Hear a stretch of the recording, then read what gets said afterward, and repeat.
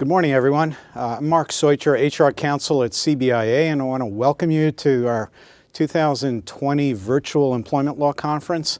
Hopefully we're getting better at this as we go along. I had the mask on when the camera first came on intentionally just to emphasize the need to continue using those masks, keep the social distancing. We're set up here in a wonderful studio of sorts in CBIA's conference center. We're going to be socially distanced from other speakers. All the audience is attending virtually, so everything should be safe and healthy. And hopefully we can focus and concentrate on the materials at hand, and hopefully also to have some good interaction. We will have the opportunity for question and answer today. We have two platforms for communicating. One is a chat function on your screen. That's for chatting. If you want to send a comment to a colleague or make an observation of some sort, use that. But for the questions and answers, there's a Q&A box below that. Use that. It'll be more efficient, allow us to focus on catching those questions for you. I think most of the speakers will be comfortable with questions live as we go through the materials. But if we don't get to it right away, we may catch it at the end of the segment. We'll also be retaining all of those questions and passing them along to the speakers for their comments afterwards. So whatever we don't get to, we will follow up with that as well. As always, we've tried to pack in as much information as we can today. We're going to touch on paid family leave, that new law that's gotten everyone's attention in this latter portion of the month here. We're going to follow that with a segment on shared work and other unemployment comp issues. Critical area of activity during this COVID period. Following that, employee handbooks and policies, time for an update. And then after lunch, workers' comp, OSHA, and COVID, the intersection of a couple of issues that we deal with sometimes separately, but COVID has kind of brought them together. And then what I hope will be a fascinating presentation on employment law in the next administration and reshaped Supreme Court. It's a very tumultuous scene there as well. And then closing out with a legislative update on what to look forward to in the coming General Assembly session starting in January of this year out of Hartford. We will be doing evaluations for this program, and I know sometimes we don't get the response we like in terms of the quantity, but if you can, please take a few minutes to fill out those evaluations. We're entering a new world with these virtual sessions, and we really take our responsibility seriously to give you good value for the money that you're spending to be here today with us. And so we do want to hear the good, the bad, and the ugly from you as far as how we're doing, and any suggestions on topics, reshaping the format, things we may have missed, or we love compliments also. So if we're doing something well, feel free to let us know about that also. A couple of thank yous very quickly. I want to just thank Kainen, Escalera McHale, the law firm. Pat McHale is going to speak in the segment on handbooks, but they've offered some generous support today for today's event. To make it manageable, affordable, and really to give it a little added punch. They're one of the go-to law firms that I refer companies to when the issue that they're raising for me is beyond my either what's appropriate for me to be dealing with or beyond my scope of knowledge. So big shout out, thanks to Kainen, Escalera, and McHale. Also, a couple of thanks to the staff that makes me look good here when I come up, does all of this work in the background. Tony Barillari, my boss, heads up the Member Services Department, keeps us humming along and staying responsive to all of you.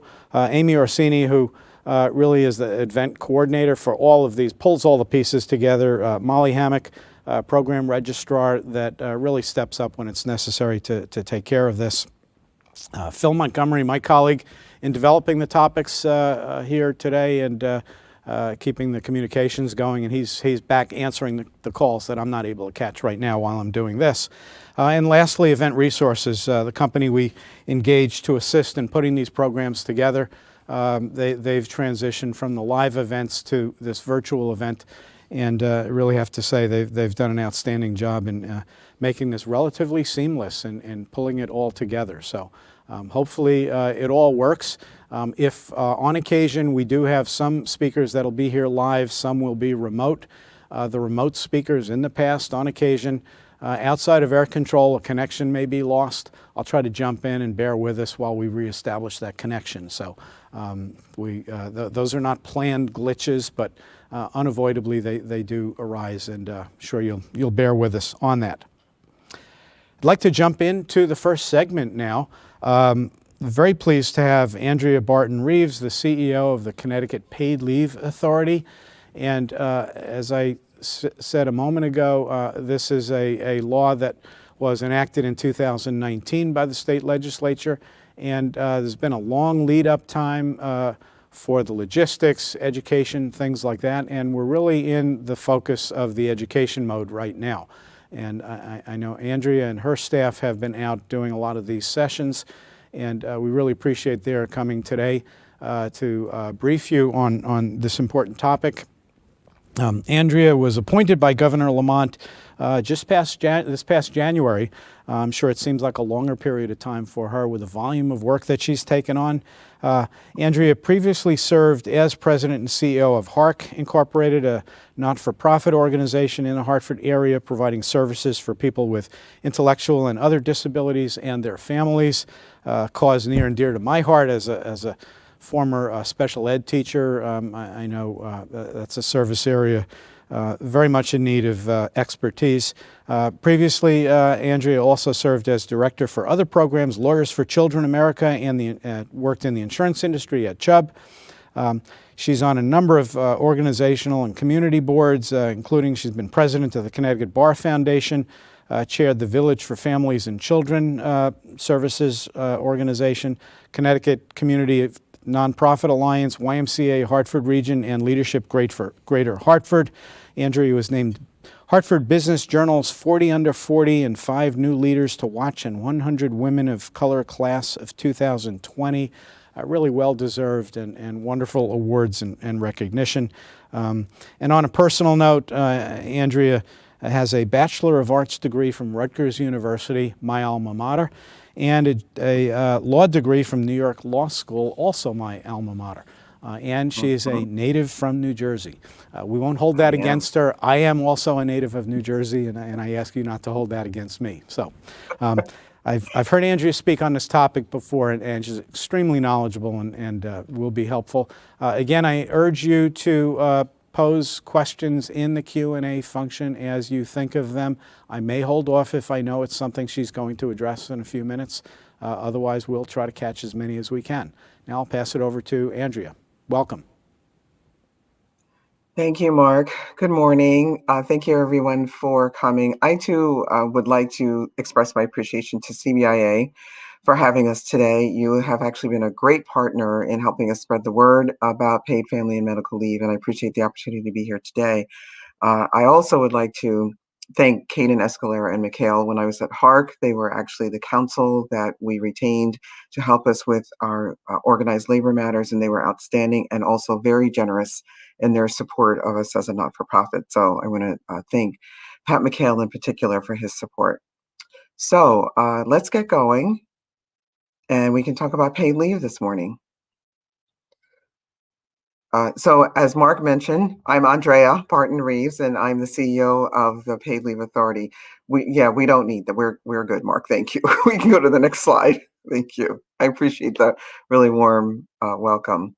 So today we'll talk about paid leave, the qualifying reasons for leave, private plans, which I know a lot of employers have some interest in, the paid leave site itself and registering your business, some additional resources that are available on the site for you, and then we'll launch into our questions and answers.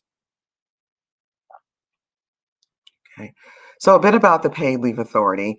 We have two primary missions. The first is really to provide some form of wage replacement for our Connecticut families and our Connecticut workforce, so they don't have to worry about lost income when they need to take time off to care for themselves or their families.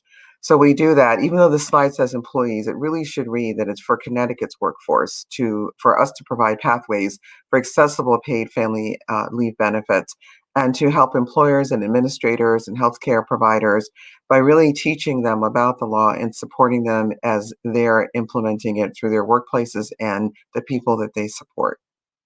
Next slide, please.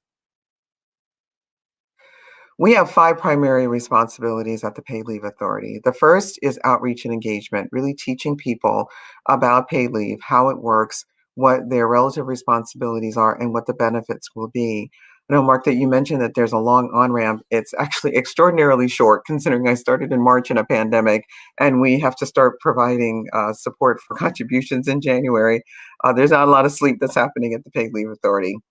We are also responsible for developing the policies and procedures, establishing the employee, actually the contribution rate, not just for employees, because sole proprietors and self-employed people can also participate. We audit and improve private plans, and we also administer claims for paid leave benefits. Here are some key dates that you should know about and keep in mind. First, we launched our website on September 4th, and you can find that at ctpaidleave.org. And there you will really find a plethora of information on paid leave. There are also documents that you can download on the employer site near the bottom of the page, where you'll find a toolkit, a paycheck stuffer, every kind of guide that you might need to inform your employees about this upcoming contribution and benefit. Registration begins on November 23rd. It's actually open now if you're interested in going in, but the wider registration process begins on the 23rd. January 1st, employers begin deducting 0.5% of wages to contribute to the Paid Leave Trust Fund. If you're a sole proprietor or self-employed, you may also make contributions to the fund. If you choose to participate, though, you have to remain in for 3 years. And then benefits will become available in January of 2022. So what are some of the reasons that you can qualify for paid leave? They include these: to create or expand your family through the birth of a child, through placement of a child with your family through adoption or foster care, for your own serious health condition or that of a family member, to serve as an organ or bone marrow donor, and if you are expecting a child by pregnancy, depending on what your doctor, your healthcare provider says, you may be entitled to up to 14 weeks of leave for incapacitation during your pregnancy. There's also special leave that's available for families of those who are active in the military who are injured. And there's qualifying as exigency leave for those that are being deployed. And finally, there's up to 12 days of leave that are available that are paid for those who are impacted by family violence. Who's covered by this law? There are generally 2 categories of people who are covered and those who are not. Those who are covered are employees who work for an employer who employs 1 or more people. As I mentioned earlier, the sole proprietors and those who are self-employed have the option of participating in the plan and can enroll at any time. But if they do, they must remain in for 3 years. Generally, who's not covered are employees of the state of Connecticut, municipalities, non-public elementary and secondary schools, and local and regional boards of education. So what I'll say here with respect to the exceptions is this: if you work for the state of Connecticut, a municipality, or a local or regional board of education, or if any of your clients do, and there is a bargaining unit within any of those entities, and that bargaining unit bargains for inclusion in the plan, then they then may participate in the plan. But what you should know is if the bargaining unit chooses to participate in the plan, then the entire workforce, whether organized by labor or not, will then also participate in the plan. The only workforce to which that is an exception is the non-public elementary or secondary schools, which cannot participate under any circumstances. Next slide, please. So here's a summary of some of the eligibility and the leave and the length of the paid leave benefits. In order to get paid leave benefits from the Paid Leave Authority, you have to have worked and earned at least $2,325 in the highest earning quarter of the last 4 of the 5 quarters. And an employee can earn that from multiple employers. You either have had to have currently been employed and working in Connecticut or have worked within the last 12 weeks. And the length of leave to which a person may be eligible is up to 12 weeks in a 12-month period, with the exception of military caregiver leave. That leave can be as long as 26 weeks, but only 12 of those weeks are paid. There's also available up to 12 days per calendar year for family violence leave. And as I mentioned earlier, there's an additional 2 weeks of leave due for incapacitation during pregnancy. There is a reason that I emphasize the during pregnancy rather than due to, because the statutory language is very clear that incapacitation has to be occurring during the pregnancy. Next slide, please. So as employers are determining whether a person is eligible for any kind of family or medical leave qualifying event, as they come in your door to your HR director or to your third-party administrator, whoever handles those issues for you, there should be two questions that are asked in the context of determining eligibility for leave. The first is whether or not that employee is eligible for job-protected leave under not just this statute, but perhaps others, one or more statutes. And if so, whether or not they're qualified for income replacement while they are on leave. We urge employers to ask both of these questions when they're determining the type of leave a person may be eligible for and whether or not they qualify for income replacement while on that leave. Next slide, please. Eligibility for job-protected leave can be found in a number of different categories. Andrea? I've just lost my slide. Yeah. I just want to interject one or two quick questions. Okay. Serious health conditions includes mental health ailments, I assume, Absolutely. similar to FMLA. Yes. The point you made on pregnancy, so then an employee who's incapacitated as a result of pregnancy, possibly outside, after childbirth, postpartum depression or other complications, that would clearly still be a qualifying FMLA leave, but would not qualify for paid leave under the this law that we're talking about. It may not, and so we're still trying to determine that in partnership with the Department of Labor. That language of during versus due to is different than what's in the current FMLA. So that's why we're partnering with the Department of Labor to see if we can get some flexibility in how that language is applied. Because we raised the very same circumstance that you just did, which is women suffer from postpartum depression. Is that not something that you can get paid leave for and be able to recover from? On the other hand, if a doctor were to certify that the woman is incapacitated due to a serious health condition, whether it's related to pregnancy or not, that's a broader definition that could be a landing place to be eligible for that benefit. It's absolutely correct. Okay. Thank you. You're welcome. All right. So an employee may be eligible for federal FMLA only or state FMLA only, or both running concurrently. Neither, but may have job protection as a reasonable accommodation, for example, under the Americans with Disabilities Act, or they may not have any job protected leave at all. And that's why we ask employers to engage in a broad analysis and not just narrow it to whether or not their leave is paid or not. Next slide, please. Under the changed Family and Medical Leave Act, which will become effective in our state in January 1 of 2022, here are the new rules. The employer now will be covered under this law if they have one or more employees. And that's different than how the law exists now, where an employer is only covered if they have 75 employees or more. The employee has had to have worked for the employer for at least 3 months to have had job protected leave. Currently, the law says that that employee would have had to work for at least a year and a certain number of hours. The reason for the leave has to be covered by the state FMLA, and those reasons I outlined earlier. And they would then be eligible if they had not already used all of their entitlement, which would then be a 12-week period of time and a 12-month period with the 2 additional weeks for the pregnancy disability.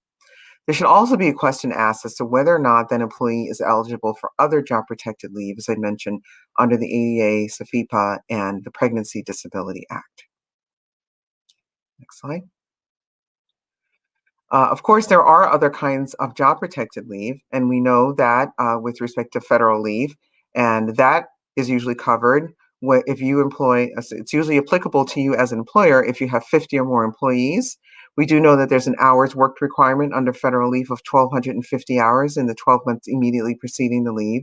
That leave also has to be covered by FMLA, and the person has had not to have used all of their time. Again, we ask if you apply the analysis to see whether or not the person has other job protected leave and what's particularly important here, and this is statutory, is that no matter whether or not they're covered by any other job protected leave, if they are collecting workers' compensation benefits, they cannot do that under this new law and also receive benefits for paid leave from the paid leave authority. Next slide. So here's some important things we think that employers just need to know in a nutshell. That from the employer's perspective, you will notify the employees as to whether or not they qualify for leave. Go ahead, Mark. Now I know that it's not my connection; it's you coming back in. I was so confused the first time. I'm sorry. I'm sorry. I No, just it's want to. okay. I just want to ask you to emphasize the point, because I think this is a real sort of earth-shattering change for some employers. Those smaller employers that have never had to worry about FMLA now will. And Yes, they will. And the frustration that so many employers have had with 16 weeks and a 24-month period, 12 weeks and a 12-month period, that's going to go away, because the Connecticut law, That will go away. January 22, is going to be shrunk to 12 weeks in a 12-month period, consistent with the federal law. Is that correct? That's correct. Okay. That is correct. I think the other thing that's important to know, though, is that 1 year period in which employees had to work in order to get job protection, that is now only 3 months. So that's going to be significantly different, and it won't parallel the federal law. So that's another complication that larger employers who may have been accustomed to federal leave will now have to reconcile. Okay, so a bit more generous entitlement waiting period in favor of the employee. Okay, all right. I just wanted to emphasize that, because I think sometimes people miss that, and then the question comes up later. So, but sorry for the interruptions. No, it's fine. It's fine. I appreciate the questions. All right. So now, especially Mark makes an excellent point. For smaller employers, this is an entirely new world. So if you have any questions at all, there's a support email that you can send, and I'll review that at the end of this presentation, or I'll share with you how you can send all the questions that you have. We will also be holding webinars for small employers as well, and we're hoping to do that. We're doing it hopefully in partnership with the Small Business Administration, and hopefully the CBIA will allow us to do this as well, so we can walk you through those laws, because they can be rather complex. So the next point we need to know is that the employer will notify the employee whether or not they can use some of their already accrued time to cover some of their time off. But remember, under this new law, an employee is entitled to keep up to 2 weeks of their accrued time. So while this law doesn't really ask you to make significant changes, or it doesn't require you to make any changes, quite frankly, to your policies, with the exception of this. So if your policy now requires your employees to use up all of their accrued time for their FMLA, under the state law, you will not be able to do that anymore come 2022. So you can then, if your employee qualifies for leave, you can let them, but they don't have enough accrued time to cover all of it, you can then let them know that they can come to the paid leave authority to receive some form of wage replacement for the remainder of the time that isn't covered by any paid time they may have from you. So that doesn't mean so the eligibility to receive benefits from the paid leave authority is not equivalent to job protected leave. And so we make this point all the time, and we will continue to make it to the employee community that we will speak to. You may be able to get your leave paid, but you really should make sure that you have a job to come back to. So communication with your employer is really critical. If you, in fact, have a private plan, then the employer, usually through its third-party administrator, will be managing the qualification for leave and the paid leave itself. That will not be something that the authority would do. Okay, next slide, please. So with respect to income replacement, an employee can receive their paid leave benefits from the paid leave authority concurrently with any other employer-provided income replacement, as long as it doesn't equal more than 100% of the employee's regular wages.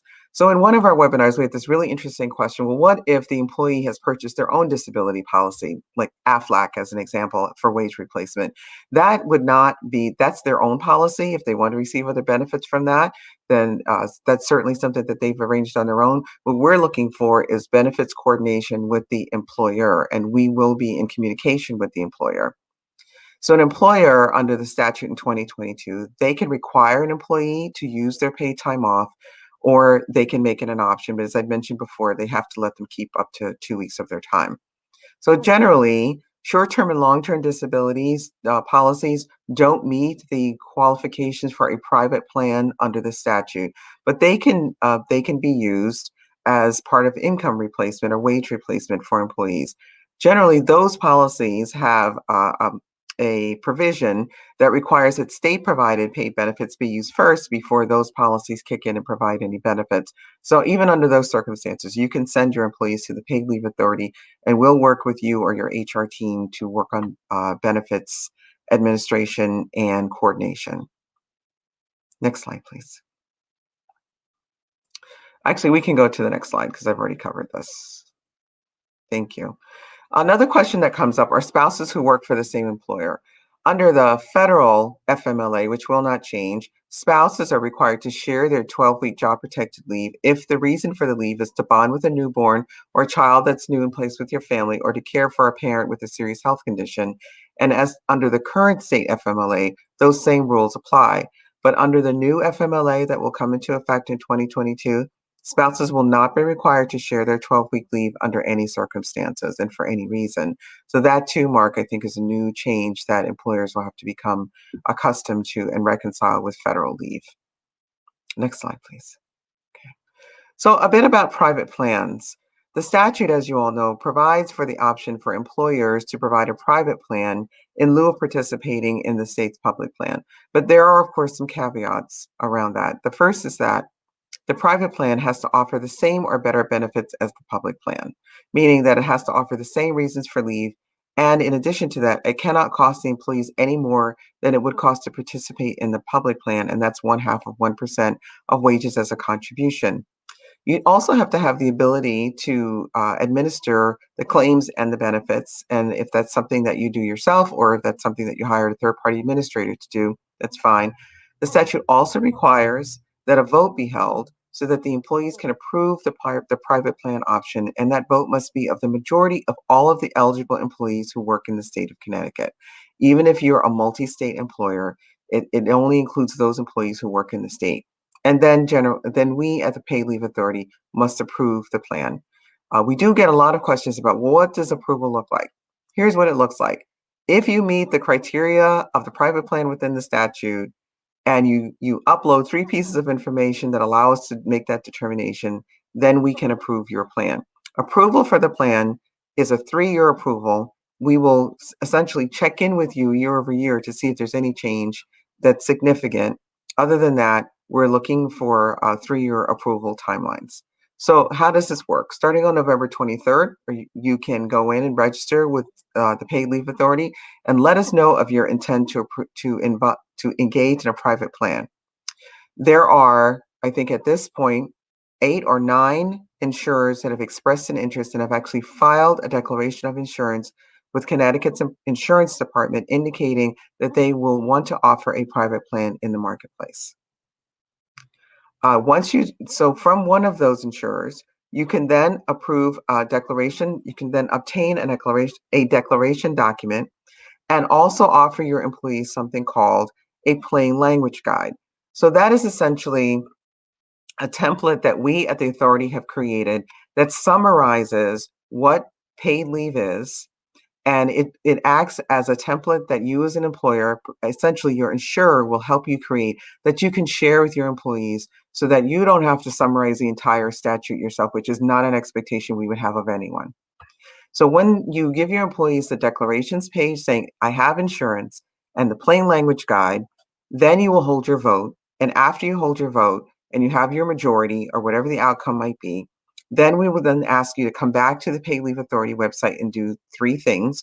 You'll show us your proof of your vote, your 50% plus 1. You'll upload a copy of your declarations page, and you'll upload a copy of the plain language guide that you gave to your employees as a proof of an explanation of the plan that's being provided.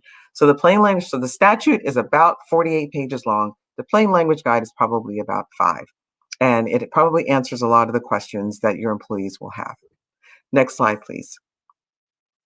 If you choose to offer a private plan through a self-insured plan, the process is essentially the same, but it has a couple of differences. You do have to get a self-insurance declaration document, which is not found on, it's found on the CT paid leave site and on the Department of Administrative Services site, then you'll do the same thing. You will have your plain language guide. You'll have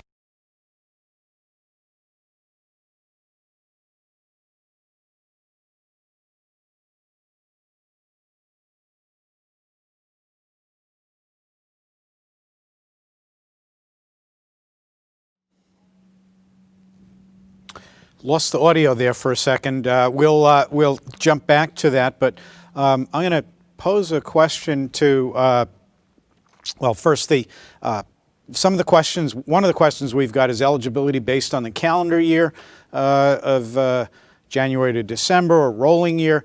My understanding is they'll offer the same options, and I'm going to answer this question and then ask Andrea to either confirm it or challenge it. But offering the same options available under FMLA, classic FMLA, calendar year, or some other fiscal year designated by the company. Another question is, would an employee be able to use the 12 weeks of leave under the Connecticut paid law and then take an additional leave under short-term disability? I would say if it's an employer-provided short-term disability plan, as Andrea noted earlier, there will be some coordination if it's the employer-provided plan, but if it's an AFLAC type plan, they could then seek the benefits there. Andrea, I think we're back again. Sorry, we lost the sound there for a moment. One of the questions I was answering in this brief interlude was, Okay. is eligibility based on the calendar year, or is it going to allow the selection of the 12-month period similar to what the federal and state FMLA allows? Yeah, so it allows, right now the statute isn't specific as to what that period will be. I can tell you at the authority, we're going to use the rolling year because we think it's a better way of counting and it helps to avoid stacking Okay, of all right. benefits. So it will direct employers to administer this under that rolling calendar year, which is 12 months Yeah, as of the first use of leave, and then yeah. So looking forward. we can't dictate that to employers. We're going to strongly, strongly recommend that you use the rolling year. Okay, We okay. really are. So Because we know some have already made a deep investment in the calendar year. We know that. They've said that to us. We appreciate that. So we're not going to dictate that, and we don't have the authority to do that under the statute. We're just telling you that at the authority, we're going to be using rolling year. okay, all right. And I'm gonna try to. There are some other questions we'll get to towards the end, but to stay with what you've been talking about, the private plan, just very quickly, why would an employer opt to administer a private plan rather than participate in the state's plan? Yeah. So what some of the employers have said to us is that they'd rather have consistency in the benefits that are offered to their employees, and they'd rather have a better benefits coordination without sending their employees to another agency, especially for paid leave benefits. So that's the primary reason. Some employers have also said that they have fairly good sized organized sections or uh, constituencies within their workplaces. And so and some of them are different unions within the same workplace. So under those circumstances, they'd rather not manage all of that individually and then have a state authority as a part of that. They'd rather manage all of that internally. Those are two of the primary reasons that employers have told us that they prefer to have a private plan. And some of them would just like to just outsource all of their leave management to one organization, and that they would like to do that under a private plan as well. So sounds like more an option that might be elected by a larger employer with the That's true. internal structural resources to handle that. That's Okay. correct. Okay, thanks. Yes. We'll get to some of the other questions as we move along, but I want to stay with your Sure. with your slides Okay. here. So if we can jump back to the That's slides. great. Okay. All right. So as I was mentioning, if you have a self-insured plan, the difference between that and getting a plan from a private insurer, so to speak, or traditional insurer, is that you have to get your surety bond. You'll still use the same plain language guide, and you still have to have the same proof of majority vote. And then you will upload those documents, including your declarations document, onto our website. We will be doing the review and then approving your private plan. And again, that approval is for 3 years. Next slide, please. Okay, so we can go to the next slide. I've been talking a bit about registering and about the website. The website launched on September 4th, 2020. If you go to the employer portion of the website, you will find a number of documents that are available there for you. There are videos, there are downloadable guides, and I think mostly of note is that there is an employer toolkit that summarizes everything I've talked about today in one document. And there's also what we call a paycheck stuffer that you can download and send to your employees by email that says something along the lines of, your paycheck's going to look a little different in January, and here's why. And then it directs them to a contribution calculator that is on the site on both the sole proprietor page and the employee page, where they can put in their wages and estimate what their contributions will be. So I really encourage everyone to go to that site and to send their employees there as well. I think we've done a lot of the heavy lifting for you. And if you're still having issues with that, you can contact us at the Paid Leave Authority. We'll be happy to walk you through that. Next slide, please. So a brief summary of the timeline. November 23rd is when large open registration begins. But as I've mentioned, it's open now if you'd like to do that. Payments, meaning the remittances of the contributions, are due the last day of the month following the end of the quarter. Applications for benefits, we hope will start in the fall or the winter of 2021, so about a year from now, because benefits should be made available according to the statute in January 1 of 2022. Next slide, please. So you've heard me talk a bit about registration. That's really just a way for you to let us know, hey, we're here and we're participating, and we will be remitting contributions to the fund on behalf of our employees. You do that by starting out by creating an account on what we call Business One Stop, which is business.ct.gov. Once you get your credentials there, we can go to the next slide, please. You then will be returned to the CT Paid Leave site, where you will register in 4 simple steps. I know it's hard to see this screen, so I'll just describe it. You're just going to enter your basic contact information and some very basic information about the type of business you are and your size. Next slide. The next one is a bit more information, your NAICS code, about how many people work at your organization and who your contact should be. Next slide. There is additional business information here, meaning other people that you'd also like to be able to enter or make changes to data on your behalf. You can do that there. Please, next slide. Yes, next slide. And you can also add more additional users here. So that's kind of on both screens. And then that's the last step. And then when we go to the next slide, you will be all set and you'll get a confirmation and registration number. So because we're in a soft launch of the registration, we've had about 350, 375 employers register so far. And the feedback that they've given us is that this is in fact a very easy process. So if you want to give it a try, please do. If you have questions, you can email us at support@ctpayleave.org, and someone will get back to you within 48 hours to help you with the registration process. Next slide, please. Okay, next slide. There are some additional resources, as I spoke of earlier. They include what we're calling an employee rights poster, which is a one-page summary of all the things your employees need to know. These are all downloadable from the employer page on the site. There is what we call a rack card, which is, again, an even smaller version of the poster. If we were in workplaces, these are things you would hand out or post, but instead you can email them. On the bottom of the page below that employer toolkit, which is the comprehensive summary of everything I've spoken of today, is that paycheck stuffer, as we call it. Of course, most people are paid electronically, but it's something that you can download and just send to your employees. And it does say on January 1, 2021, you will notice a change in your paycheck. And then there's always an employee fact sheet and an employer fact sheet that you can download as well. So all of these tools are available on the site, and they're downloadable and shareable. Next slide. Okay.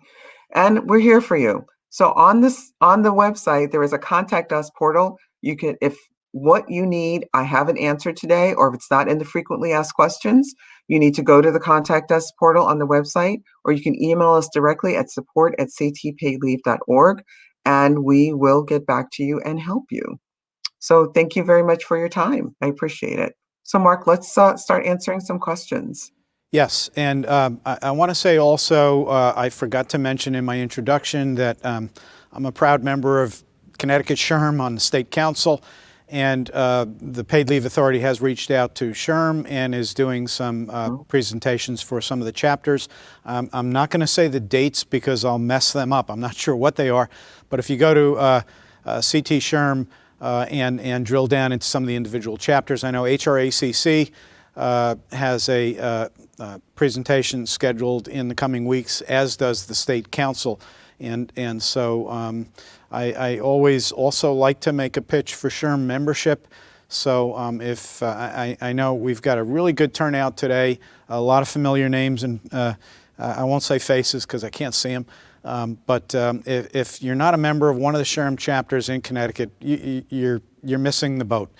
You really should be participating in those meetings, and they're all still conducting meetings virtually during this time. So that's another great resource that the Paid Leave Authority is collaborating with to get the word out and educate folks. Mark, if I could just interrupt. Mark, Yes. if I could just interrupt for one moment. We at the Paid Leave Authority are also hosting a series of webinars as well. And they're in the morning, they're in lunchtime, they're in the afternoon, and they cover 4 areas: the legal implications, understanding paid leave, registration, and private plans. So those will be going out primarily in the Hartford Business Journal, and you should keep an eye out for those as well, because we really want people to be educated and get comfortable. Great. You know, I think repetition sometimes helps to absorb It all absolutely of this does. stuff here. It So, sure does. couple of questions. Is there a penalty for not participating? If an employer ignores this process completely, it says, hey, I've got a rich benefits package, I don't want to mess with this stuff.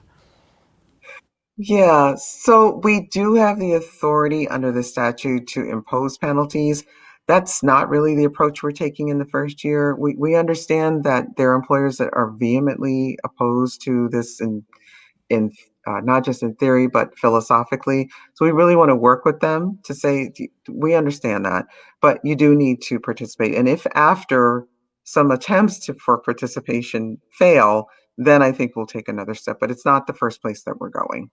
Okay. And I would say that for the employer that defers to the state to administer the program, it's just a payroll deduction and then letting the state handle it, similar to unemployment programs, workers' comp, et cetera. So it's really minimal involvement by the employer in that respect. It is, but I don't want to minimize the impact on small employers who've not done this before. So it's not going to feel like it's just a switch for them, and I want to be really sensitive to that. And they may be the ones that just kind of throw their hands up and go, I'm not going to do this because I don't even get it. And we will be there to help you. We will. Okay, and to make a plug from another perspective, it's job security for the HR profession. There's yet another task they need. Their employers will need them to take on.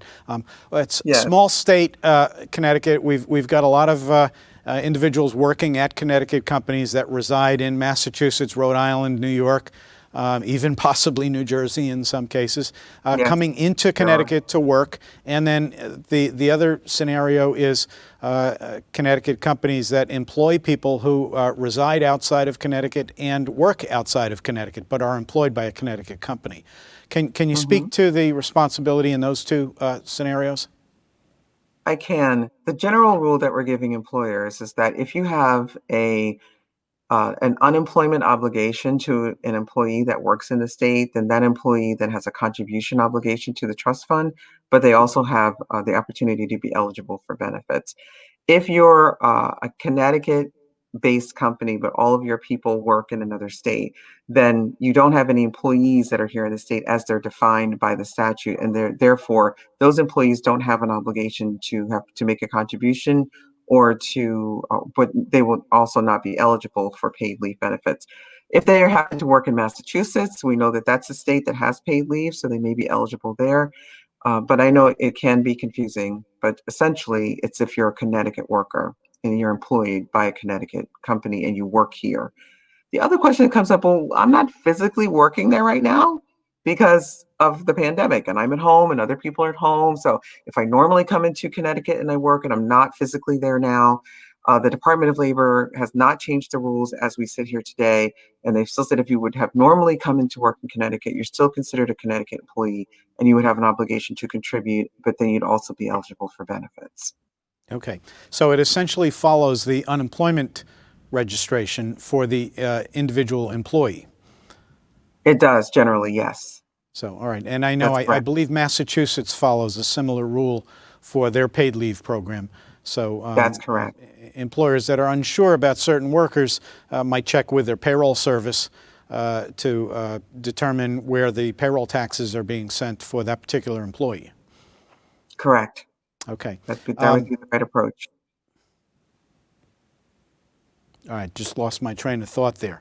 The registration for a business in Connecticut, that's different from Labor Department or Department of Revenue Services tax ID numbers. Is that correct?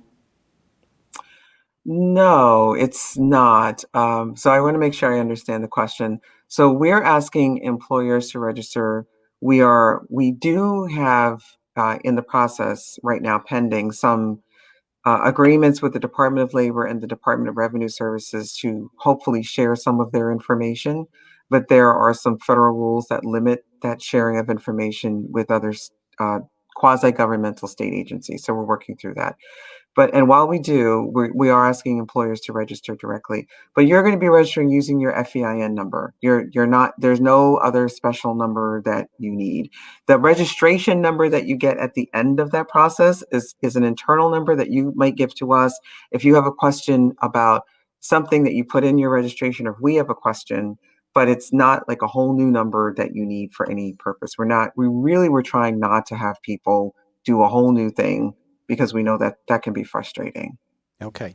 And can you speak to the steps an employer should follow to coordinate things with their payroll service? If they have an outside payroll service, is the employer registering, then the payroll service is simply the administrator of the remittances, or does the payroll service register independently?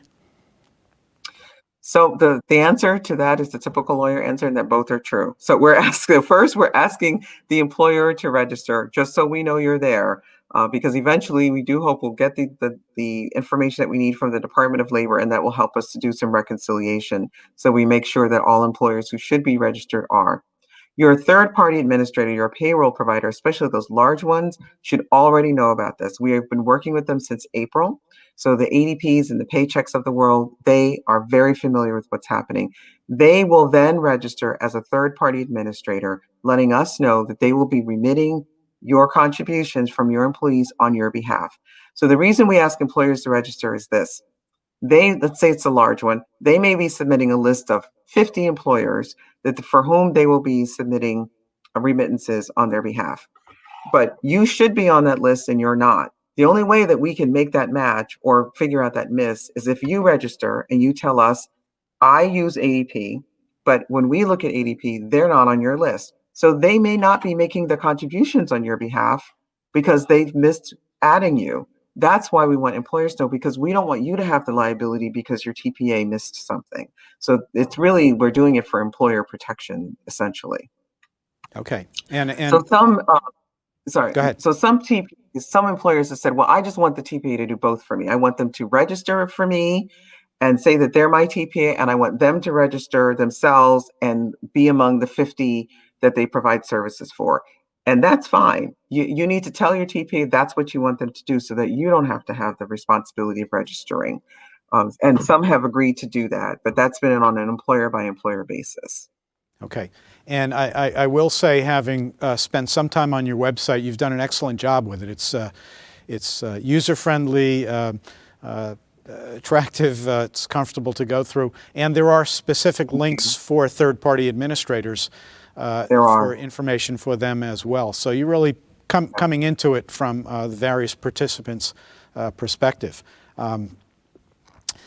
Unionized workforce, do they have to negotiate this in their collective bargaining agreement, or are they automatically going to be included with a payroll deduction and then a new benefit for members of the bargaining unit, whether they've bargained for that or not?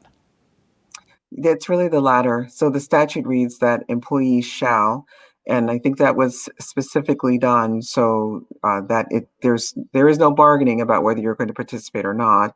The bargain, except for the municipalities and the local or regional boards of education, those are different, and the state, as I mentioned earlier. But if you're a private employer with a union in your shop, they will participate. The question is whether it's the public plan or the private plan. That's Okay. really the question. Okay. One question with respect to timing, because benefits won't start to be paid to employees until January of 2022. Will they be able to submit for paid leave for periods prior to that? So say November, December of 2021, someone is out for a qualifying leave under FMLA. Will that be eligible for coverage? It will be eligible for coverage under the law that exists at the time. So they won't be able to apply for paid leave in 2022, and because benefits won't be available until 2022 for paid leave. There are some exceptions to that though, because we know that we'll start to get applications at the end of the year for benefits that will trigger in the beginning of the year, and that's particularly for bonding. So if a child is born in 2021, bonding is available for a year after the child is born. So we may receive applications, and employers may receive applications for bonding benefits that will be paid going into 2022, and that would be one of the things that people might apply for. We are expecting to receive applications early before 2022 because benefits are to be paid statutorily by then.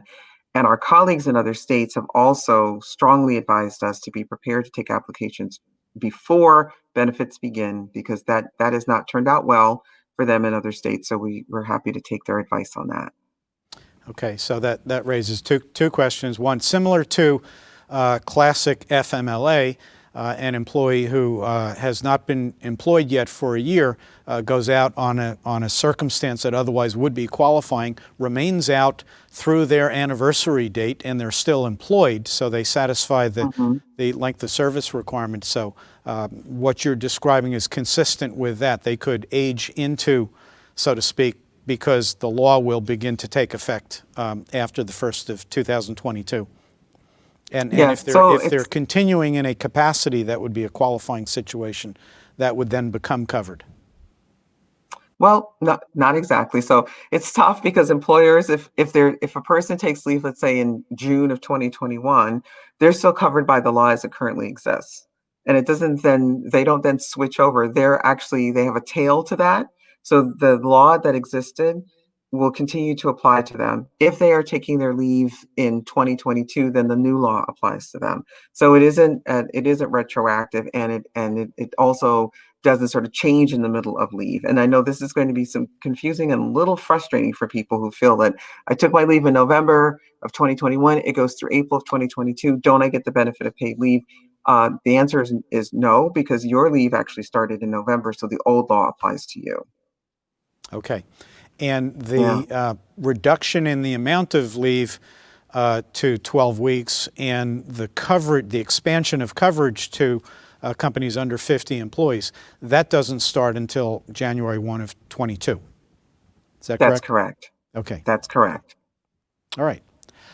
I think I want to be respectful of time, keep us on schedule here.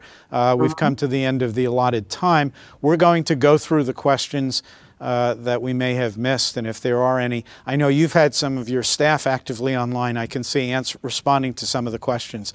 Really appreciate you've got your folks doing a good job there. That's very much appreciated. So can't give you some loud applause, but because we can't hear it from everyone. But I will say thank you very much, and a hearty round of applause for you. Good job, and suggest people to follow up with you. I've submitted a question on the online request, and you're very responsive. Got back to me relatively quick. So keep Yeah, that we up and try. encourage employers to do so as well.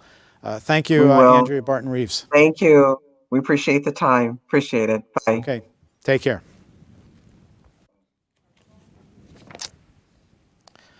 Okay, we're set now for a 10-minute break. We're actually just right on time, more or less. We're going to reconvene at 9:40 for a presentation on unemployment, and we'll have first Daryl Dudzinski, who's the Deputy Commissioner from the Connecticut Department of Labor, to talk about shared work. That's been a very active area. And followed by Megan Avery, who's Director of Operations for Unemployment Tax Control Associates, to give us an overview of where things are with the unemployment system, which has just received a tsunami of activity over the last few months. And I think it's important to tune into some of the issues and consequences as we move into 2021 on that. So we're going to take a 10-minute break now and stretch, hit the restrooms. There won't be any lines. Refresh your coffee, and we'll see you back in 10 minutes. Thanks.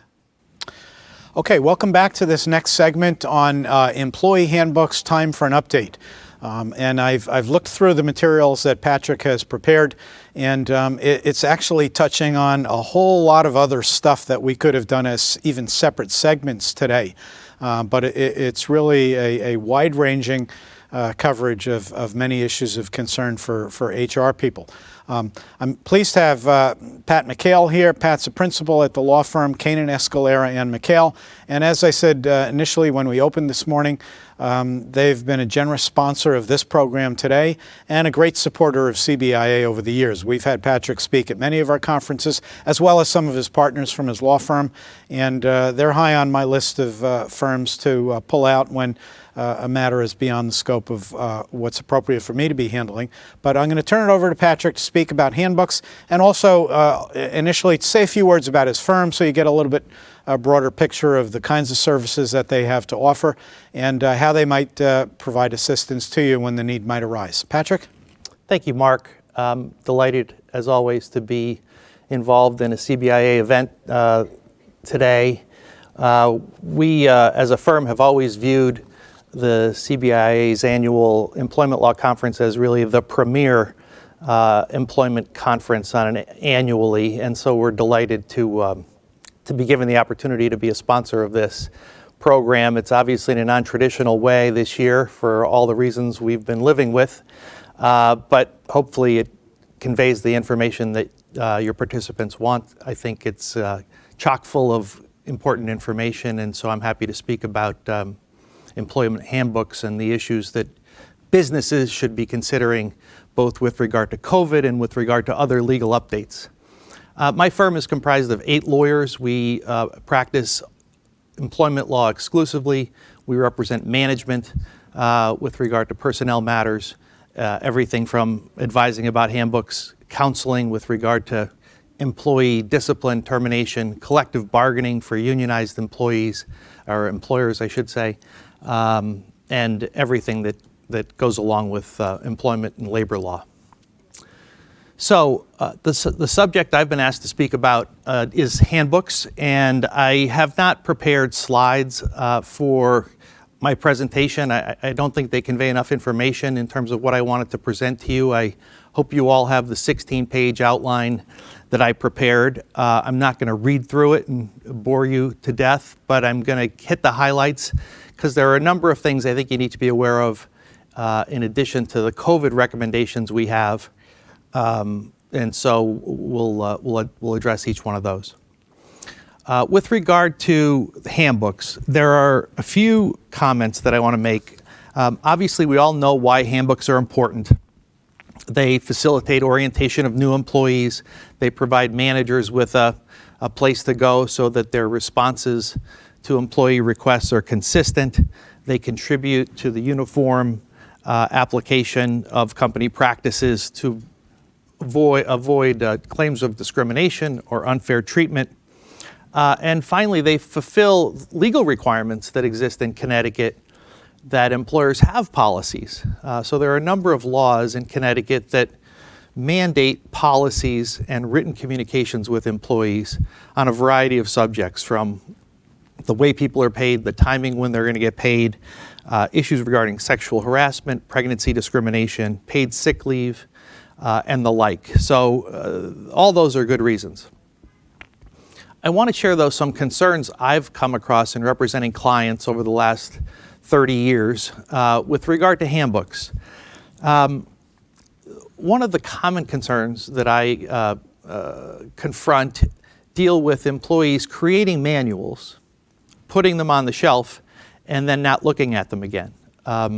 They don't remember that their policies have commitments in there as to how an employer is going to respond to a given situation. And so you don't want to create a handbook, put it on the shelf, and forget about it. This is your tool as you deal with all sorts of personnel decisions, whether it's discipline and discharge, benefit eligibility. So with my unionized clients, I say your collective bargaining agreement needs to be something that's always at your ease of disposal. You need to be able to get it, you need to be familiar with it, you need to refer to it all the time, because that's the Bible when it comes to enforcing the terms that the business has agreed upon.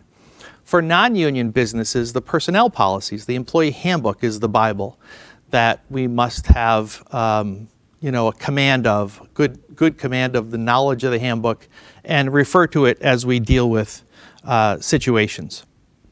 One of the common faults that I see with handbooks is that at times they can be internally inconsistent.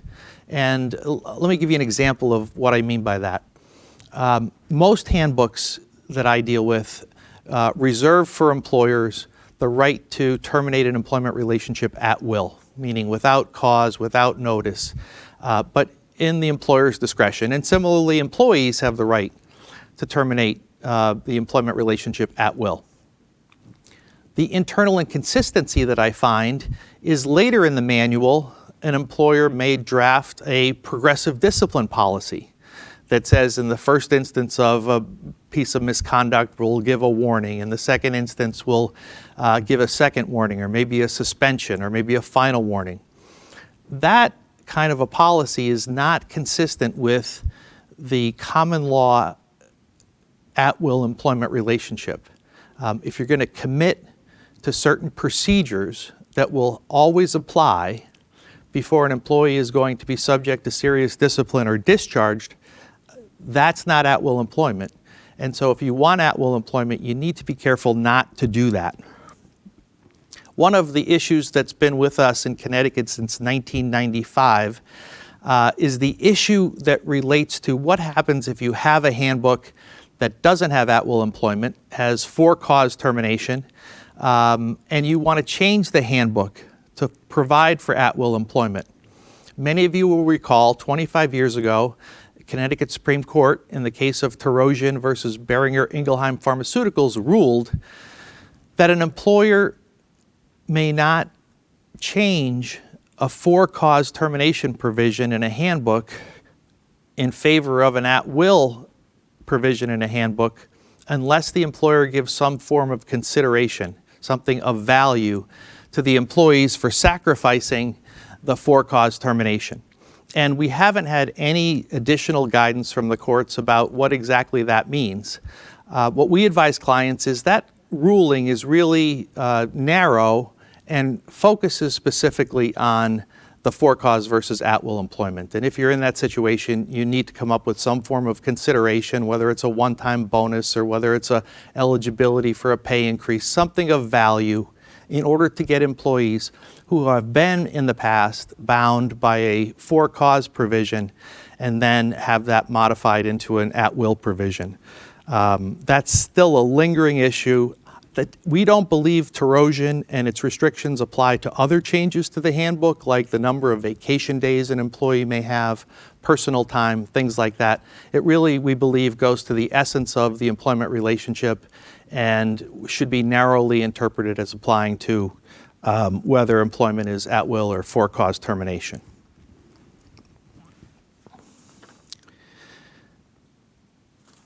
One of the the issues that multi-state clients face, and as you prepare your handbook, you'll want to deal with this, is different states have different rules regarding personnel matters.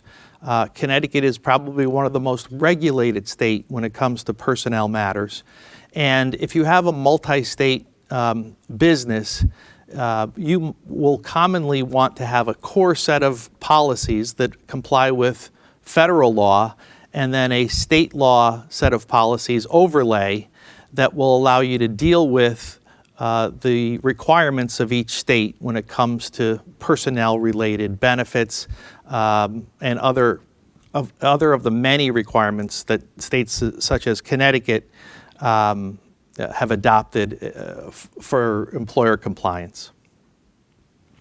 What I've done in these materials, and I hope it's helpful to you, is I've arranged them so that I've identified what I consider to be items you want to consider to have in your employment manual, your employee handbook. It doesn't mean you need to have a section on each of the topics that I've identified here, 1 through 14, but a thorough manual, I believe, will address most of these topics, taking them in order. The contract disclaimer, obviously, that's probably the most important provision in your manual. That's the provision that says these policies are subject to change with or without notice, and that employment is at will, and no one has the right to change the employment at will relationship unless it's pursuant to a written agreement signed by the business and the employee. And so the disclaimer is really important. It allows you to be flexible later. The section on equal employment opportunity in Connecticut is becoming more and more difficult to comply with. We have had new legislation that you need to be aware of under the anti-harassment section of the policy. You now need in your policy manual to inform employees of their rights to file complaints with the Commission on Human Rights and Opportunities. You must provide them with the specific link on the internet they could use in order to obtain information concerning the unlawfulness of sexual harassment and the remedies available for that.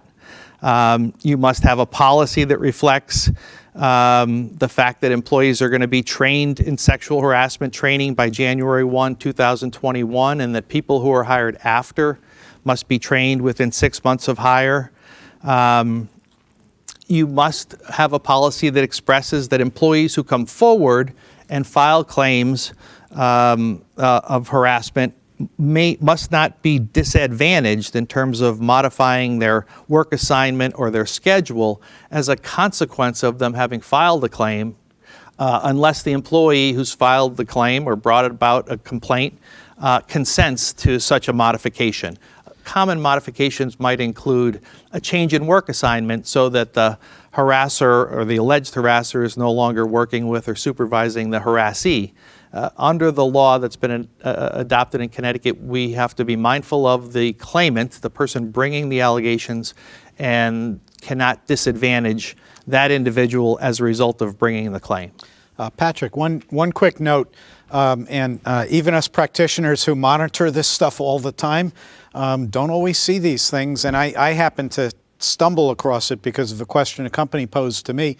The CHRO deadline for employees to complete the harassment prevention training, originally it was October 1st, November, December, January, was recently extended until February 9th of next year. Oh, is that right? Yes, as part of the, and you know, who am I to know about this stuff? Well, thanks for bringing me up to speed, yeah, Mark. I wasn't aware of that. Part of the executive orders issued by Governor Lamont with administrative deadlines, the CHRO posted a notice on its website that it's now February 9th. Is that right? Well, thank you. Yeah, I appreciate that. The law also requires new guidance with regard to pregnancy rights for employees.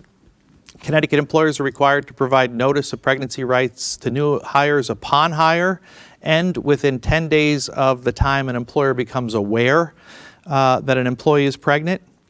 The notice has a bunch of requirements that I've outlined in the materials that I've prepared for you all. The fact that the employer will provide a reasonable accommodation to an applicant or an employee that's necessary as a result of the pregnancy, specific types of accommodations that the employer may be obligated to provide include being permitted to sit while working, more frequent breaks, periodic rest, assistance with manual labor, a whole host of items that are mentioned by the statute. Applicants who believe they need an accommodation must be directed to contact a specific person who will help them with that.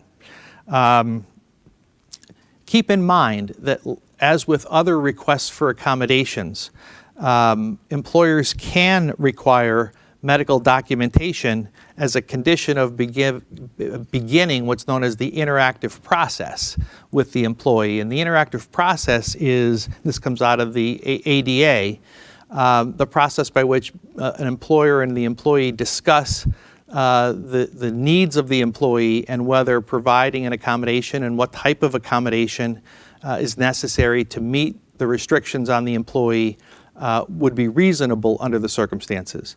And so before you have to begin that process, it's completely permissible, as it would be for a physical disability, to require that the employee provide medical documentation. But the medical documentation is not a large hurdle for the employee, because all it needs to do is confirm that there are limitations on the employee as a result of the pregnancy, and that they need to be dealt with in the workplace in order for the employee to be able to work. So it's not a detailed requirement in terms of the data or the information that the doctor needs to provide, but simply that there are limitations and that they're arising out of the pregnancy.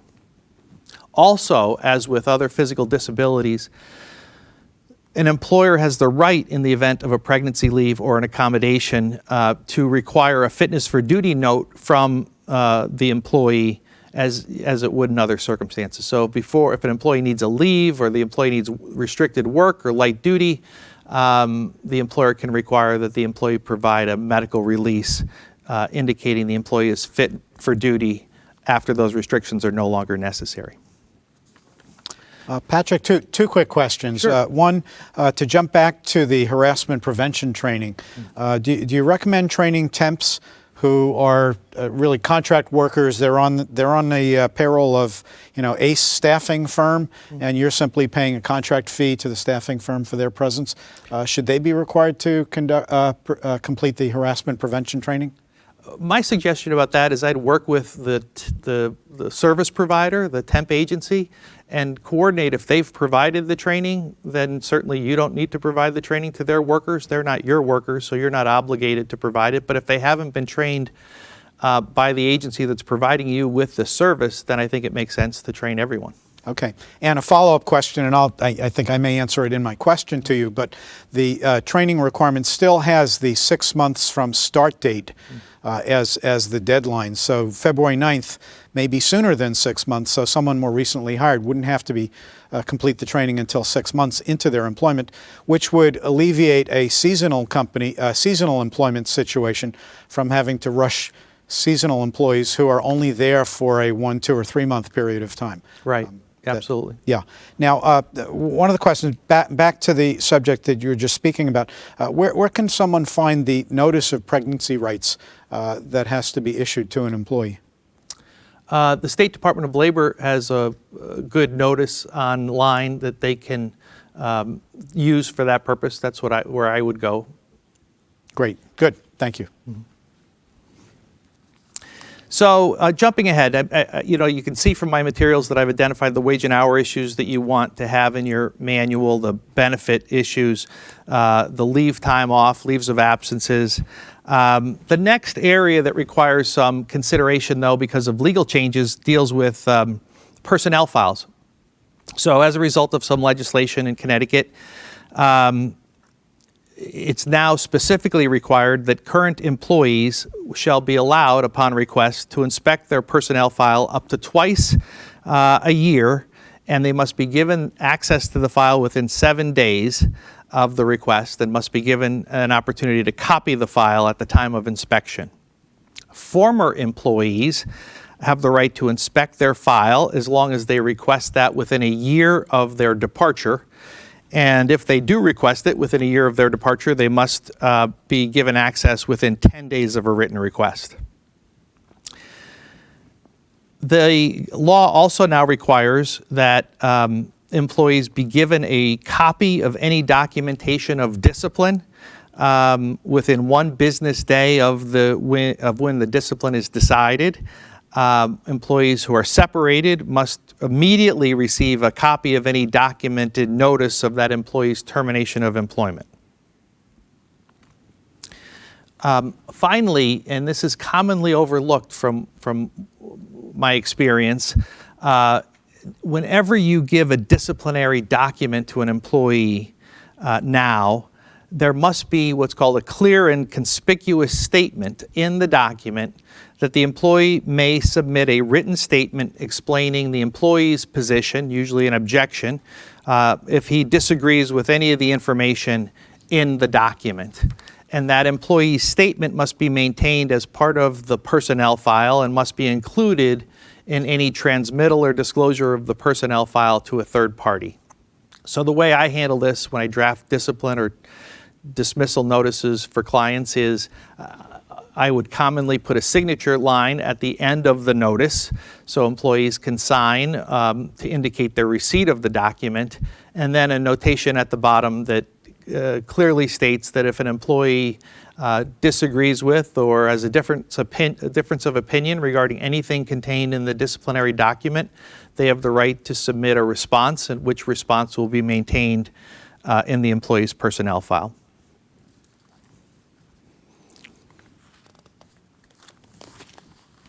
The next section I want to highlight for you deals with issues related to employees sharing information regarding the terms and conditions of their employment. And this is really an area that NLRB decisions have been focusing on. You know, people think of the NLRB as applying only to unionized businesses. And so non-union employers don't spend a lot of time thinking about NLRB compliance. But the NLRB enforces the rules in the National Labor Relations Act against all sorts of businesses, both union and non-union.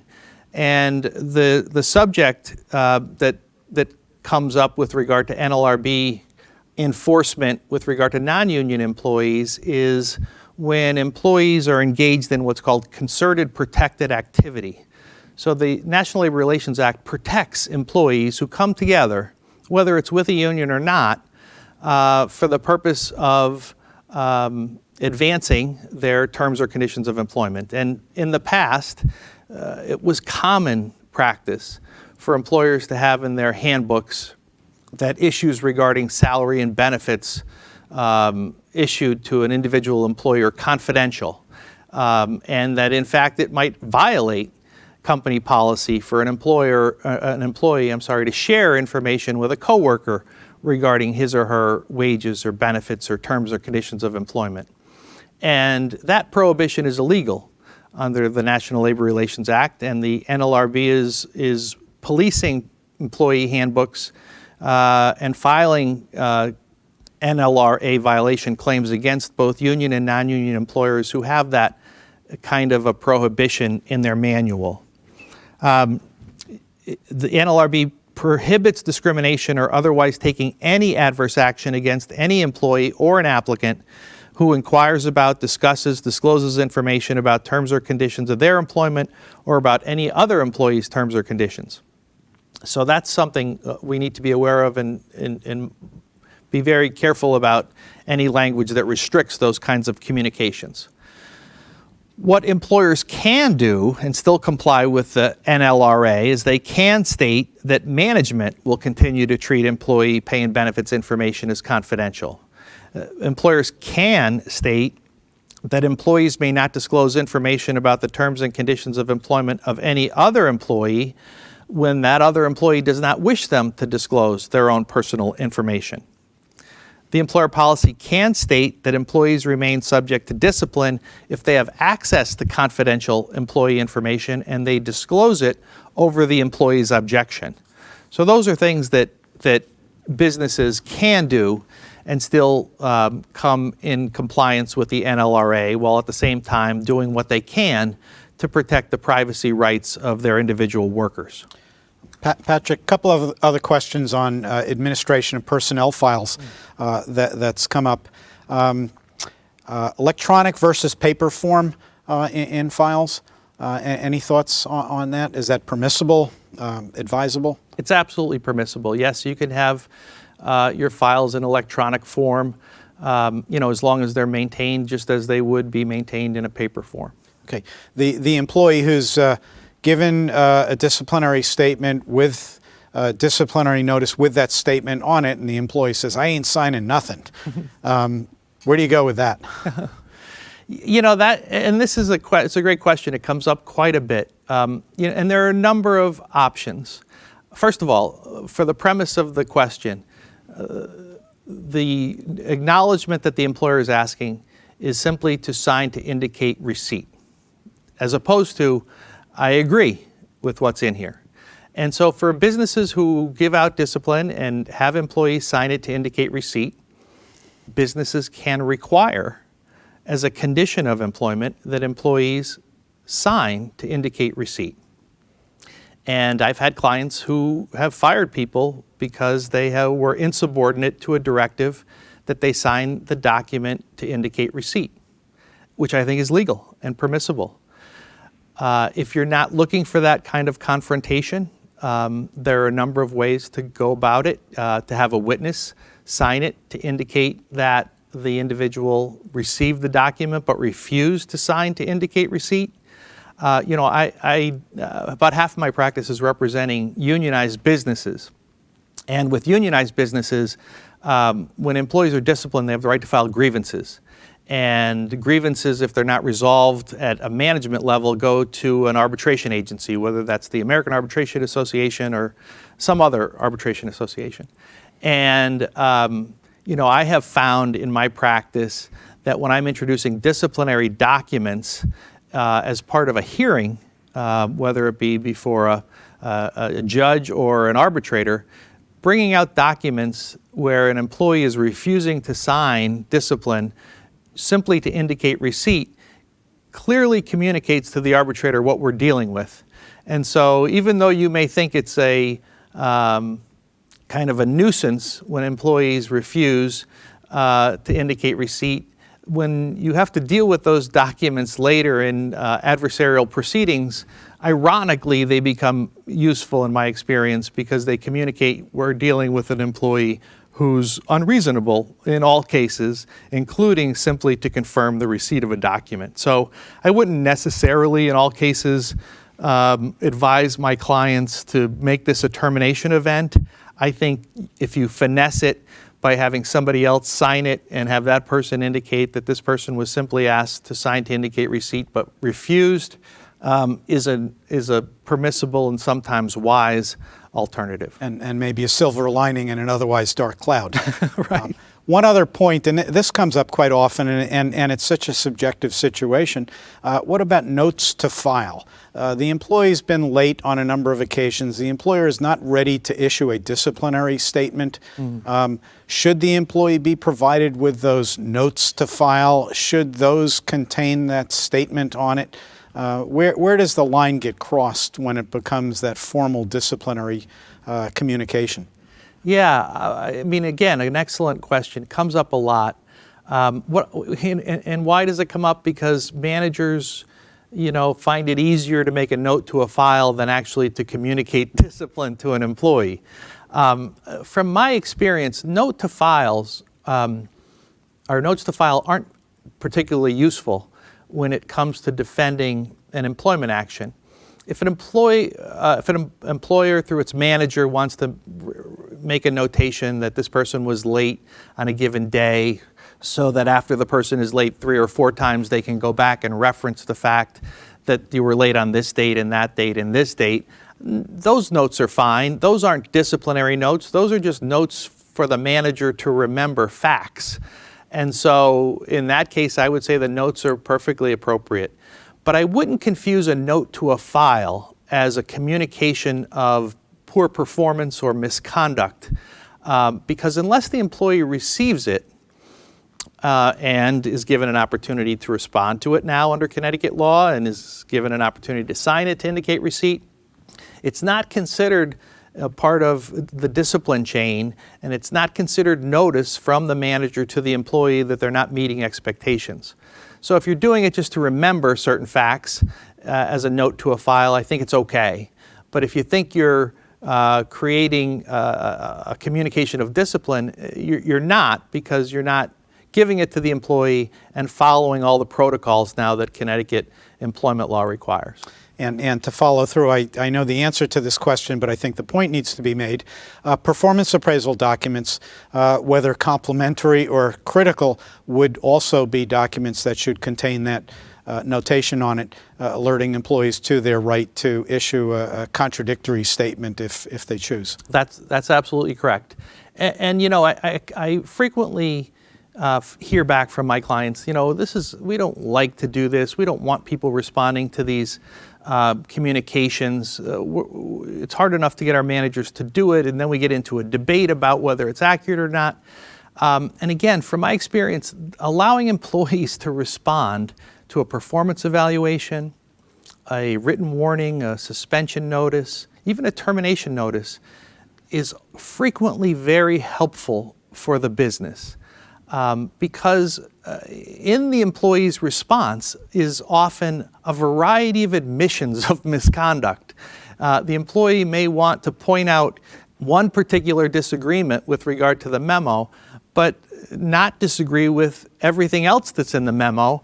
And through that process, an employer gains an advantage that it otherwise would not have if this opportunity was not available to the employee. So don't necessarily think of this option as a negative, because again, after 30 years of practicing law, it's frequently useful to my clients to have that employee response. Okay, and then just one last question on this, because I've repeatedly had this as well. Those notes to file that have not yet risen to the level of any disciplinary decision are residing in the center drawer of the supervisor's desk, not in the manila folder that says personnel file.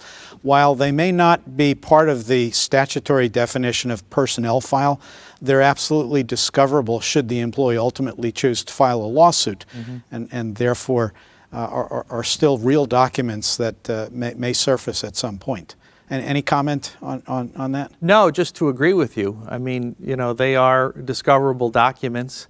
Again, I discourage managers from having a practice of making notes to files, other than simple notes so that they can recall the past in the event that circumstances persist and they want to refer to something in a memo, like a tardiness or failure to punch in or whatever the work rule violation is. So you want to be able to say it happened on this date and that date and this date, and therefore it's a pattern and I'm concerned about it. But notes to file are really a cop-out. We need to train our managers that the point of giving feedback, even negative feedback, is that we want employees to improve their performance. And we shouldn't keep it pent up inside of our managers. We shouldn't be making secret notes to files. We should be communicating. And we should be communicating with written warnings and progressive discipline, even in an at-will environment, so that we have good evidence to support the good reasons for a decision to let somebody go. But the goal of doing this is so that employees understand that they're not meeting expectations and are given a reasonable opportunity to correct their behavior. And managers are oftentimes unwilling to do that. There's human nature comes into play. Managers don't like to confront. People don't like to confront one another. Confrontation is difficult. They worry that if they give someone feedback that's critical of them, their performance will even be worse. And so now they'll have taken a bad situation and made it into a worse situation. But if we can train all our managers that this is the goal, this is why we do it, and to put a more positive spin on what these documents are all about, hopefully we can get them out of the practice of secret notes to files. Good. Last comment, and then I'll shut up. I've always characterized at will as a safety net for an employer to fall into if they've got nothing else to use. It shouldn't be their strategy. So I completely agree. Okay. So just to address that, Mark, the way I approach decisions like communicating discipline, especially when my client tells me, this person's a problem, and I know they're going to be a problem, and I know that there's nothing I can do to reform them. Even when I have an at-will employment relationship, because even at-will employees can file claims challenging the motive of the employer for taking adverse action, whether that's a written warning, a suspension, a termination. So even an at-will employee who gets fired can go to the Commission on Human Rights and Opportunities or the EEOC and file a claim that the reason this happened to me was because of some protected characteristic that's recognized by law. And so in order to be able to prove proper motive and defend against those kinds of claims, I recommend that even at-will employers, follow some sort of prior disciplinary history before terminating, except in the most extreme cases. And even in the most extreme cases, my recommendation to clients, even in an at-will environment, is that before you fire somebody for an extreme case or in the course of progressive discipline where the individual employee hasn't improved, I recommend that you give the employee notice of your concerns and an opportunity to respond before you make the decision. So, for example, someone is alleged to have stolen something and you have it on camera and you have the individual, but I recommend that we write to the employee before we go ahead and fire and say, this is what we believe, and because we believe this, we believe it may disqualify you from continued employment. But before we're going to take any formal action or make a final decision, we want to give you an opportunity to respond to our concerns. And so please provide us with your written response by the end of the day. And if we have any questions about it, we'll meet with you. But we want to consider your response before we make the decision. And again, the reason I think this is a good practice is either the employer refuses to respond, fails to respond, in which case a later arbitrator or hearing officer will likely hold that against the individual if they want to contest the decision later. Oftentimes they may respond, and the responses that they give to the notice of charges is very helpful to the employer when it later needs to deal with a claim that their motive was improper.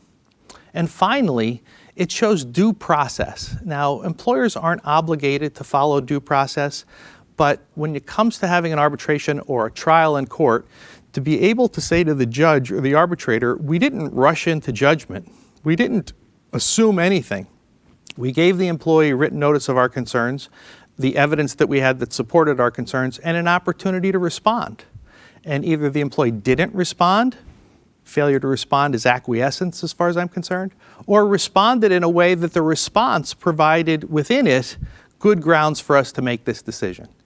And in the rare case, the employee responds with some information that the business owner did not know and may consider the business owner to reconsider whether termination is the most appropriate way to go with a particular personnel matter.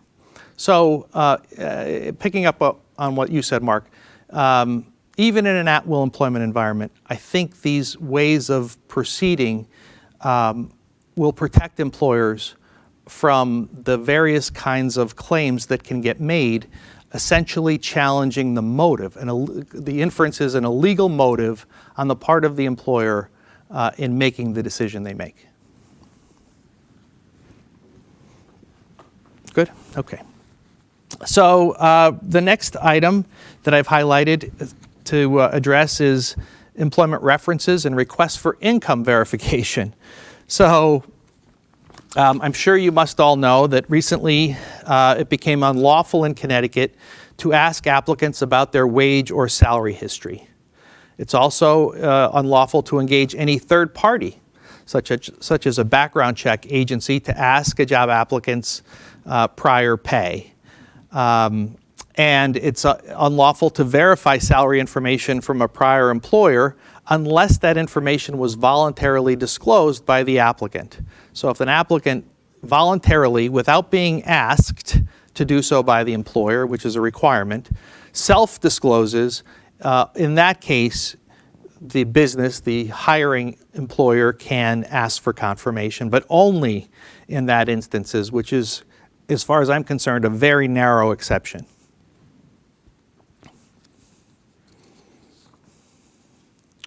In the section under employee safety and health, and this relates to the legalization of medical marijuana. Because of that legalization in Connecticut, an employer may not discipline or take adverse action against an employee for the lawful use of marijuana, provided certain conditions are met, that it's authorized by a healthcare provider, and the employee submits proof of such authorization, that the use is not otherwise prohibited by any federal law applicable to the work the employee performs or for the employer, does not restrict the employer's ability to obtain federal funding, and is strictly confined to the lawful use outside of the workplace and working hours, and does not cause the employee to be under the influence while in the workplace. And so you'll want to the extent you have a provision in your handbook about this, you'll want to take these kinds of provisions into consideration in order to comply with the changes to the law regarding legalization of marijuana.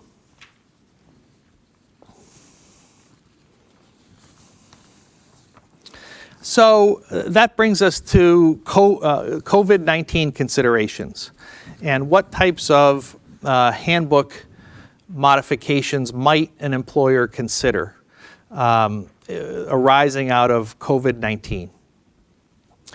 The most obvious are the new paid leave requirements. But keep in mind, these paid leave requirements, at least as we sit here today, are really a 9-month window of opportunity for employees. That may be changed because COVID certainly hasn't gone away, and some would say it's not even been lessened since April. But as we sit here today, up until December 31, 2020, there are certain paid leave entitlements employees have. And I'm not sure whether you want to change your manual to refer to these requirements, but you may want to have a policy that addresses this so employees understand the benefits they're entitled to under the Families First Coronavirus Response Act. So first, it only applies to employers with fewer than 500 employees. There are two types of leave benefits. There's the emergency paid sick leave benefit. The emergency paid sick leave benefit applies when an employee is subject to federal, state, or local quarantine or isolation related to COVID, has been advised by a healthcare provider to self-quarantine due to COVID, is experiencing COVID symptoms, and is seeking a diagnosis. So while that's happening, even before being diagnosed, is caring for an individual who is subject to one of the three conditions I just mentioned, is caring for a child under the age of 18 whose school or place of care is closed, or a child 18 years of age or older who has a mental or physical disability and is incapable of self-care.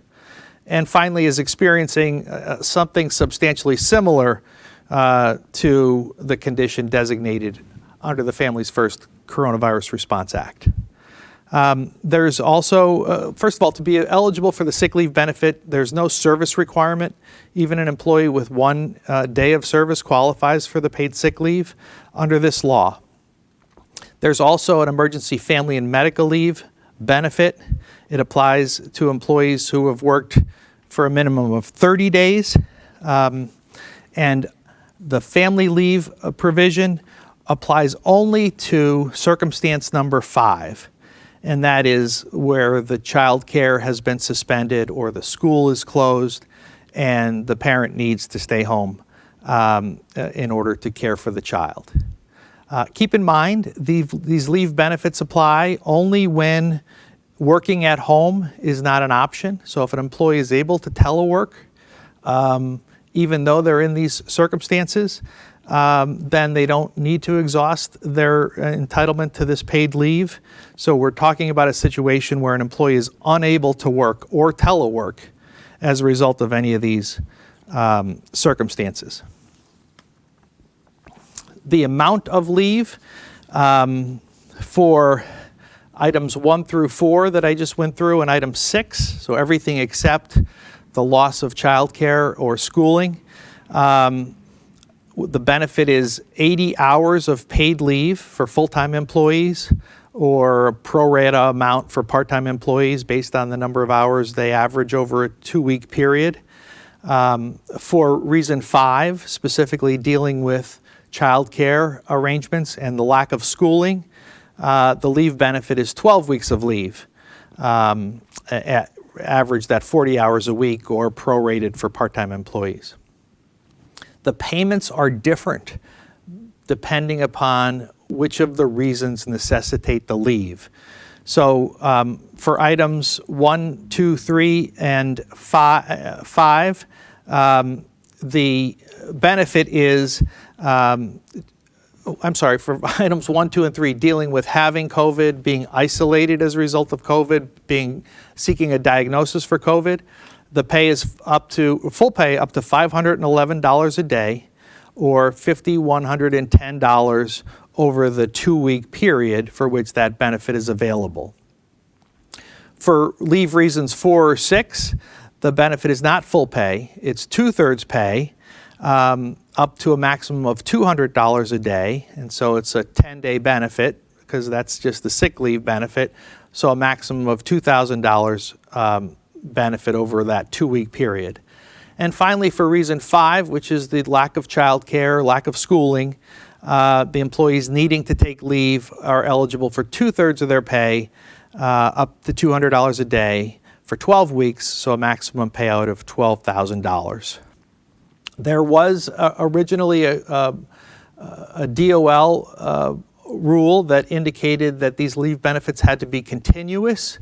There was later a court decision that said intermittent leave was permissible, and now the DOL has revisited that. And so if a child loses schooling, access to schooling on a day here and a day there, but not a continuous need for leave, then just like with intermittent leave under FMLA, the employee would have the rights to intermittent leave subject to these maximums in terms of the numbers of days of paid leave that's available.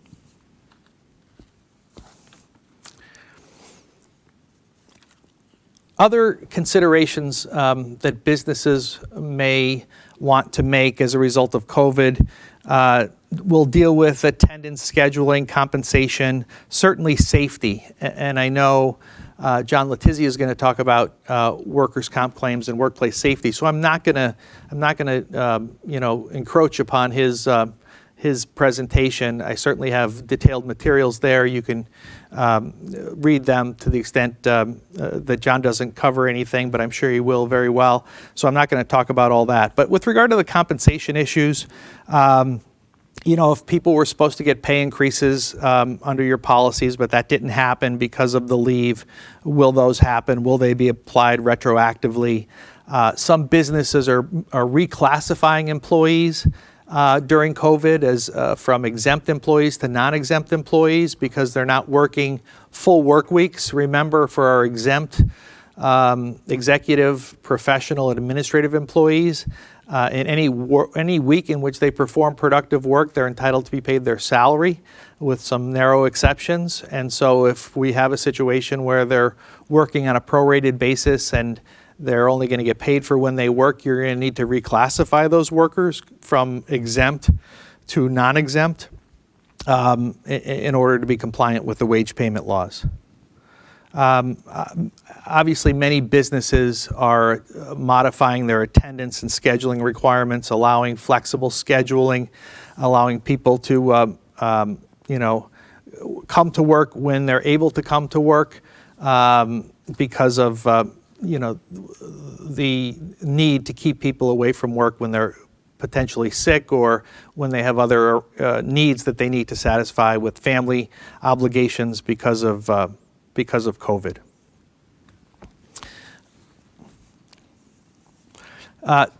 No discussion about this would be complete without talking about remote work. So up to, probably until the middle of March, when I would make a presentation on this subject, the kind of inclination with regard to telecommuting was to tell employers that, it's not required, you don't have to allow it, you should have policies identifying for which jobs telecommuting is permissible and follow them consistently to avoid claims of discrimination. Well, COVID has really caused businesses to reevaluate telework, and we have all seen that jobs that we've all thought could not be, accommodated through telework have been accommodated through telework. And the question is for businesses to consider, what will it be like when the worst of COVID is behind us? Businesses will want to revisit their experience with telework. Certainly employees, they have always been in favor of it, and in many cases it's been beneficial to employees and their employers. We've had a lot broader experience with it with COVID, and so we'll want to reconsider the jobs that may be able to accommodate telework going forward, and those that may not.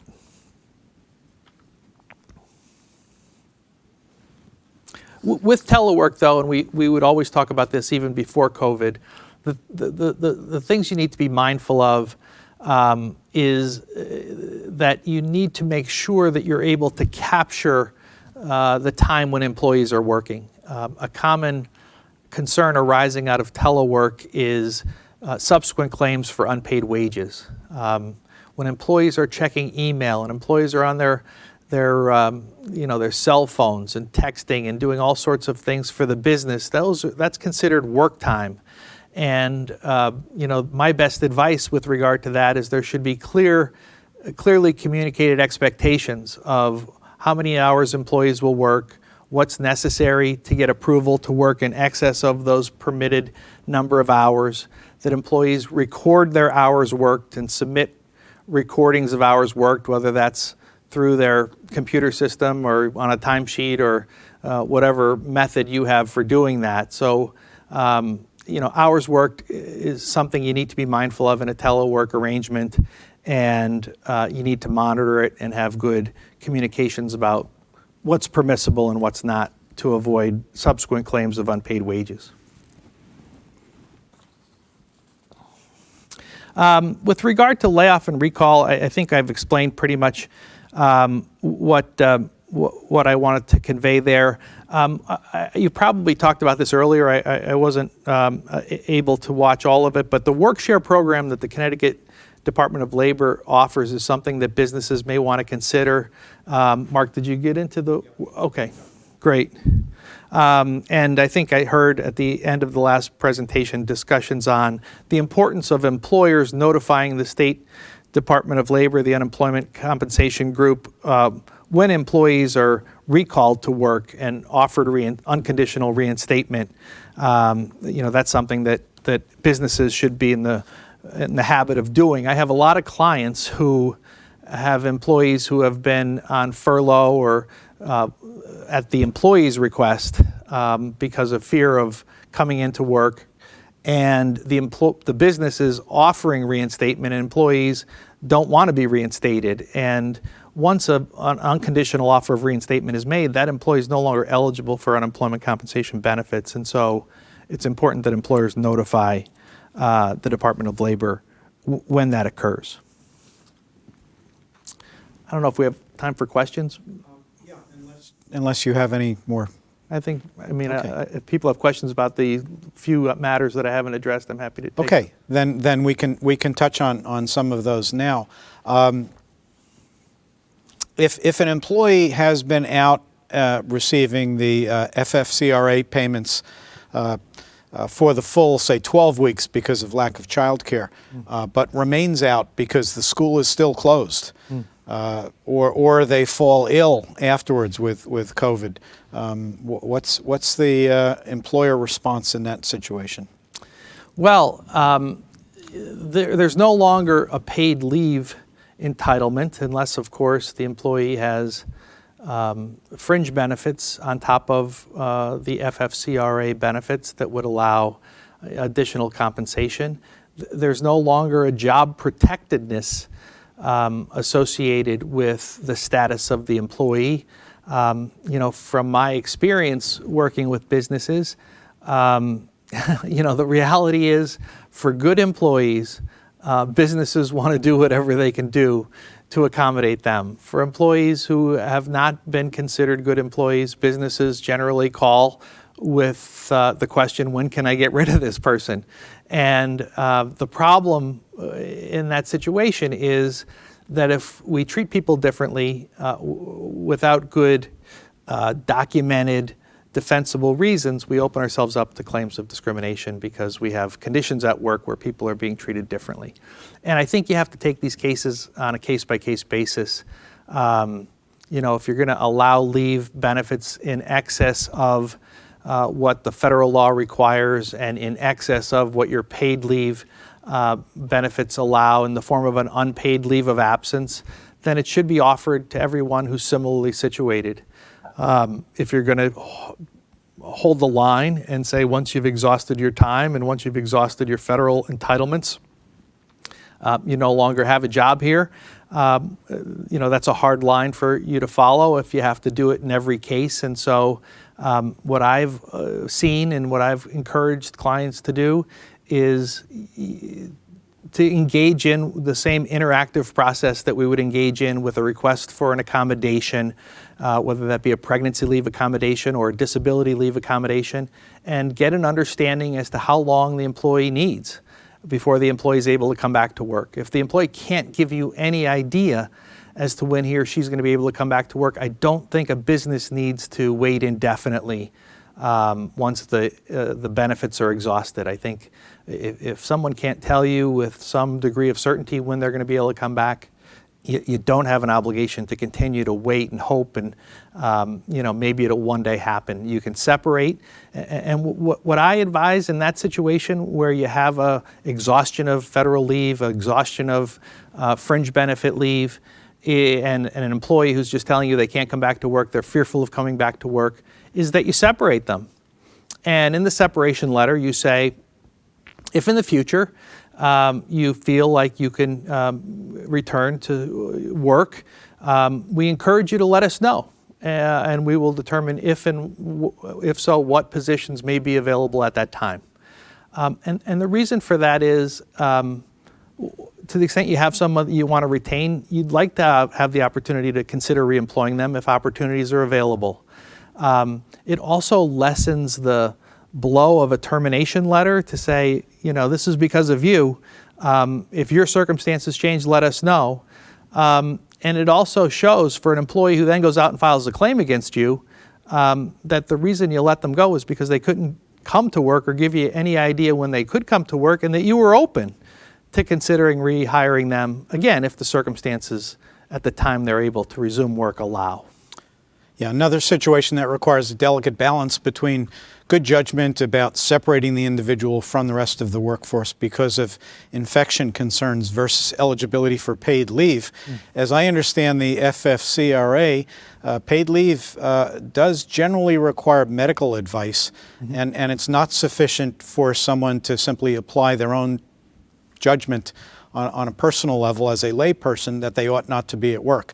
And so if they can obtain from a doctor advice that they quarantine, the FFCRA money may be available to them. But if they choose not to seek that advice, but nonetheless they are staying away because of concerns, they may not be eligible for that paid leave. The one what I would call loophole to that, Mark, is the criteria number 3, where an employee hasn't seen a doctor. The employee is experiencing COVID symptoms. And I've had this situation come up where an employee claims he or she is experiencing COVID symptoms and can't get into a doctor. And so we don't find out even if they had COVID symptoms for after the 2-week period has gone by. And after 2 weeks, they learn that, what do you know, they didn't have COVID.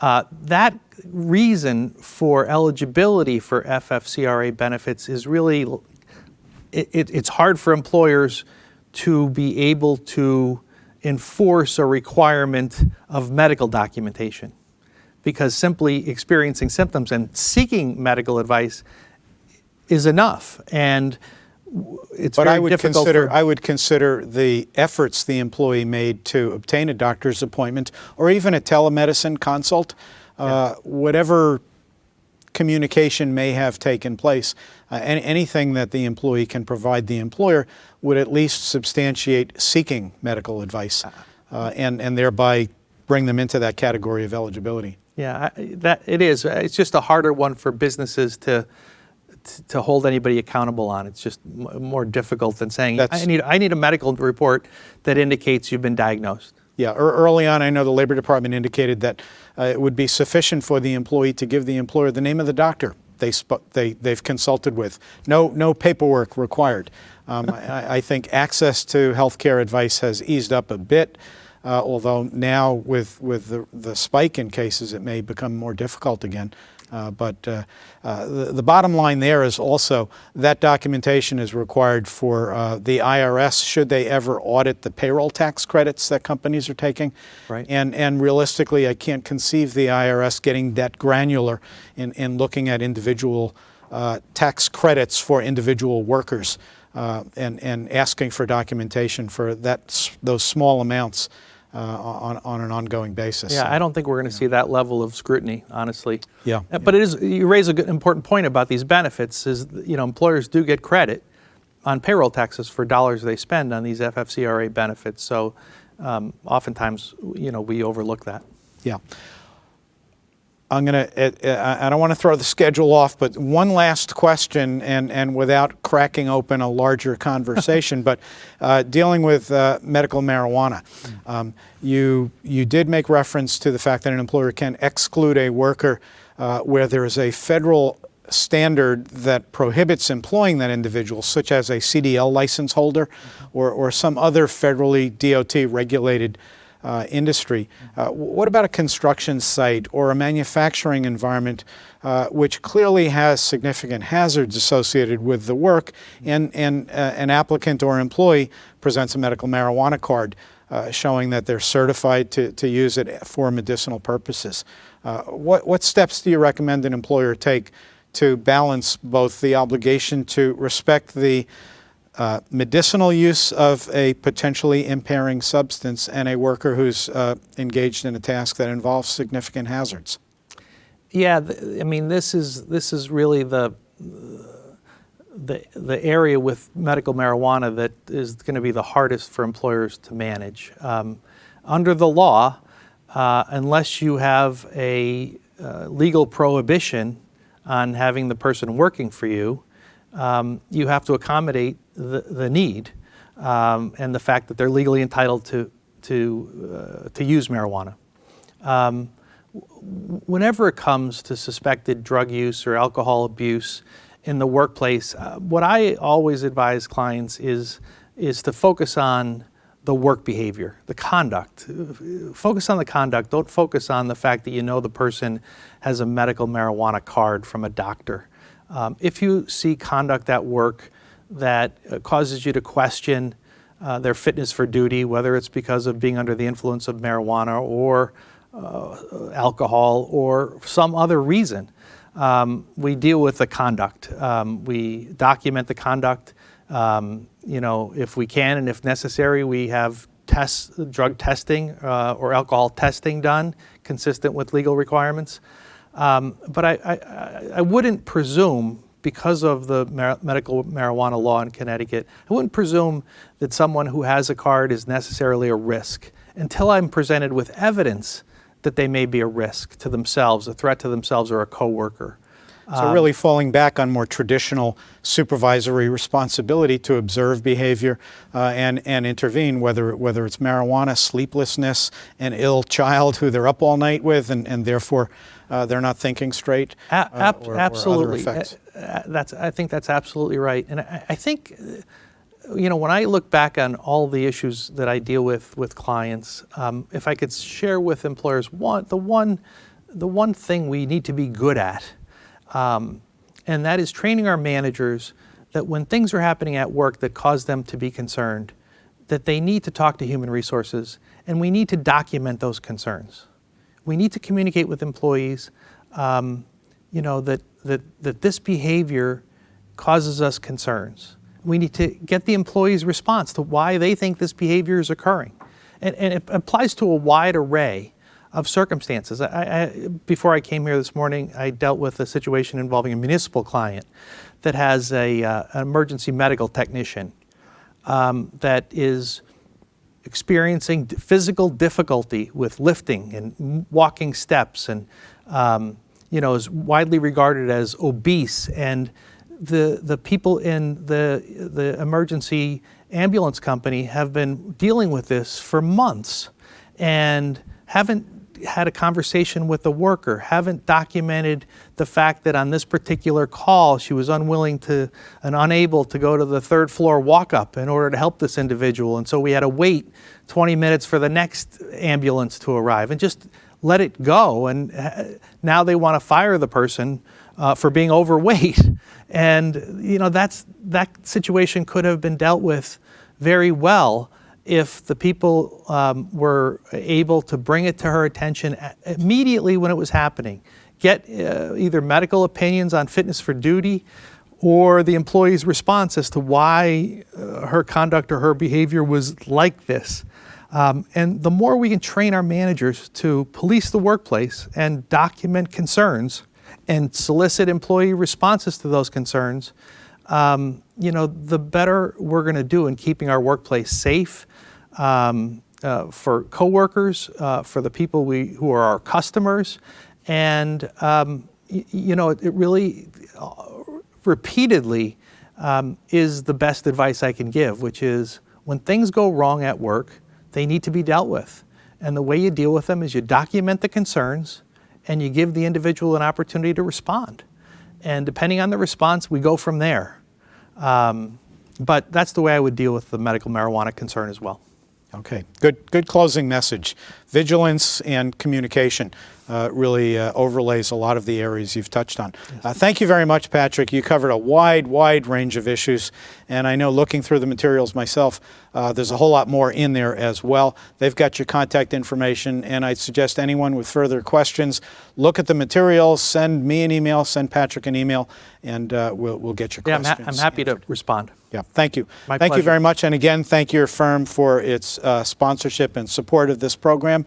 We're going to take a lunch break now. We're about 6 or 7 minutes past the designated break time. We're going to try to restart again at 12:45 or as close to that as we can. And so enjoy yourself, stretch for a bit. We're not responsible for the lunch that you'll be eating. That's your selection. But compliment us if you enjoy it. So have a nice lunch break, and we'll see you back about 12:45.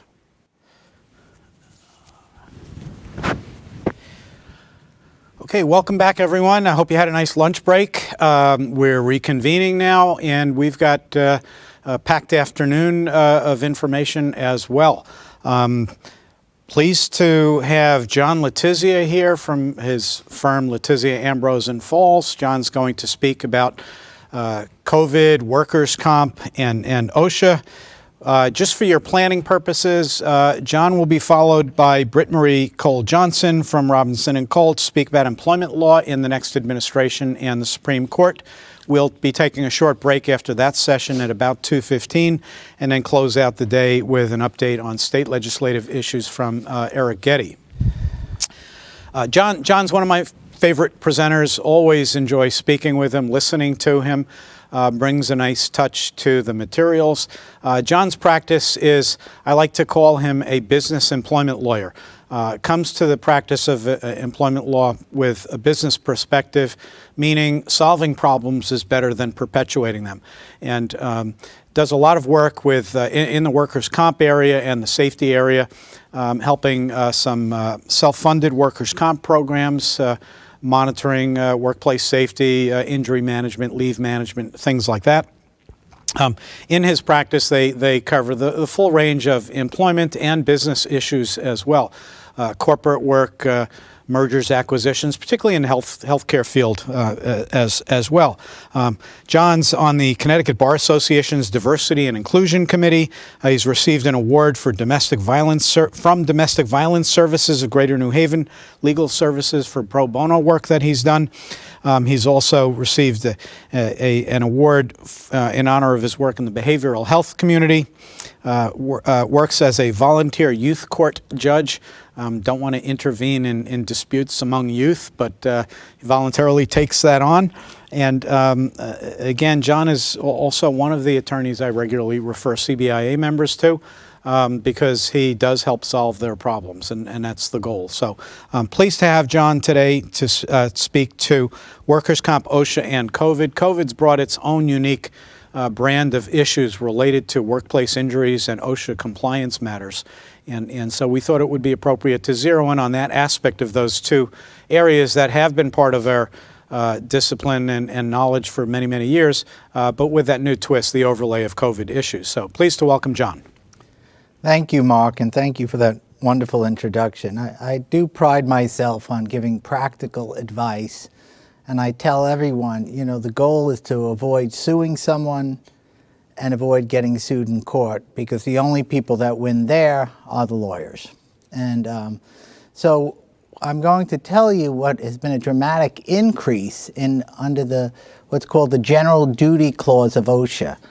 This is a similar clause that the Attorney General's office uses, in the sense that the Attorney General can bring any action, investigate anyone if it's for the public good. OSHA does not have to pigeonhole a particular violation if there is no regulation addressing it, such as specifically COVID, although there are regulations addressing, you know, airborne pathogens and such. And what it has done now is put forth certain COVID obligations, similar to what you should be doing anyway in the workplace. And we're going to touch on those investigations as well as retaliation claims that could be brought and have been brought. We've had to defend a number of employers where someone brought a frivolous OSHA complaint, was actually acting in bad faith, but simply because they sent a complaint to OSHA that they were being mistreated, OSHA investigated the underlying OSHA complaint, which was actually deemed to be frivolous, and then gave more weight to the retaliation case, even though she was simply fired for poor performance and absenteeism, and nothing changed. But let's start with the beginning here, and the safe workplace obligation. It's just that catch-all that you have to eliminate any potential hazards in the workplace.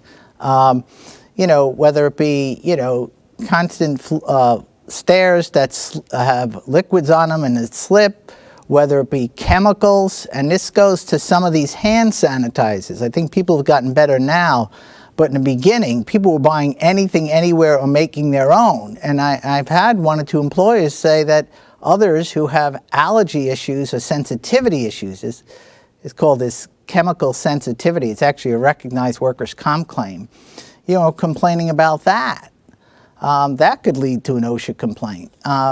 So, you know, there were guidelines set forth on what OSHA expects employers to do during this pandemic and period of coverage. Now, just because we may eventually go to phase 1 does not mean any of this will go away. So, you know, don't let your guard down next June because everyone got vaccinated and you know, you're at phase 1, because a complaint could still be brought if you're not following some very basic safety measures under COVID. I mean, they're talked about all the time. It's not like OSHA is requiring that everyone have an N95 mask versus just a simple hospital mask. So let's get into more of that.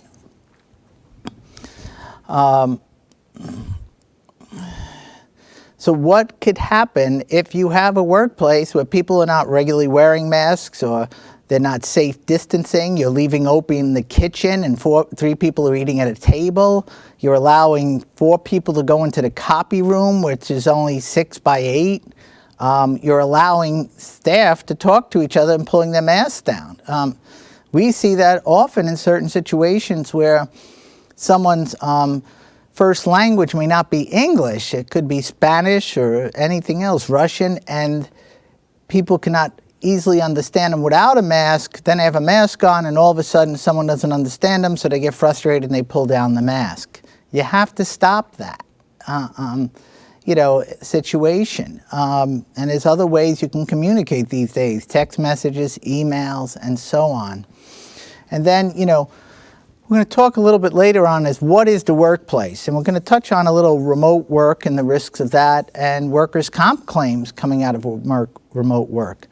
But generally, the workplace has always been deemed somewhere other than someone's home or residence.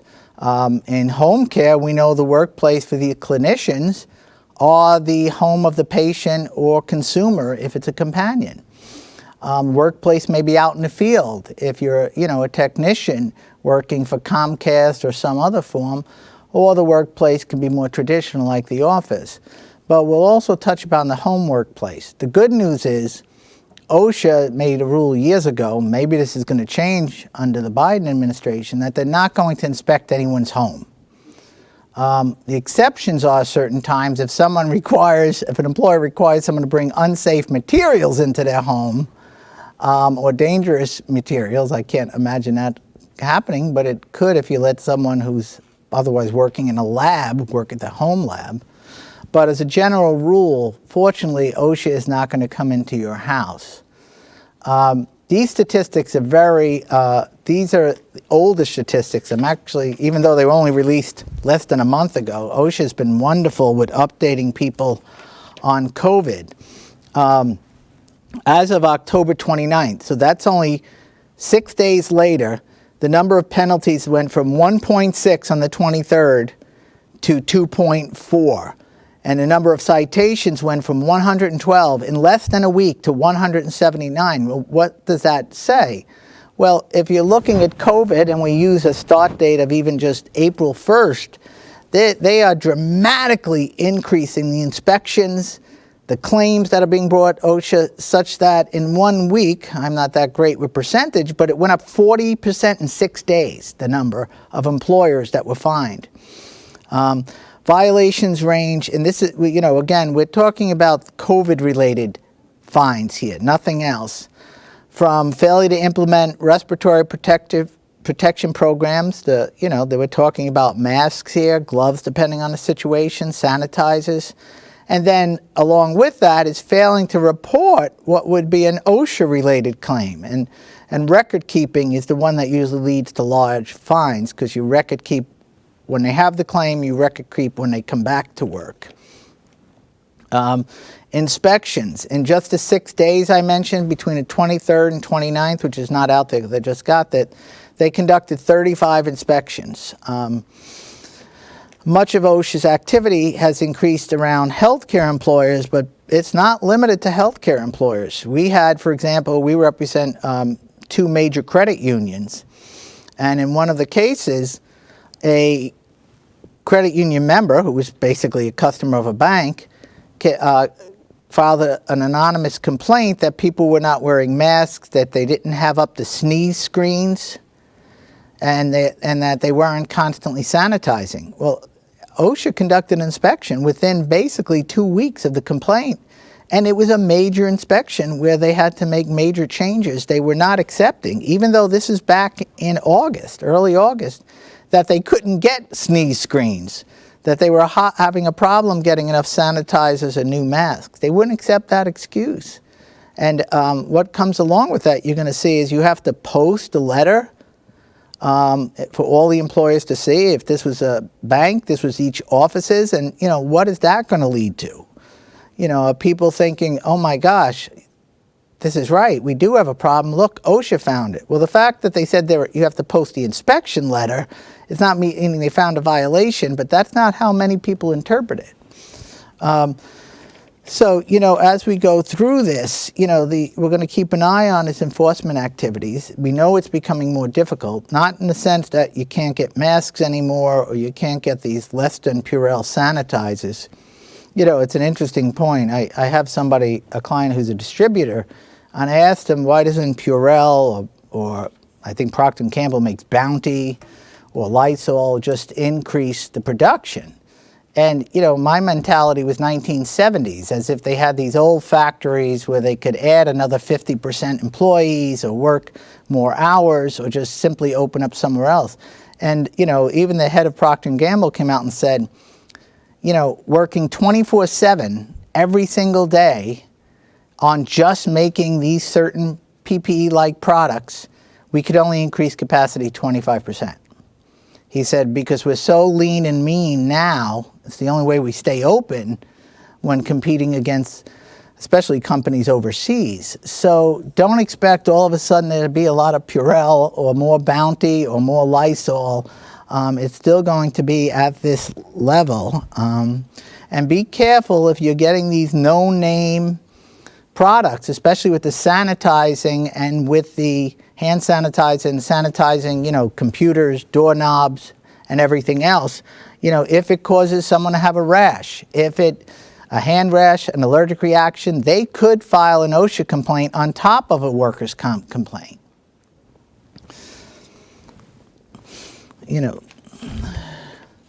We'll keep moving. Did I miss something? Yeah. And OSHA, which is unlike the Commission on Human Rights, but is like the Department of Labor and IRS, the complaint could be anonymous. They don't investigate whether it's made in bad faith, even if it's not anonymous. Many of my clients, when I've dealt with these types of complaints, we could figure out who it is. I do advise my clients where we have a very disgruntled employee they're letting go who is litigious of nature or talks about, getting other people in trouble, or they reported this person to the IRS, to motor vehicles. They're the first ones that's going to call OSHA anonymously, the Department of Labor anonymously, argue that you're not properly classifying people as exempt, you failed to pay for time worked. So you have to make certain, all the time, especially during these days, that everything is proper and in place with PPE, with sanitizing, with chemicals, with ventilation, and so on, because COVID violations of OSHA are more likely to make the newspapers, make the online papers, make the news, simply because it's more newsworthy. We're doing this program again, and a different twist to it, for Con OSHA next week, and despite how interesting all of you may feel these topics are, the press never shows up, but they're coming in just for the presentation on COVID, OSHA, and workers' comp. They asked to attend. John, I'd point out also on the state of Connecticut's coronavirus website section, there is a very prominent link for people to file a complaint against a business that they feel is not complying with the state's guidelines. And they have a long list of categories the complaining party may fall into so that they can check off. Are you an employee? Are you a manager at the company? Are you a customer? Are you a family member of an employee? Are you simply an anonymous passerby who looked in the window and saw people without masks? Those are all articulated categories of potential sources of a complaint for a business's non-compliance. So I think companies need to be very conscious of the fact that they're on public display at all times for compliance in these areas. I'm not quite sure where those complaints go other than through the State Department of Health. My understanding is they passed them on to OSHA. Very possibly. That's what I was thinking. That's my understanding. They link it to OSHA. I'm going to actually confirm that, but that's my understanding as well. I mean, it's different If you contact ConOSHA for education, people never use ConOSHA. It's free. These are shocking, caring experts. But if you ever want to be educated on following certain requirements, ConOSHA has an education department that does not speak with the enforcement division. And they specifically emphasize that they don't pass along unless it's a life-threatening or imminent hazard. Otherwise, they commend the inquirer for their effort to become educated and come into compliance. And in fact, if you're working with ConOSHA, federal OSHA will back away from coming in and doing an inspection as long as they see cooperative efforts with ConOSHA. Yeah. It's just a great mechanism, to basically get a free inspection by experts where instead you'd be paying thousands. Yeah. If you're a member of the Workers' Comp Trust as an insured, I know they offer similar risk management services that would otherwise cost a significant sum.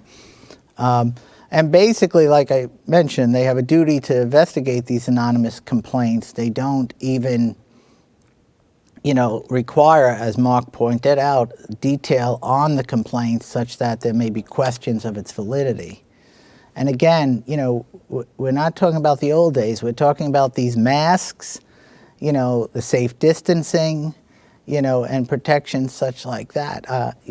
Restaurants come under a significant number of investigations when you have waiters or waitresses, you're not able to understand them. Again, this has come up with me, and they pull down their mask to talk to you 2 feet away. That is very dangerous, especially if you've seen what the governor has announced, that these restaurants are one of the top areas, especially indoors, where they're transmitting the virus. How does the process work? They usually send a letter. Depending on who your investigator is, it's a hit or miss. You can get someone that's hostile, not helpful. You can get someone that's helpful or otherwise. If you have a lawyer that knows this area, it's worth speaking to them about it and pointing out what the problems may be. We had to actually revise another client's entire policy when it came to customers, and it came to their staff, and they went out of their way to discipline staff that was violating the policy, or customers, they asked to leave. Now, we've all seen the reality of this. I've seen the mask, people like myself, old man, thin, weak, to put on a mask. Then someone behind me comes in, they're 25 years old, they're a football player, they're yelling, have no mask, they're not asked to leave. They're not asked to put on a mask. So that's the danger of this. I was always amazed, and Cuomo as well, that they opened up Walmart, they opened up Home Depot, they opened up Walgreens, when the safest scenarios are these small retail operations where there's more control of the situation. But that's not for today. I'm still trying to figure out why hasn't these stores been cited as much as they should be. They require you to post a letter, and well, what does that mean, John? Well, to properly post it, in the same way with the National Labor Relations Board and Department of Labor, you're going to have to put it on your website if people are working at home. You're going to, need, if you have multiple locations, like a retail operation, they need to be in each location. You don't want to be in a situation where you get another complaint because you failed to post a letter. But before you even post it, take the initiative. Control the story. You should be explaining everything. You should be having things in place now. You should be explaining how you're going to address this. You don't want these people then using this letter to call OSHA and file more complaints or try to get what really happened. And we've seen this. If there's a union involved, it has to be given to the union, and you know where they're going to go with that. The scenario of imminent danger and harm, well, in the old days, we just always thought that was something like a staircase that collapsed, a hazardous cleaning material that spilled. But now, this is going to be relative. This could be people not wearing masks. This could be within 6 feet of each other. It more likely is going to be that someone is tested positive and they're still working.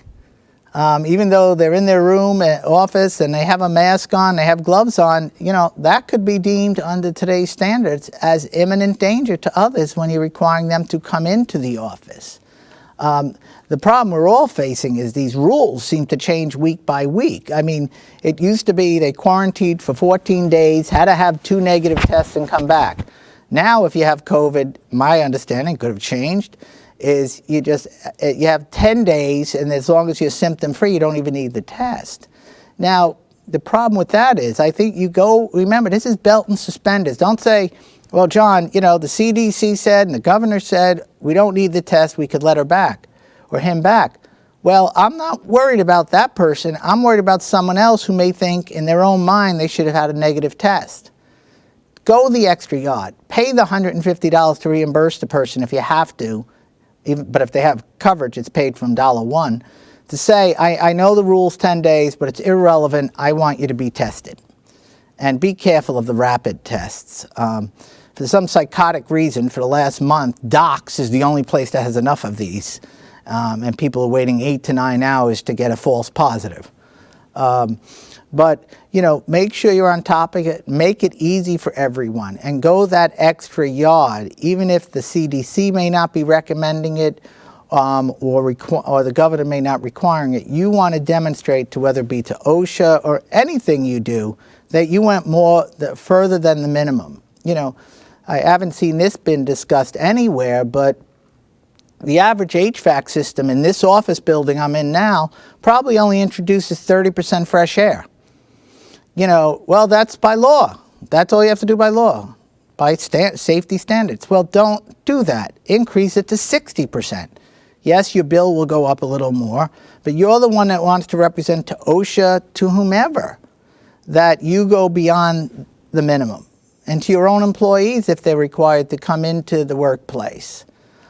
Things to look at and things to keep a list of if anyone ever files such a complaint against you.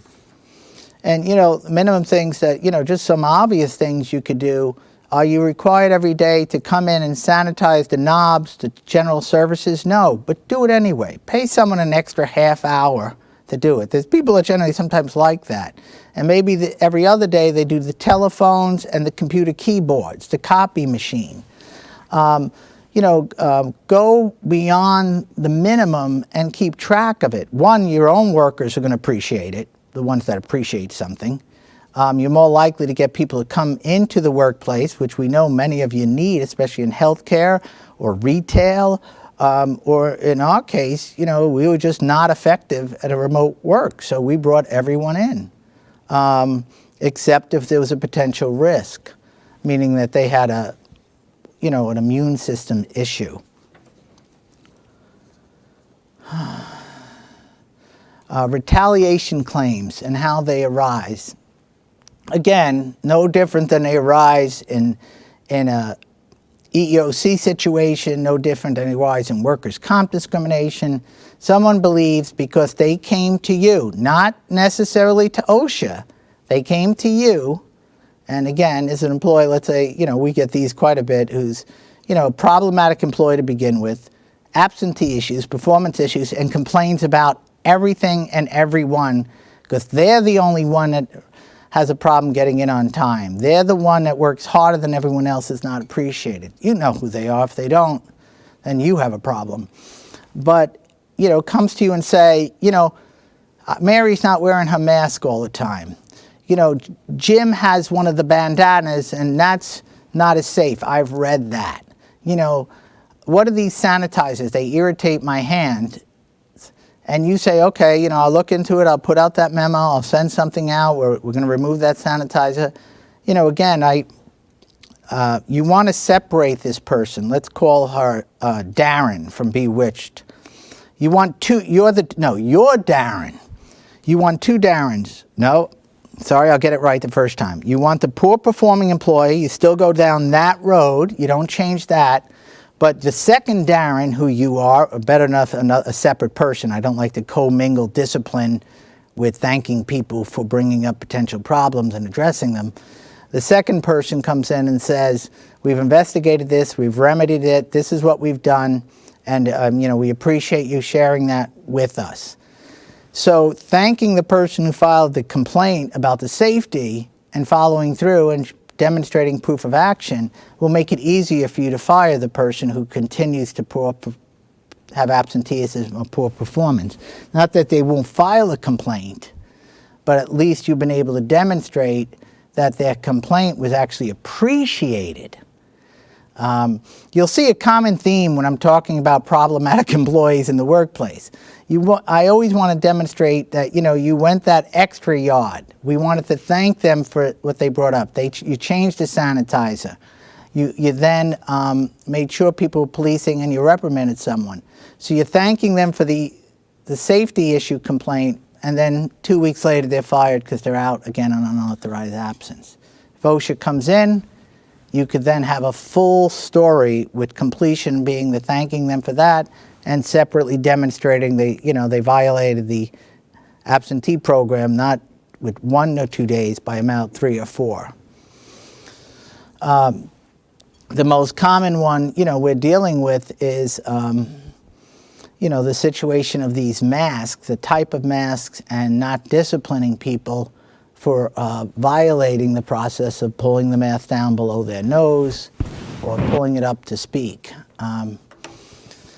And then again, the person filing the complaint has to have suffered some employment consequence. And that's another complaint we defended. We said, well, no, you'll see she got the raise she deserved. She was not disciplined. She was given a counseling session, and you'll see counseling session in our handbook is not discipline.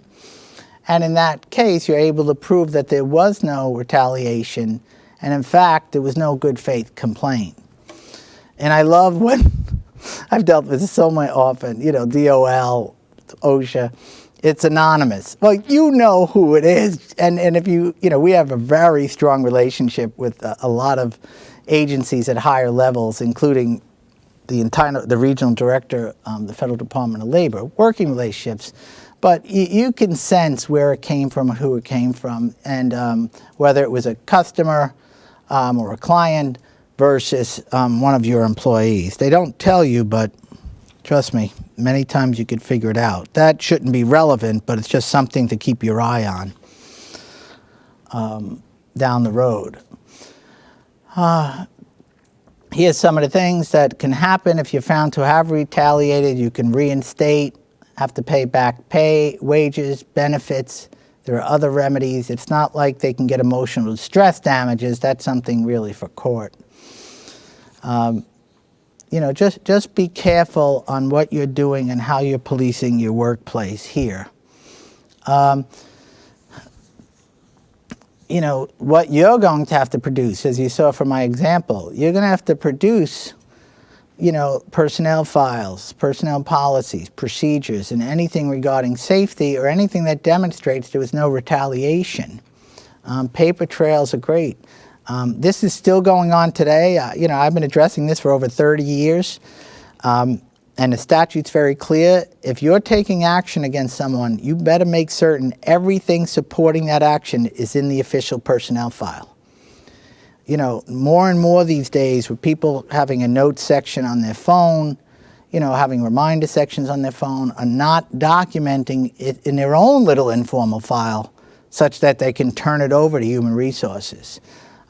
Sadly, I've seen more of that in the last 2 years than I've seen ever before. So make certain, any complaint, not just OSHA, someone coming in, that your personnel file is complete.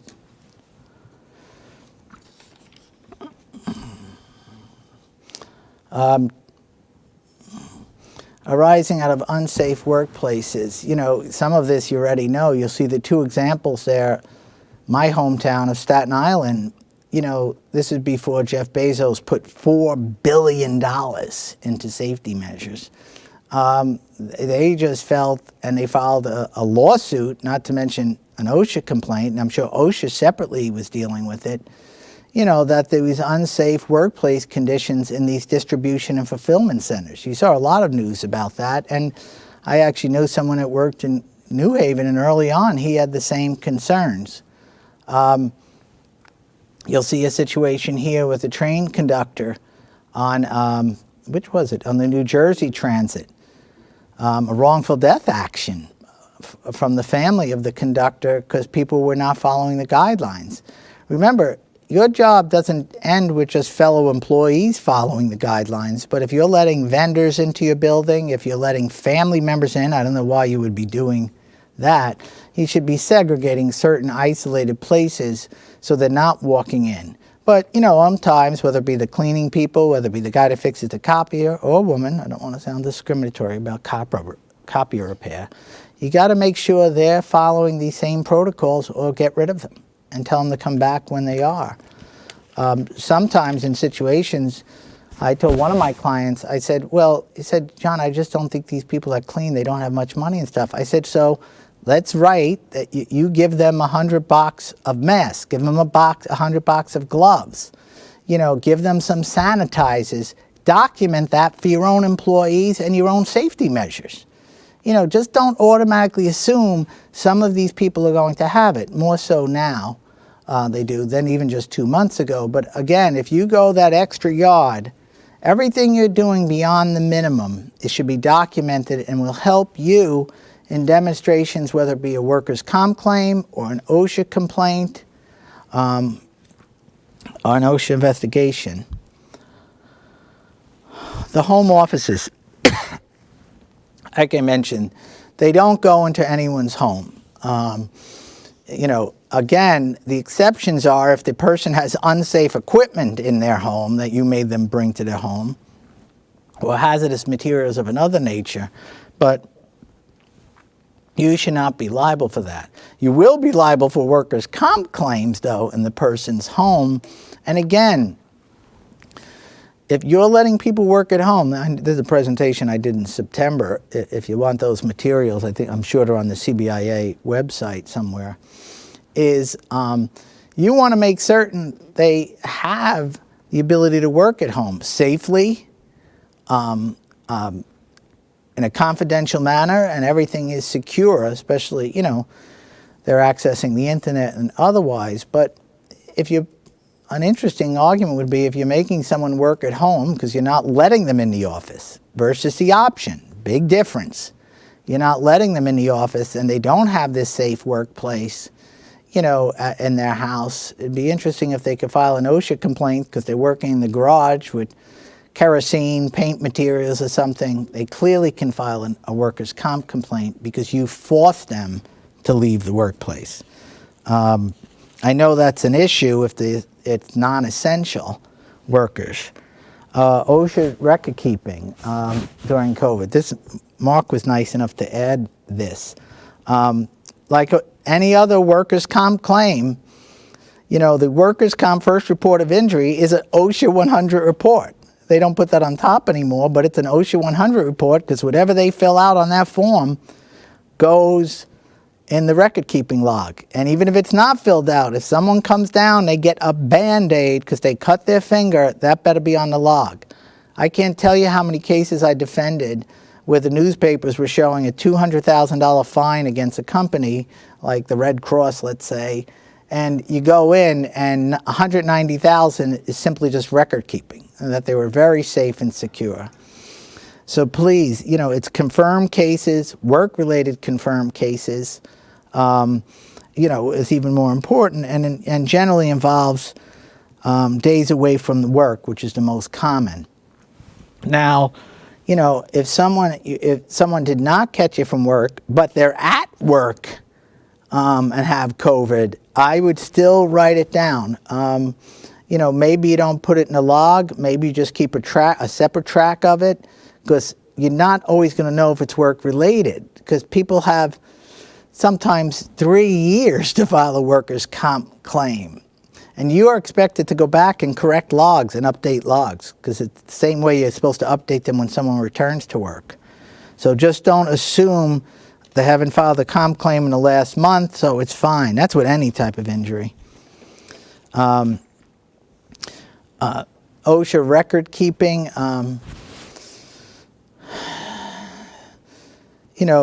Again, this is an OSHA recommendation, but you should be going beyond this.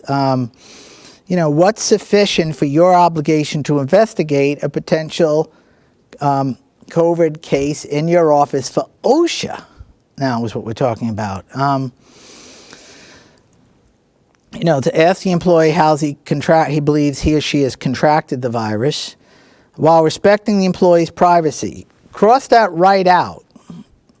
You do not respect the employee's privacy when it comes to COVID-19 because, workers' comp says if there's any concern that it's a workers' comp injury, you have a right to ask, does someone at home have hepatitis C?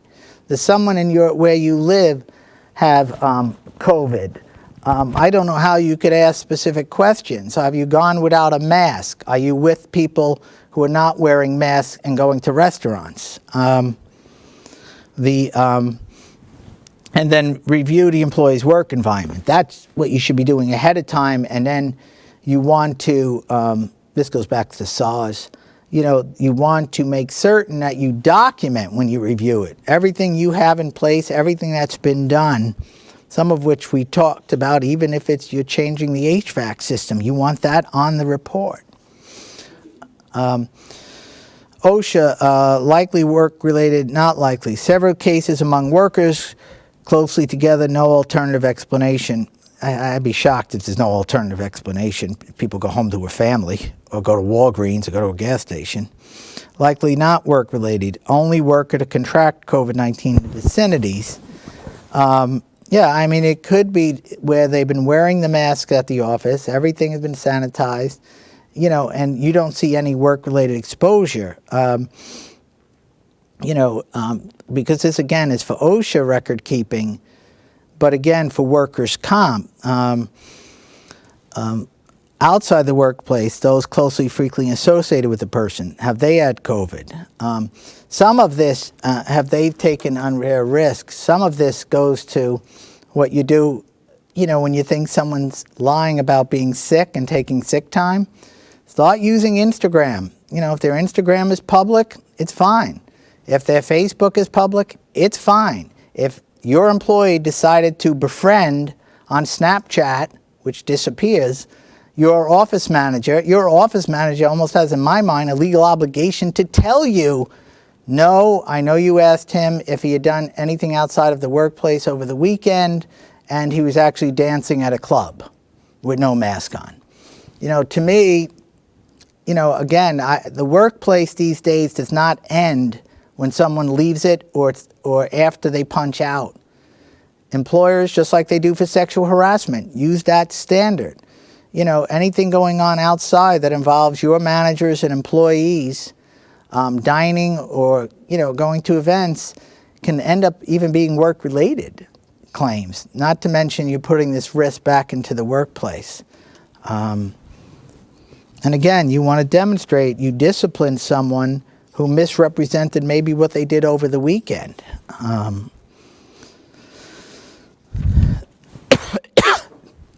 Let's go, to workers' compensation in Connecticut. Many of you are probably insured for workers' compensation, and it's the same concerns of both. Connecticut, and I'm going to get into the governor's executive order basically putting the burden on employers to prove it's not work-related, but the general rule is that the employee has to demonstrate that more likely than not, their injury, their illness arose out of work. Now, there are two exceptions to that rule. One is directly related to the governor's executive order, which only relates to workers' comp COVID-related claims that occurred prior to May 20th. It's actually prior to April 6th for non-essential.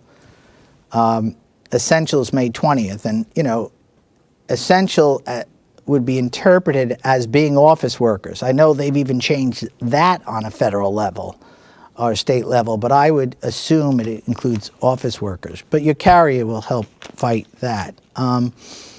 And then the governor's order, which we think, am I allowed to say this, is not legal.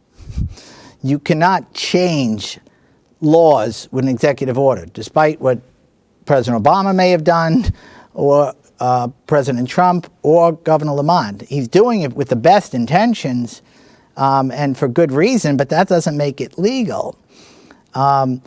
So what happens there, John? Well, I don't have to worry about it. Well, no, you do have to worry about it, because judges are going to sort of follow it, and it could take 2 years before there's a determination whether this COVID presumption was legal. And what I expect, as you see, is that the legislature, which has now increased the number of Democrats in the Senate, is going to just pass a major extension of the workers' comp-related COVID-19 claims. What's amazing to me, if you read this heading, is you could prove, let's say it was a direct clinical care provider in a hospital, a nursing home, companion agencies, a DDS facility, a DEMIS facility, a DOC facility, that they live with someone who had COVID and has it now, and the governor's rule says, well, that doesn't mean they didn't get it at work, so you have to still prove they didn't get it at work, which is impossible to do if they're doing direct patient care or companion care with anyone who has it. We had a case that for workers' comp where the spouse had it, the adult son had it, and another person living in the house had it, and she claimed she caught it from work.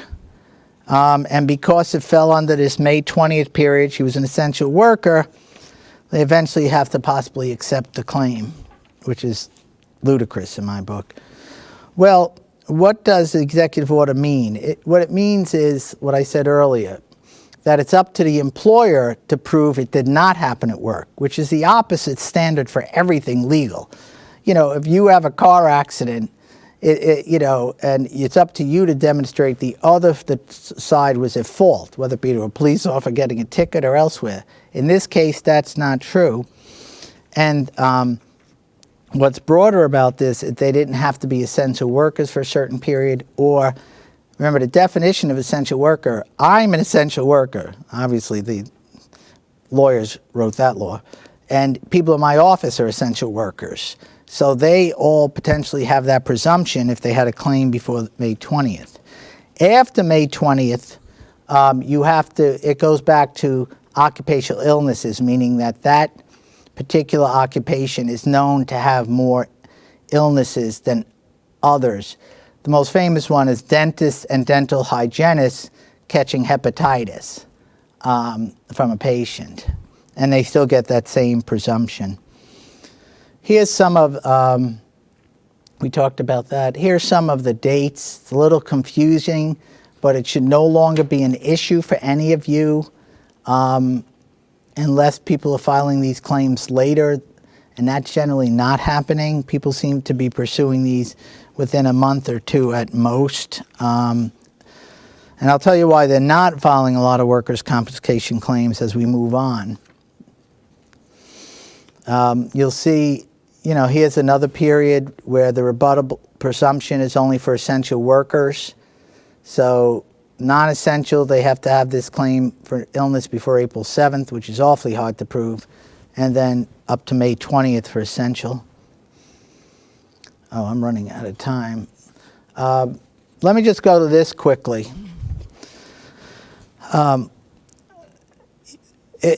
FFRCA, you have to pay these people who have been exposed or have it 2 weeks paid time. If you pay them the 2 weeks, they're not usually going to file a comp claim.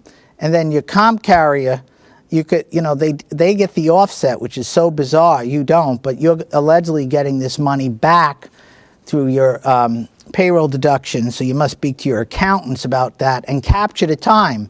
If they worked 4 hours at home versus 8, and you're paying them for 8, you still should be recouping the 4 hours through what the Act allows. Retaliation, again, it's the same concept, but a little different in that this is important. We have people we know, supervisors and managers, telling people, oh, you don't get any money if you were exposed at work. Oh, you might have it. You have to stay home. That's your own PTO time. They could actually file complaints with the state about that. It's not the PTO time if it was a true exposure. Just quickly going to workers' comp and the remote worker, the bottom line there is, preparing to work at home is not work-related, but anything that's necessary as part of that work is.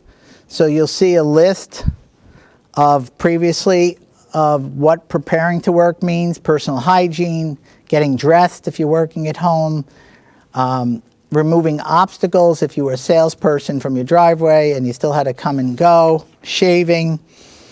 But the Connecticut Commission and the Supreme Court has been very liberal on what they consider work versus prep to work. And if you look at the Tovish case and the Burns case, this was a salesperson who, chose to work from his home. That was an option. He wasn't forced to. Had to shovel snow to remove his car. He claims it was complete work activities. We have no clue. There's no proof of it. Had a heart attack, and the wife filed a comp claim and won before the Supreme Court. Burns is a case that we lost before the Supreme Court. It is the most ridiculous decision. A home care nurse was ordered not to buy DME for her patients. They have another service that does that. They have another employee that does that. She wasn't a good employee. Despite that, she decided, or claimed she left the patient to buy a thermometer for the patient to use at home. She's been reprimanded on this because we think she was using excuses. She was not on way going to another patient. She was off the beaten path. So going to this drugstore to buy a thermometer, she decided to mail personal letters across the street from the drugstore. Personal letters, not workers' comp. So she's on a trip she shouldn't be on, mailing personal letters. She falls and files a workers' comp claim, and the Connecticut Supreme Court said that was work-related, regardless of violating policy and being where she shouldn't be. But, well, that's it. Good luck, and hopefully you're doing everything you should be doing and more, and document that, and you should be prepared for any workers' comp cases or OSHA investigations or retaliation complaints. Thank you. Okay, thank you, John. I want to apologize to the audience. We have a number of questions outstanding, but I wanted you to get through the materials, and we will review those questions and prepare some comments to distribute to all the people that registered for the program.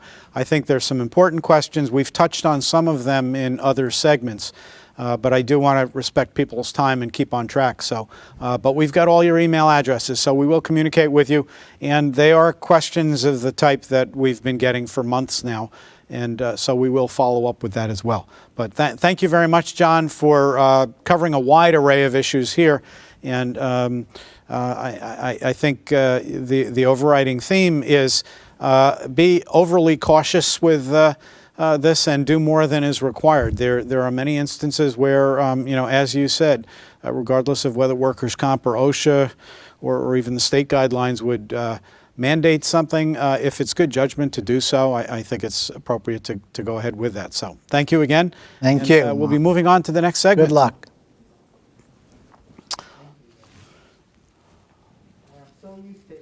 Somebody in the back doing this. All right, on to the next segment now.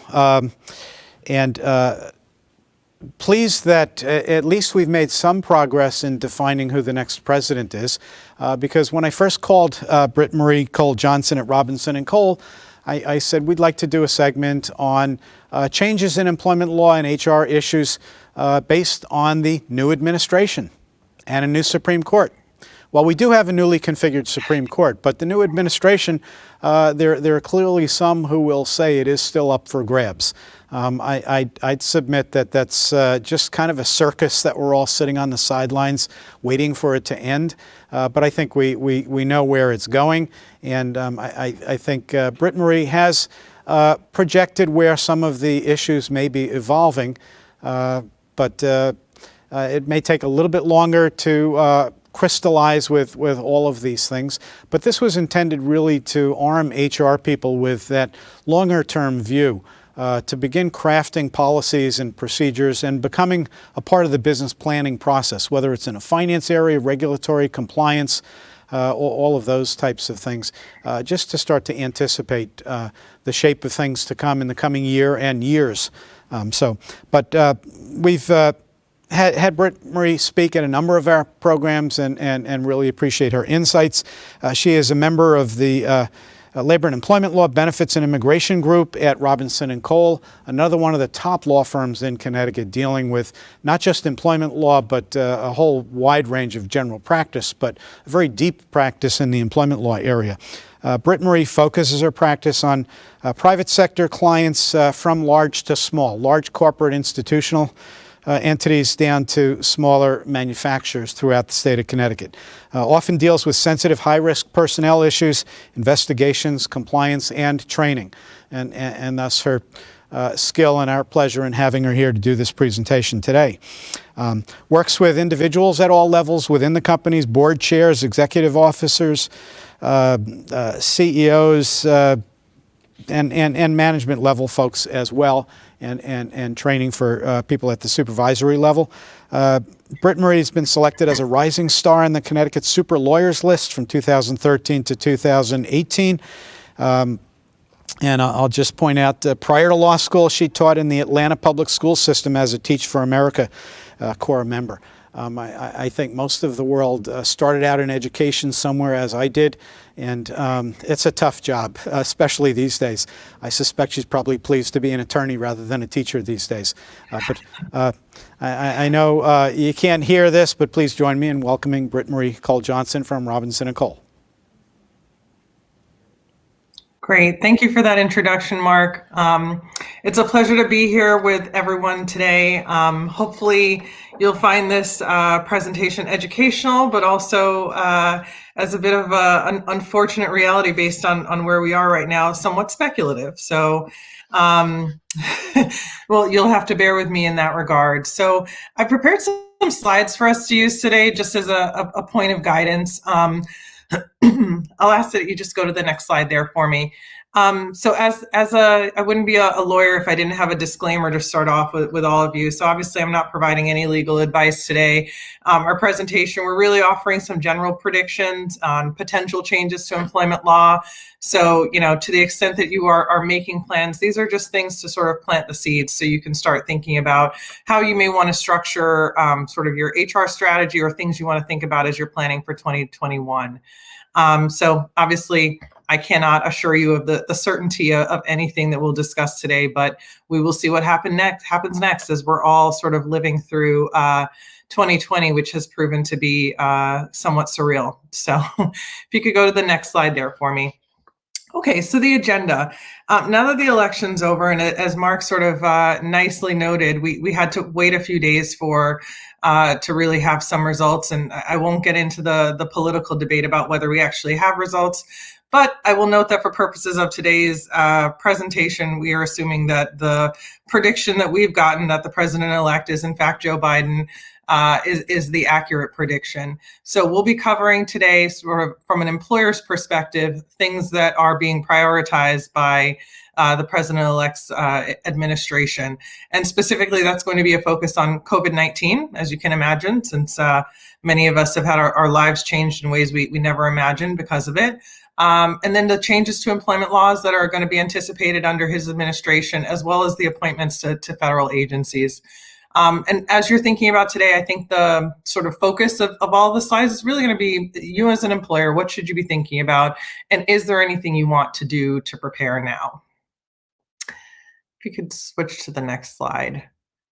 Okay, so what has Joe Biden announced so far? So as early as, I believe, Saturday afternoon or early on Sunday, the Biden administration had posted their transition website. So the address is here for you, but it's essentially buildbackbetter.com. That website does list priorities. It includes a listing of who's on Biden's transition team, as well as some of the priorities that they plan to focus on from day one. It's a good website, interesting focus. There's certainly some things in there that, from an employer's perspective, caught my eye. So that's part of where we sort of pulled information from for purposes of today's presentation. One of the things that he's done as sort of his highest priority is to go ahead and form a COVID-19 task force. I will tell you that the task force has, the representation that you would expect. So it's essentially full of infectious disease specialists, scientists, academians, folks who are well known in the medical community who are dedicated to sort of public health issues. And the thought is that task force is going to be coming up with essentially a national agenda to try to bring a close to the COVID-19 pandemic and sort of the crisis in the United States. As I'm sure many of you are following the news, I think yesterday we had, I believe, 150,000 cases nationwide of people who tested positive, which is incredibly disappointing, but not unexpected, as we knew that headed into the holiday season, we were going to see sort of another wave or a continuation of the wave that sort of never ended. So this task force will be sort of essentially tasked with setting a national agenda in that regard. So other things that the administration has said they will focus on from day one, beyond COVID-19, is going to be economic recovery, which I'm sure many of you are sort of eagerly awaiting. I know we've had prior to this sort of pandemic relief that was announced at a federal level.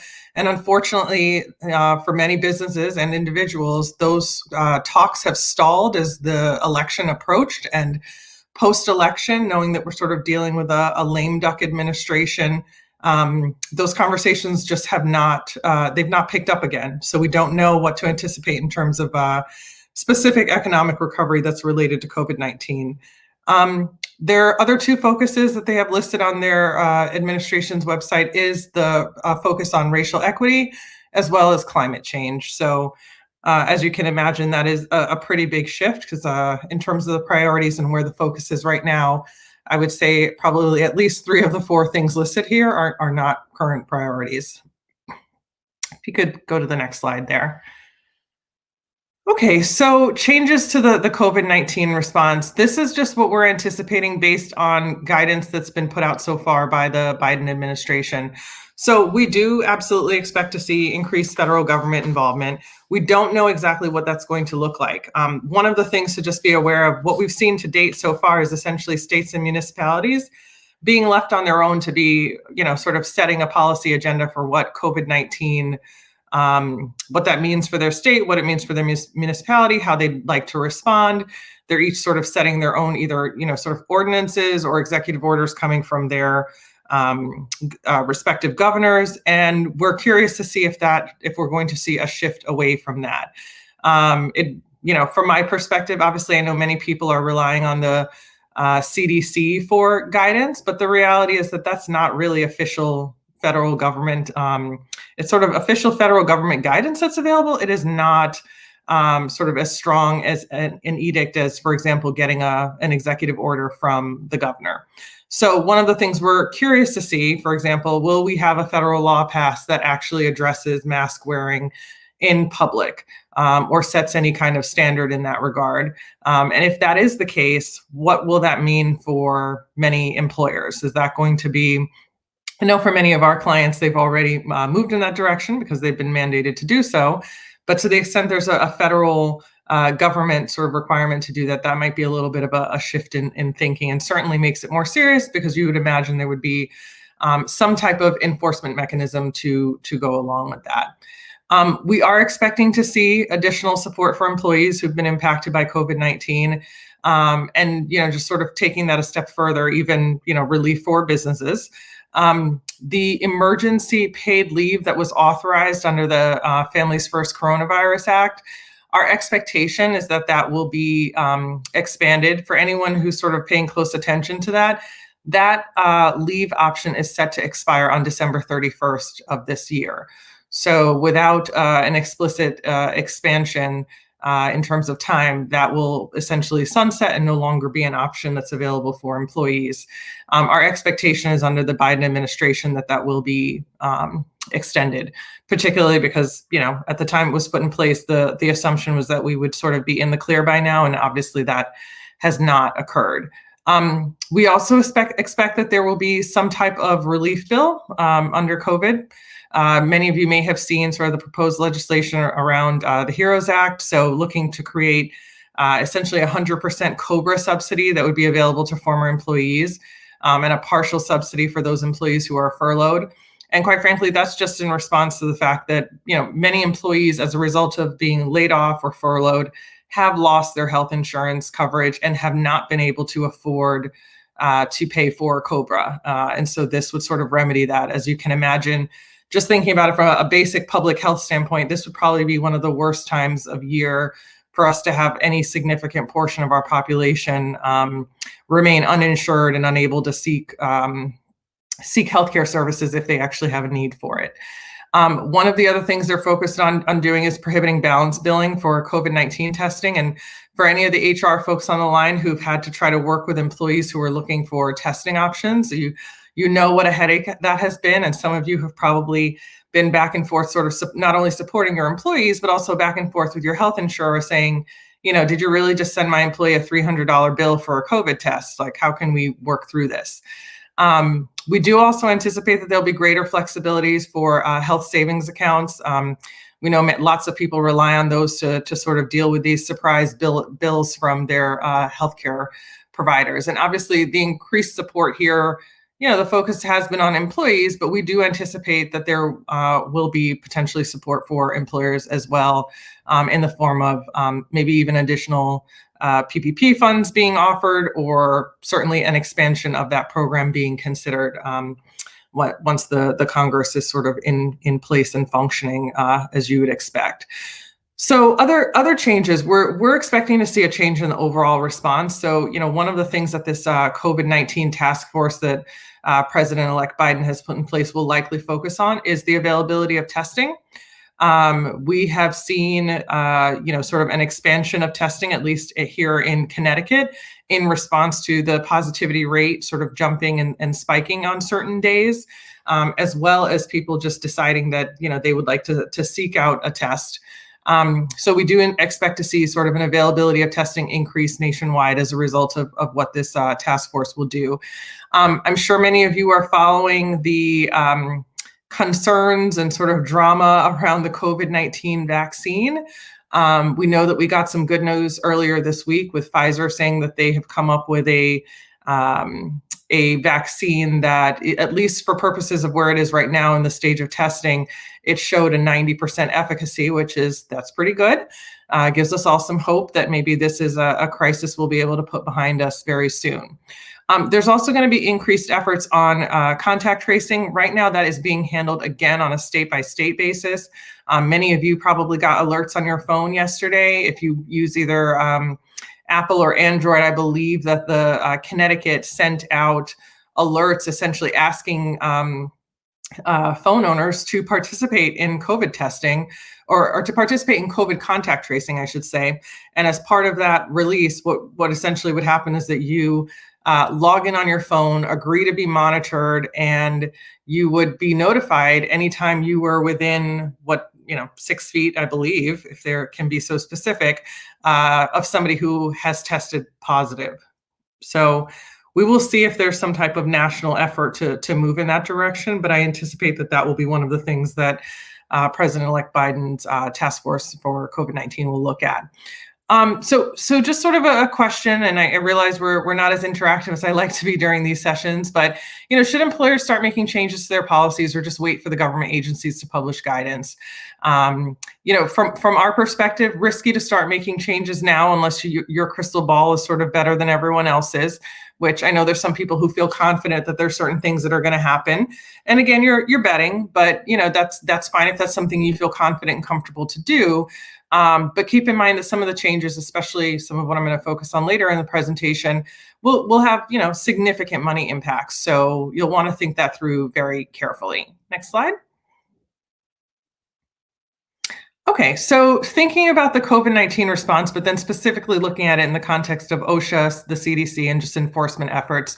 So we highly anticipate that under President-elect Biden, we are going to see more active engagement under OSHA and CDC. I remember early on in this crisis, having a conversation with a client who was sort of like, well, where is OSHA on this? I feel like we're hearing so much about the CDC. We're hearing so much about the World Health Organization. The EEOC is regularly putting out guidance. Like, where's OSHA and what do they have to say about this? We highly anticipate that that approach will be changed here. So we'll likely get more guidance and see sort of more on the books from an OSHA perspective. The CDC has really stepped up their response, I would say, particularly probably summer months through now.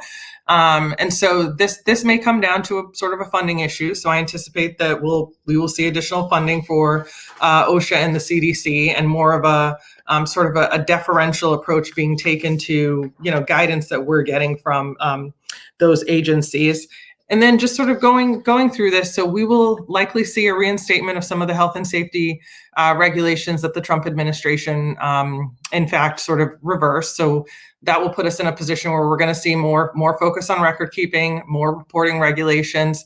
There'll likely be an increase in the number of OSHA inspectors. And again, that's assuming that we have cooperation on a congressional level, because that's going to require funding.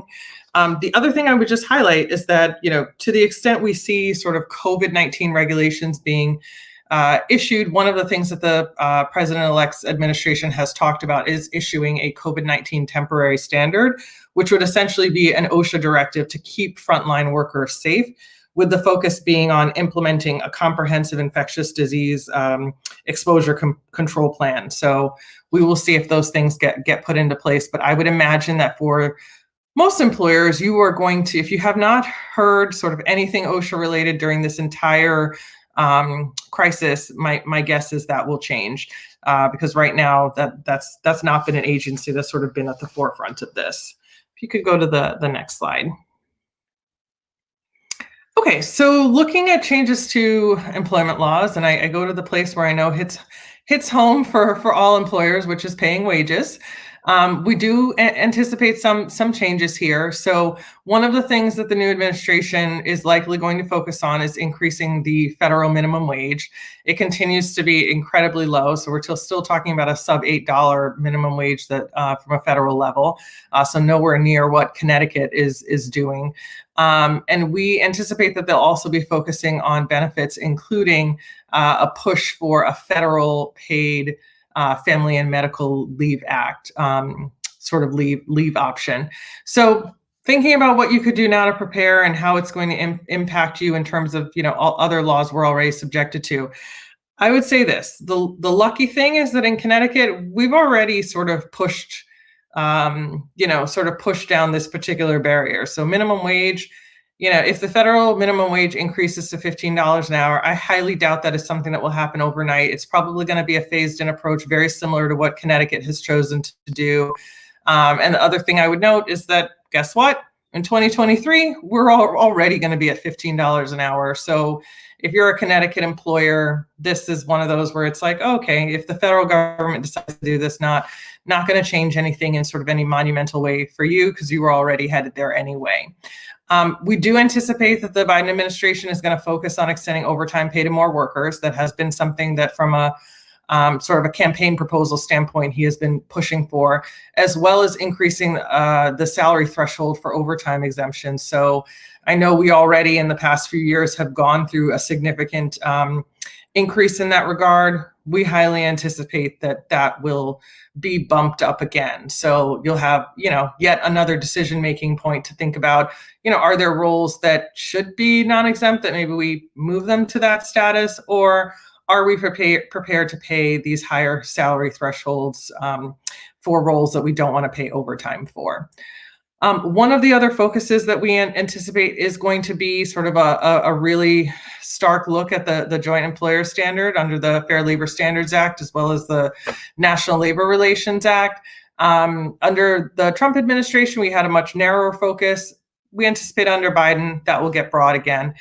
So the main impacts there, we're going to be looking at, that will impact staffing agencies, temp agencies, anybody who's really relying on a contingent workforce. And, we always encourage folks with a contingent workforce to do this, because I think, many employers go into those relationships trying to avoid, quote unquote, having additional employees, when the reality is that because of the joint employer standard, you're just jumping into a relationship with another employer to share the responsibility. It's not sort of a complete sort of get out of being someone's employer card. So just something to think about, because we think that is something that will be further expanded under the Biden administration. If you could go to the next slide there for me. Thanks. So looking at other changes under employment laws, so benefits, the other sort of big dollar bucket for employer purposes. The Biden administration is touting what they are terming the Healthy Families Act. And essentially what it would require is employers who have 15 or more employees have to give sick leave, and they would count it as 1 hour earned for every 30 hours worked. Now, again, for those of us in Connecticut, keeping in mind that obviously we know we have some significant exemptions, sort of industry-based and based on employers' employee threshold, this is something that could have significant impact. It would require employers to have fewer than 15 employees to provide either above the rate of paid sick leave or at least 56 hours of unpaid sick leave. So this could be a big shift. Especially for those of you who may not be providing significant benefits in this regard. My best guess is that, this will probably model what's already on the books for federal contractors, with the exception that obviously offering it as a paid option has some significant, sort of financial impact that employers will have to think about. We also see the Biden administration pushing for paid family and medical leave. Now, for those of you who have been paying attention to this issue in Connecticut, you know that starting January 1, you are going to be having withholdings from your employees' paychecks to fund our own Connecticut paid family and medical leave option. Now, how will this interact with our state paid leave law? I put a big question mark on that, right? It's very unclear, sort of based on the proposal. There just isn't enough detail there so far to confirm whether the paid FMLA option offered federally, how that would interact with our own Connecticut paid leave authority that's going to be administering our own option here. And I know you had Andrea Barton-Reeves on earlier from the Connecticut paid leave authority. This is one where it's total speculation. The only thing I would note is that the paid FMLA option under federal law obviously would only apply to federal FMLA. So, to the extent that there are two paid leave options, what I see in my sort of crystal ball of how could this play out, you could have an employee who's out for 24 weeks during the year and gets paid under a paid FMLA for federal law, and then paid by the Connecticut paid leave authority for a Connecticut covered leave, because anyone who's been looking at this knows the reasons for leave do not exactly match. So you could have someone who could be eligible for both. Next slide there. Okay, so just thinking about this in terms of EEO, so equal employment opportunity laws, we highly suspect that the new administration is going to focus on strengthening laws that are enforced by the EEOC, as well as the Office of Federal Contract Compliance Programs. And for any of you who are not familiar with the OFCCP, that is specific to federal contractors. So just something to keep in mind there.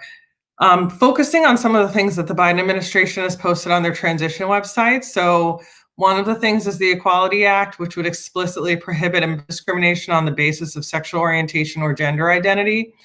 Again, for those of us in Connecticut, this is not earth-shattering. Like we did this quite some time ago, so not a huge shift. And again, looking at the fact that we just did have a U.S. Supreme Court decision on this that essentially found the same, but this would be a little bit more sort of explicitly putting it on the books, but just something to keep in mind. Other things that they're doing that I would say are a little bit more on the creative side and things we have not seen before, a mandate for employers to essentially post and tell everybody how diverse is your senior leadership and how diverse is your workforce. So this would be a little different than just filling out an EEO-1 report, because that information would be made publicly available. Another thing is a requirement that employers disclose whether they've engaged in the interactive process with employees who have disabilities in terms of whether their accommodations have been granted.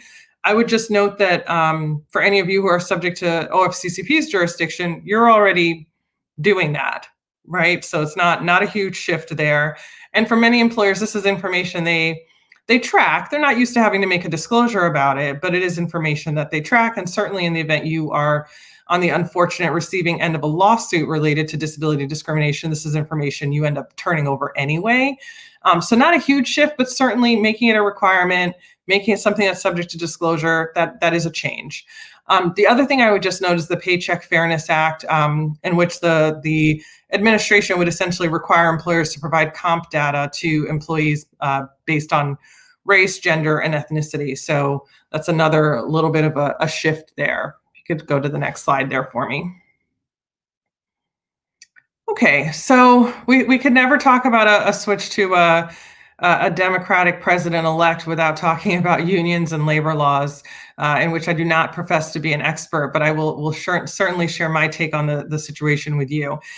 This is going to absolutely reinvigorate and strengthen collective bargaining and unionization. So what's the impact to unionized and union-free workplaces? Your unionized workplaces are going to feel, okay, great. This is good news for us. We're going to get traction at the NLRB. This will serve us well. And for those of you who are union free, don't assume you'll stay that way, right? Once unions feel reinvigorated, that usually gives them sort of what they need to go push and do some recruitment. So that may mean that you have a risk of being unionized. It might be time to start sort of brushing off your union avoidance literature and taking out that training again for your managers to remind them about the risk and how they should respond in the event of a risk. I work with our colleagues in our labor group on this issue all the time, because oftentimes, unions don't, sometimes they'll come out and announce themselves. Sometimes they're very stealth about their approach in that regard. So if I were you and you know that you have previously been subject to union campaigns or had to deal with any kind of unionizing effort in your workplace, now's the time to sort of revisit the issue and be prepared to respond quickly.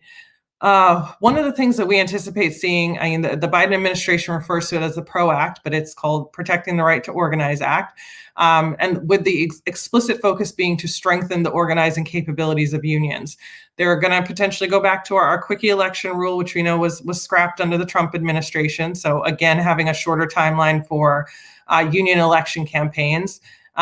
Potentially a prohibition on permanent replacements, elimination of right to work laws, and financial penalties for employers who are deemed to have interfered with union organizing, including personal liability for company executives, as well as a ban on mandatory employer meetings with employees during unionizing campaigns.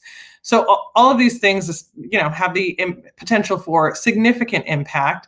One of the other things that's being discussed that sort of caught my eye here was the creation of a federal right to organize and collective bargaining agreements for all public sector employers. Not a stark thing to see here in Connecticut, because we're pretty heavily unionized on the public sector side anyway, but even just seeing that it's going to become more widespread certainly should catch every employer's eye. The other thing that caught my eye was, quite frankly, the option to allow independent contractors to organize.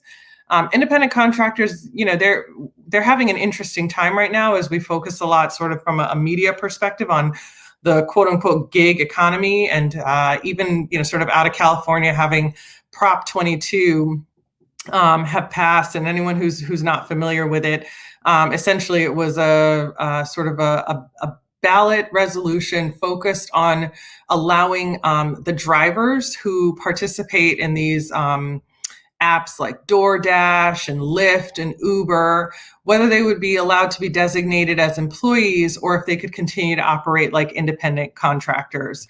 And a vote yes meant that, yes, they could in fact continue to operate like independent contractors. So we'll likely see that be something that the Biden administration sort of sets its eyes on as something that they're probably not too pleased about.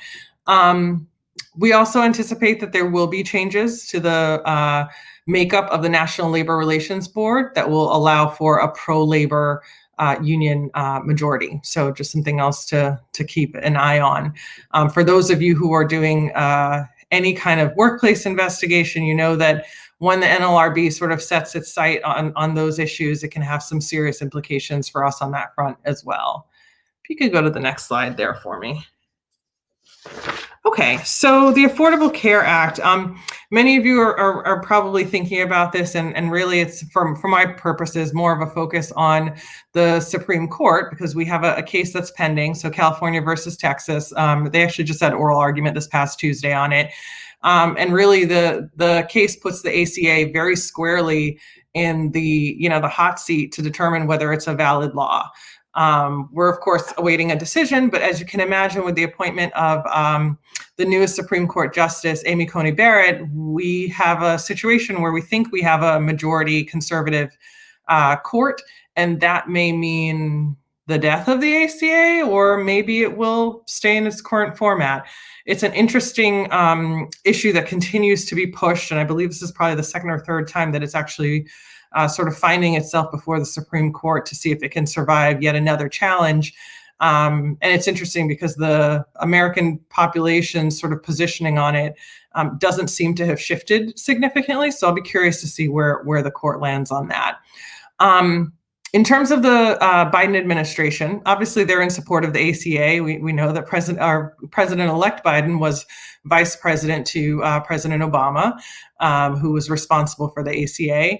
And, really part of his focus, he actually wants to expand it. He does not think it went far enough and wants more coverage options for those who are uninsured or underinsured. One of the other things that he's discussed on his campaign website is putting out a public government-run health insurance option, essentially, sort of mirroring Medicare. He is not in favor of Medicare for all, but this would be something that's very similar to that.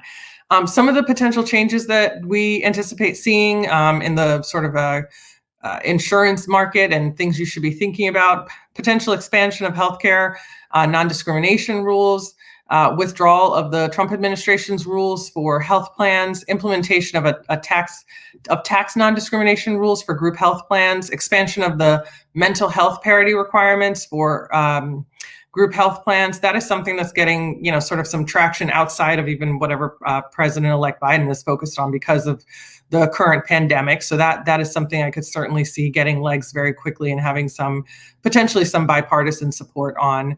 And then expansion and scope of availability of premium tax credits for those individual plans on the federal and state ACA health insurance exchanges, and then potential restoration of the individual mandate penalty, which we know, again, Biden is in support of. If you could go to the next slide for me.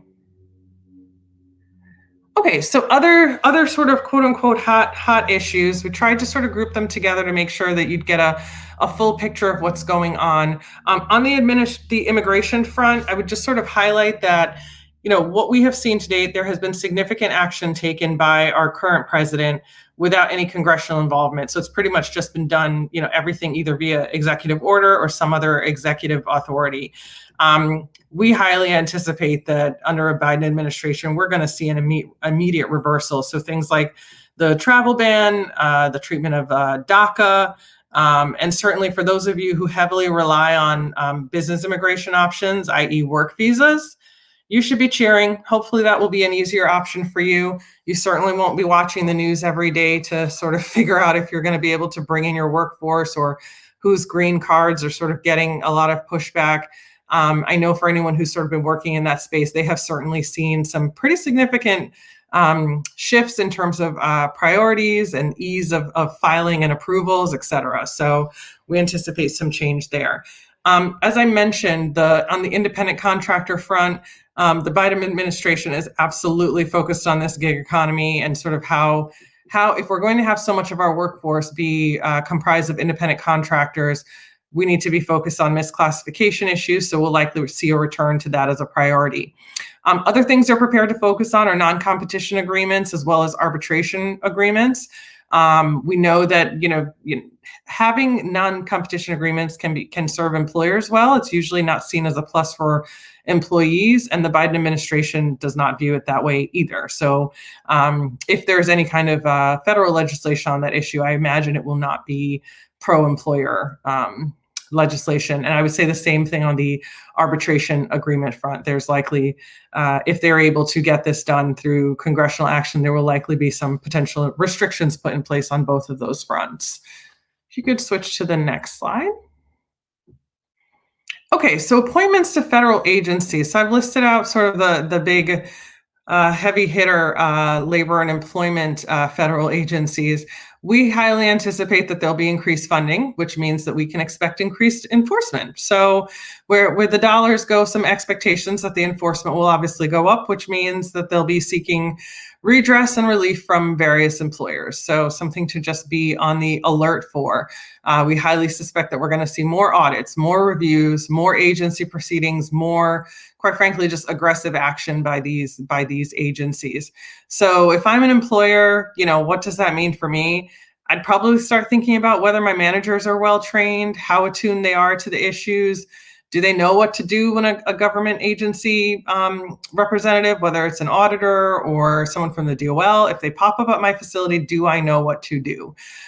Do I know what the rules are, what my rights are? Or is that the time that you're sort of having the heart palpitations and freaking out and trying to get a hold of your counsel?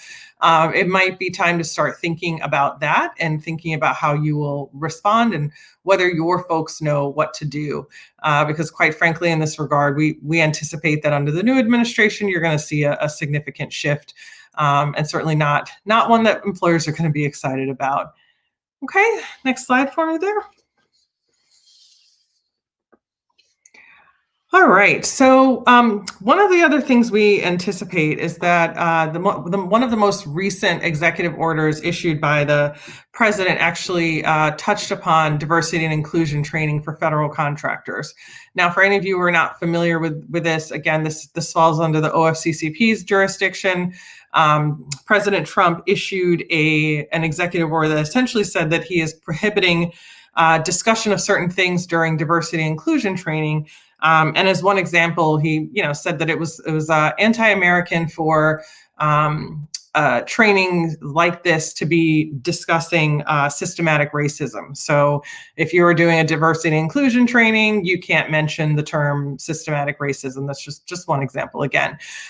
In response to that, many federal contractors said, hey, this is really confusing guidance. We're not sure what we're supposed to do with this. So in response, we're just going to suspend our diversity and inclusion training. We just won't do it, which an interesting outcome. Some may argue that that was the outcome that was intended, but in any event, we highly suspect under a new administration that executive order will be dropped, and we will see a reinstatement of diversity and inclusion training for federal contractors.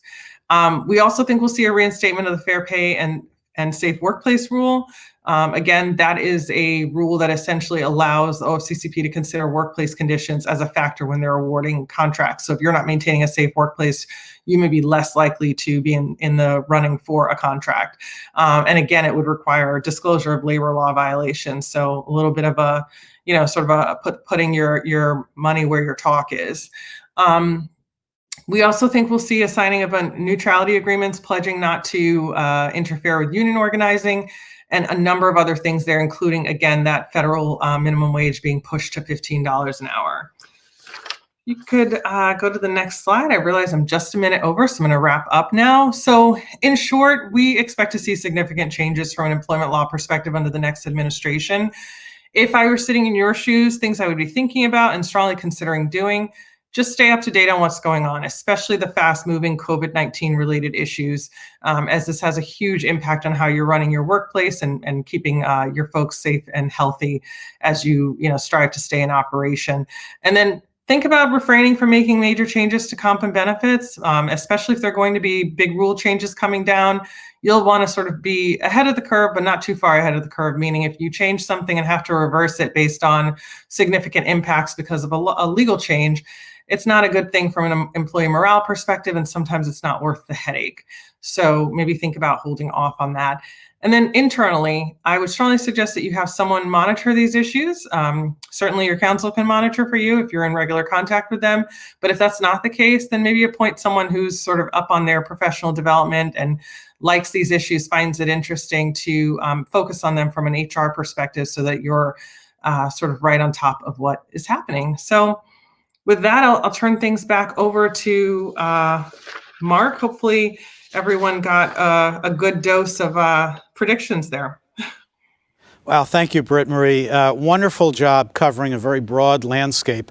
And what I would add is move forward not too quickly and maybe engage senior management in some conversations so they're kind of primed to do some of the things that, whether it's going to be a compliance mandatory issue or simply a good business practice, at least the foundational pieces will be in place to go ahead with some of those things. We only had a few minor questions. I'm not going to address them now because we do need to move on, but I think you covered so much that people are sitting and saying, wow, good stuff. We'll hold the questions until we see things crystallize a little bit more. But thank you very much for your time today, and look forward to having you back again in the future. Take care. Sounds great. Thanks, Mark. Take care. Okay, we're set for a short break now for 10 minutes till 2:25, and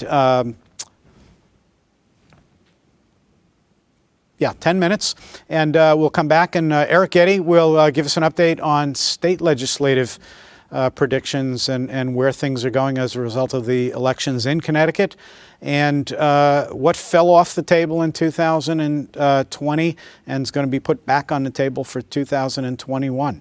So enjoy the next few minutes for a break, and we'll reconvene at 2:25. Thank you.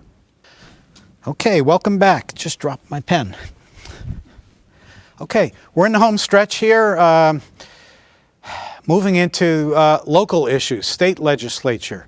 I would just note, although Britt Marie in the previous segment did refer to the possibility of all sorts of financial aid coming out of Washington, it appears that we're still going to be having a Democratic administration in the White House, Democratic control in the House, a little less strength than they had in the last administration.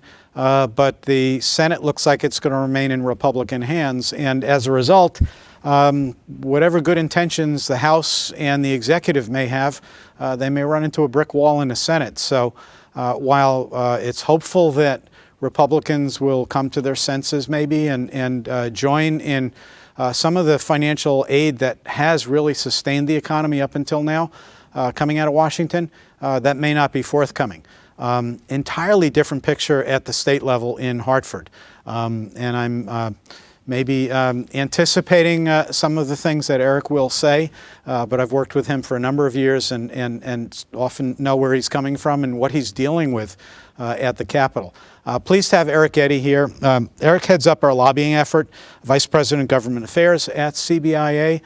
Focuses on labor and employment issues, but among other issues that he deals with as well. Working with a team of colleagues over at the Capitol.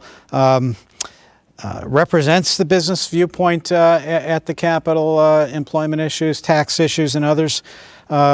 Works with a group of business representatives, HR people, private practitioner attorneys, in-house counsel, and some others to kind of filter through all of this stuff and say, what are good issues we ought to be working on? What are positions we ought to be taking?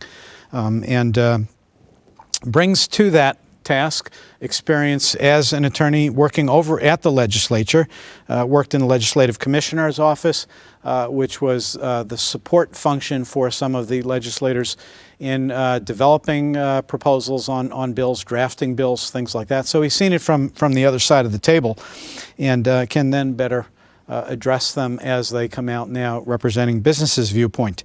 What I will say is part of our intent here today is to educate you about the legislative issues, but also to prime you to be to assist us in voicing those measures and concerns at the Capitol.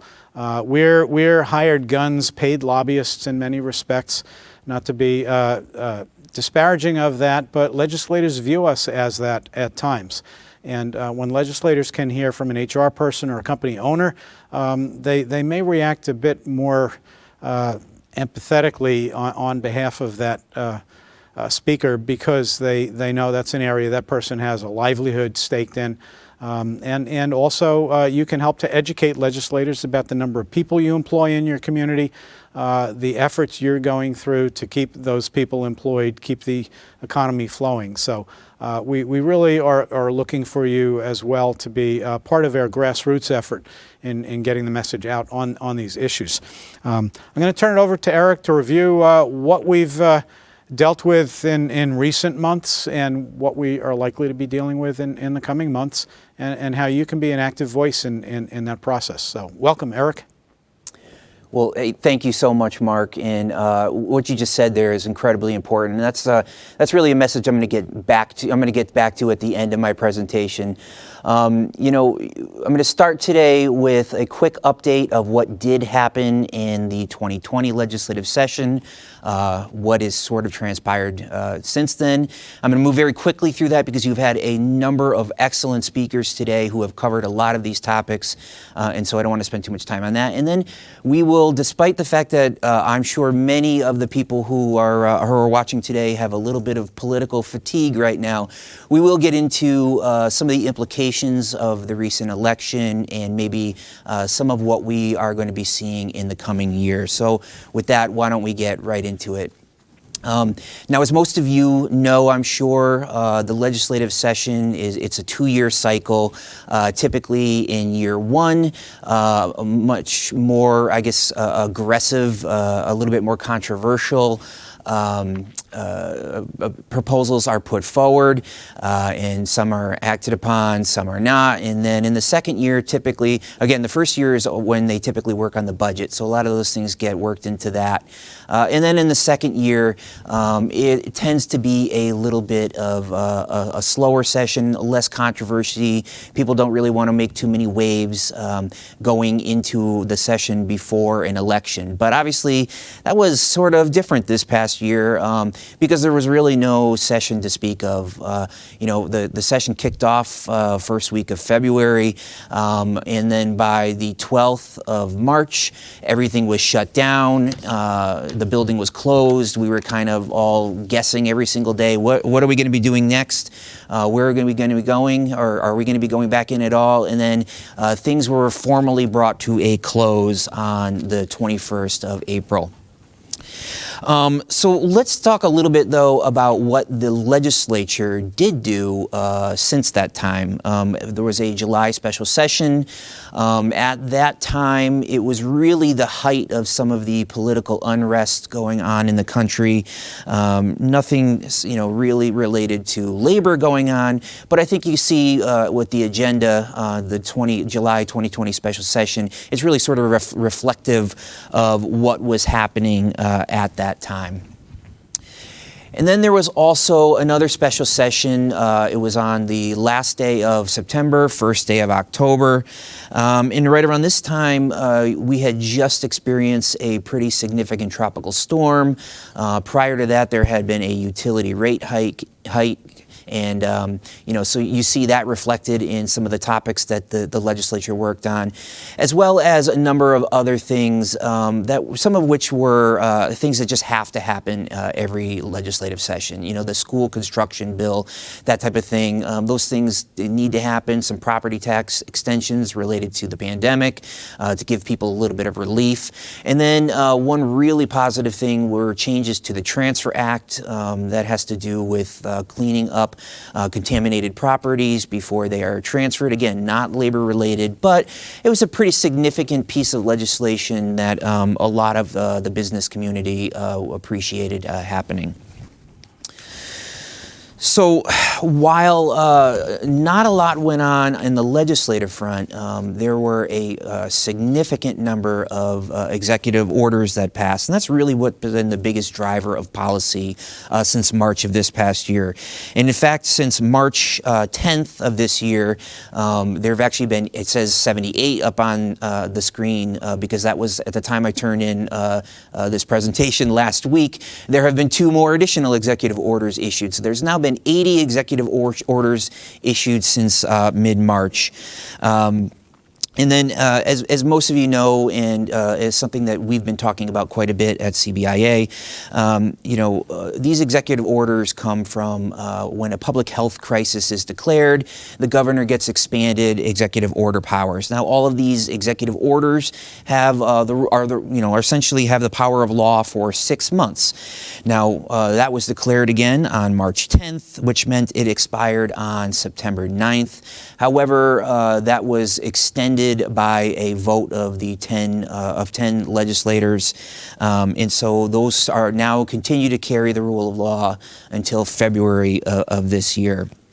And of the 80 executive orders that are out there, there really is 2 that I think warrant some discussion, although not a lot, because again, these have really been delved into quite a bit in the past few months, and I'm sure many of you are already aware of them.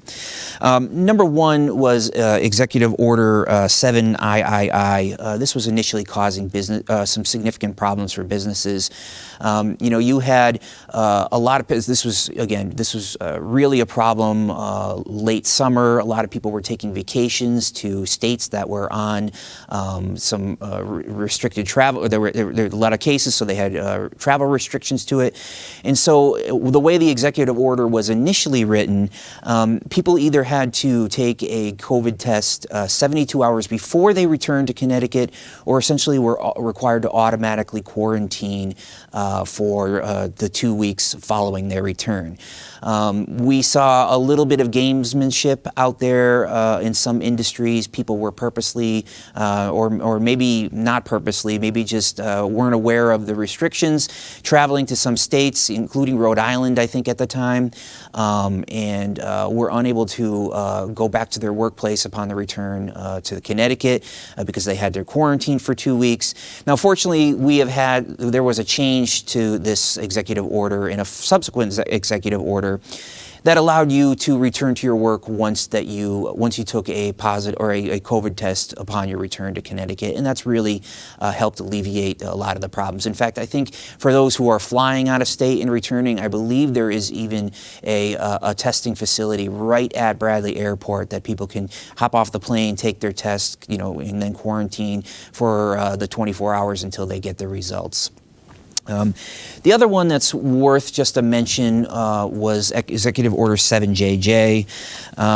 This I'm not going to spend a lot of time on because it was so limited, but this deals with the presumptions that many states enacted related to the coronavirus and allowing them to have workers' comp coverage. The presumption being that any employee who came down, who went into the workplace at some period of time, the presumption would be that they caught the virus in the workplace rather than when they were at home.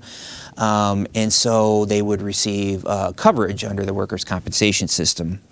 Now, as we've pointed out in the past, there's some problems with this presumption. One is that some of the data showed that actually the opposite was much more likely to be true, that the workplaces were some of the safest places you could be when it came to contracting the coronavirus, just because of the number of precautions employers were putting in place.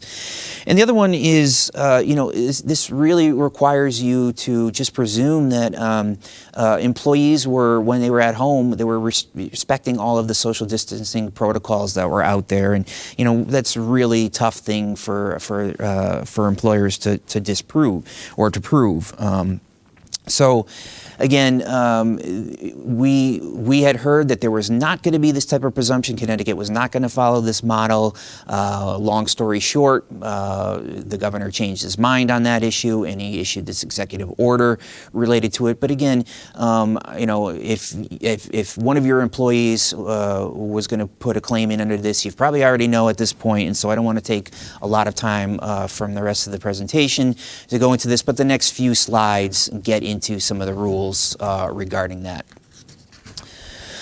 So a couple other things that you need to just be aware of.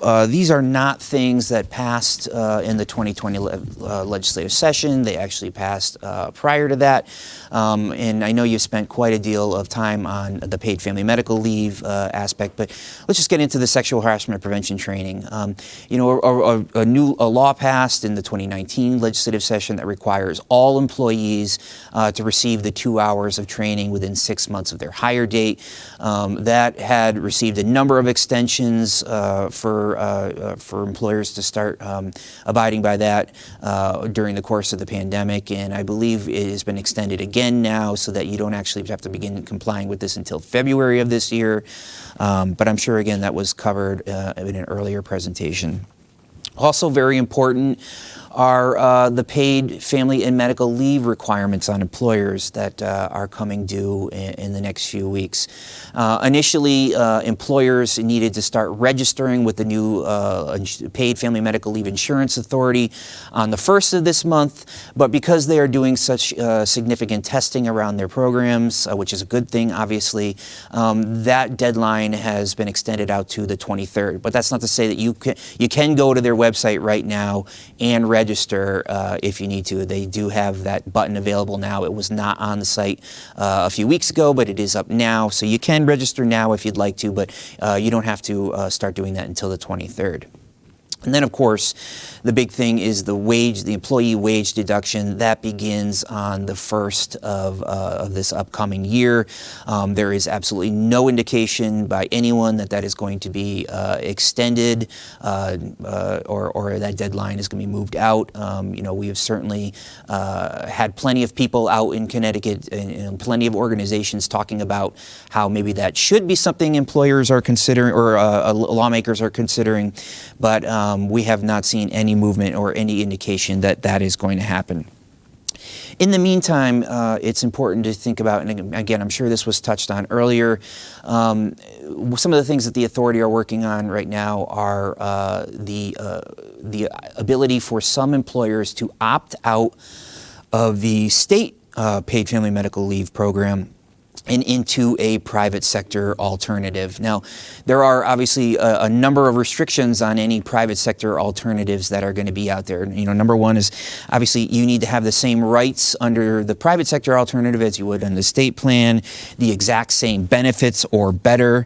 You can't have a greater wage deduction than what is allowed under the law.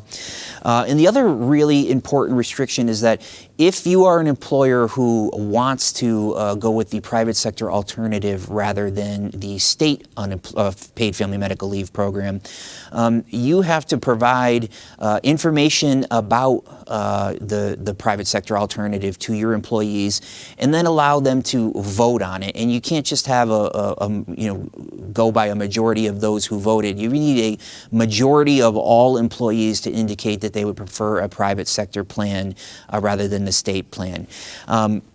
Frankly, we feel that the way that has been set up, it really stacks the deck against a lot of these private sector plans, unfortunately, and we hope that there is some change in that in the future, but again, that is the way that the program has been set up at this point in time. So, at some point, 2020 will be over, thank God, and we'll need to start looking at what could happen in 2021. And of course, the election results are a big part of that. So let's talk a little bit about the change in the landscape. After the election, this says that the House went from 91 to 98, and the Senate went from 22 Democrats to 24 Democrats. Now, again, things have changed since I turned in this program. There was one recount, and actually one more Republican won than had initially been put out there or had been posted on the Secretary of State's website. And so the actual margins are now 97 Democrats in the House to 54 Republicans, but the Senate continues to be a supermajority of 24 Democrats versus 12 Republicans in the House. Now, certainly, I think a lot of people predicted a much larger blue wave, this being Connecticut, and a lot of it being a response to national politics. But I would argue that that was a much smaller wave than again many had predicted, and also a lot of the Democrats that won were far more moderate than the wave that happened in the 2018 elections, and so. Certainly, again, all of this will play into a lot of the legislation that is considered and passed in the coming year. So, what can we expect in the 2021 legislation or legislative session? And honestly, it is really tough to say. In fact, it's going to be unlike any legislative session we have seen in the past, because the public is not even going to be allowed back into the legislative office building. So much of the lobbying that goes on and the public input is going to have to be done through other means, whether it's email or texting or communicating, via Zoom or other platform with our elected officials. This lack of communication. I mean, and I'm someone who has all the cell phone numbers of the lawmakers who are out there, but a lot of the public does not have that information, and so the transparency is going to be a real issue. But you know what? Transparency is also going to be a real issue for some of the caucus leadership as well. So I think it would be in their interest to limit the number of bills that every committee is going to be considering in the coming year. But just because there are limits on the amount of legislation that is done doesn't mean some of the more controversial stuff won't be among those things that are done.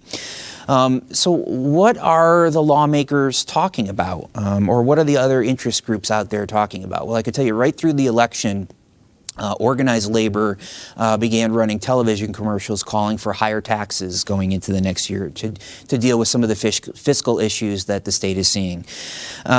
But you would really think, especially for the folks who were just elected, although the new legislators out there, you would think just given what we've been through the last few months, everyone's top issue should be restoring the economy, and unfortunately that, especially given some of the troubling indicators that we've seen, especially in the last week, the Pew Charitable Trust, a very reputable research firm, they just came out with an article showing that Connecticut was dead last in the nation for personal income growth. That is a troubling sign. Our own Department of Labor talked about how we were the second to the last in the last year in job growth. I mean, that should bother people, and everyone should be coming in the coming next year wanting to fix some of those issues, or at least starting to address them. But what we've seen from lawmakers varies a little bit. We had the Senate Democratic Caucus coming out the other day and stating that their number one issue would be the comptroller's public option health care plan. A little bit of an odd priority considering how many, again, how businesses are still struggling right now. And really, I don't know that anyone's calling for another health plan. I mean, the problem is not the lack of healthcare options; it's the cost of all of them. That's where we need to be addressing. And given that the Connecticut health plan that they're pushing has been running in the red for so long, adding more people into it will only exacerbate that situation. And frankly, it's a risky proposition to begin with. So that's what they've stated their number one priority is going to be. Now, the House Democratic Caucus, they are going to be looking at a number of things, or at least that's what they've said so far. Early voting being one of those things, the legalization of recreational marijuana, I think more to do with the revenue aspects of that than anything else, and then zoning reform. And the governor has come out and stated that he would not be pushing tolls this year, although I do believe transportation will be pretty significant. And then he also has stated that he doesn't love the idea of massive of tax increases. And so that is certainly welcome news for many of Connecticut's businesses. But of course, like all things, once the actual legislative sausage starts being made, some of these promises promises, they may fly out the window. Now, what about more specifically to labor and employment issues? Nobody has directly called or talked about any of these things yet, but just based on what had been raised in the 2020 legislative session that sort of died on the vine, and some of the, and just knowing what has been talked about in some of our neighboring states, I think that these are some of the things that you could be seeing. We already have eliminated non-compete agreements for certain industries in the state, namely home health care aides. I think that will be expanded upon in the coming year, or at least there will be efforts to do that. The employer obligations related to independent contractors, you just heard the prior speaker talking a little bit about the independent contractor issue related to organizing, but I do think that this is something that we could see some additional legislation on at the state level. Workers' compensation and communicable diseases. Now, I know there was the executive order a couple months ago related to the pandemic, but again, that was very limited in scope and will go away as of February, but I see that it is highly likely that some of the folks on the Labor Committee will want to codify this and make that permanent. We routinely hear or see bills related to employer speech restrictions in the workplace, and then also the restrictive shift scheduling is certainly likely to come up.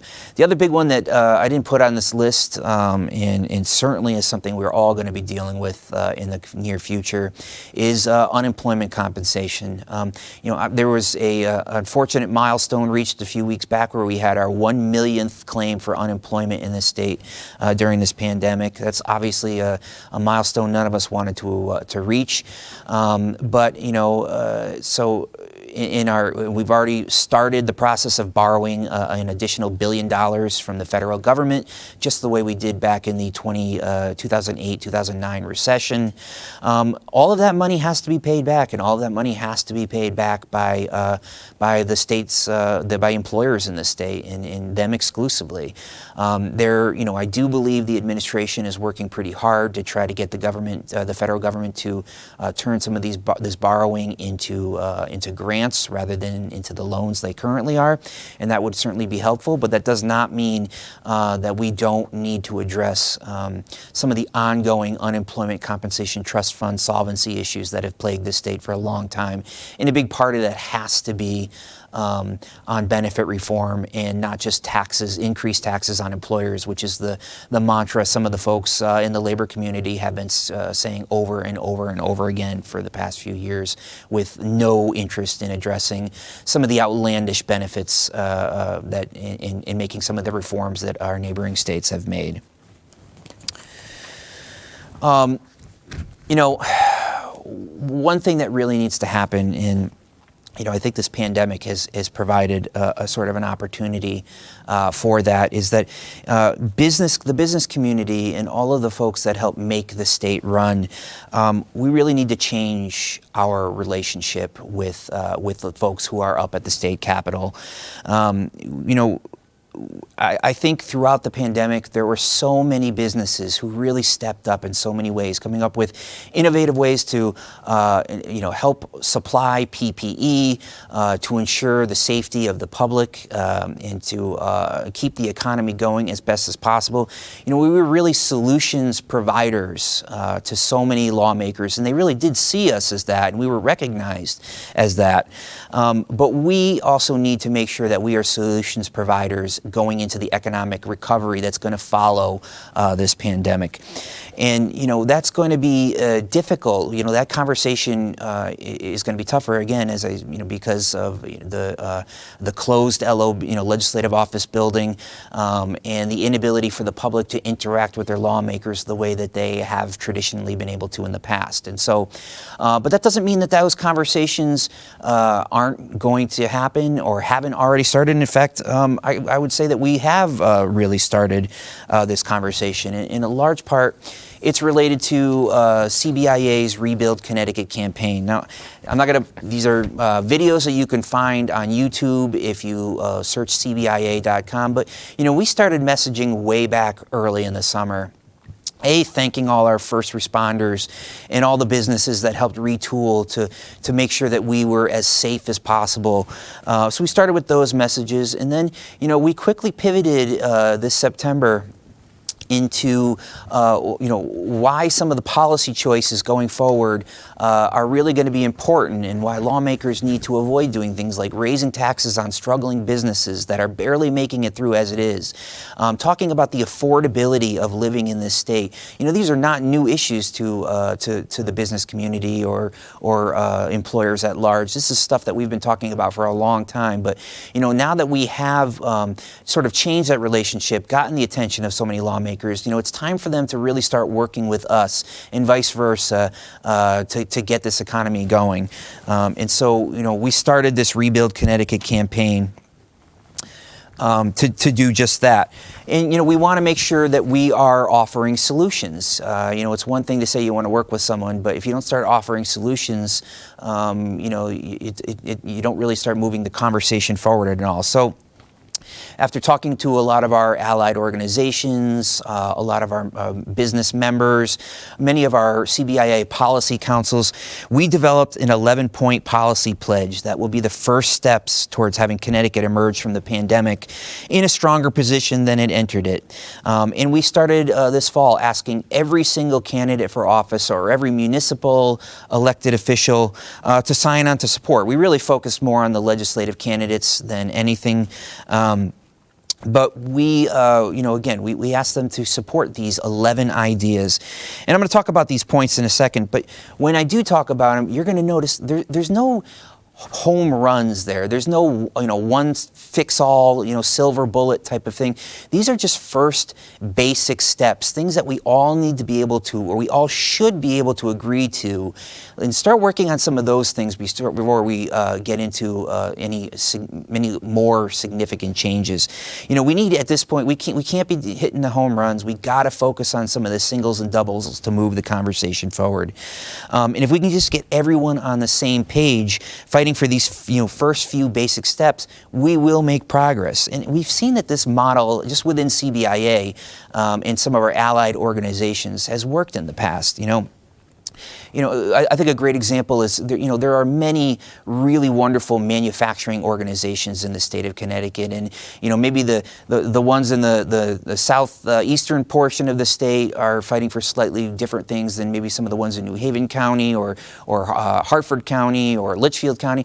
All of these organizations were fighting for slightly different things, but when they all came together and just focused on between 1 and 3 issues that they all could agree on, they started having a lot of progress in the state, and you really saw a resurgence of manufacturing. And so that's the basic idea that's behind this. Let's get everyone behind these simple ideas and start moving the conversation forward. So things we've put together, obviously for the workforce development programs in the state, make sure that we're really using or aiming that development on sectors that need the help, stuff that's poised to grow in the state. And so, we list out aerospace, software engineering, medical device. Does that mean that we're giving up on all our work with manufacturing? Absolutely not. But we do need to also focus on some of these industries as well. Streamline the professional licensing process. Let's make it easy for people to come to Connecticut and fill some of the open jobs we had there. A lot of people don't realize this, but most states, Connecticut is one of the states where a lot of military families don't want to come to. And the reason is so many other states have made it very easy for the family members of military members to just get their licenses immediately transferred to a comparable license in that state. Connecticut is one of the few states that don't have a program, that does not have a program like that. And let's do things like that. Let's make it easy for equivalent licenses to transfer here so that we can get the workforce that we need. And then obviously the apprenticeship tax credit for smaller businesses, that's something we've been working on for a long period of time. We need to focus a little bit more on urban renewal in this state. Our cities are critically important. And now the Transfer Act changes that I talked about that happened back in the September-October special session, that is a big part of that. And so, we've already made some progress on that, but We really need to make our cities a hub, encourage more and more businesses to offer internships, to get our graduates into those cities and working and gaining experience so that we don't lose them. We just need to do more with our cities, because if we have healthy cities, we are going to have a healthy state. Infrastructure improvement. This is a great example of how this conversation we've started with these 11 policy points have already started to pay dividends, because, we say support a bipartisan transportation funding plan. Now, as most people know, the Republicans, as the toll issue has been central to any transportation funding plan that the Democrats and the governor put forward in the past few years, Republicans were very much against that, and we continue to urge them to work together to develop a program, a transportation funding plan that everyone could get behind. And you've already seen, through language like this and through our push, people have already started to abandon the toll idea, which has just become toxic to the whole conversation regarding transportation infrastructure funding. And people are now calling for the exact same thing, that we need to work together to make sure that our transportation program does have the funding it needs. And that's going to require compromise, and I do think that that is going to be something that does happen in the coming special session. And then we also need to make sure that we are getting our transportation infrastructure projects fully planned and ready to go. It is highly likely that the next federal stimulus is going to include funding for a lot of infrastructures, and we want to make sure that we have all our projects ready to go if that funding does become available down the line. And then, of course, there are some tax relief ideas, especially for small businesses. Some of it related to personal protective equipment, other on just taking away or providing incentives to train and expand employment in the state, which is obviously critical. And then finally, taxpayer return on investment.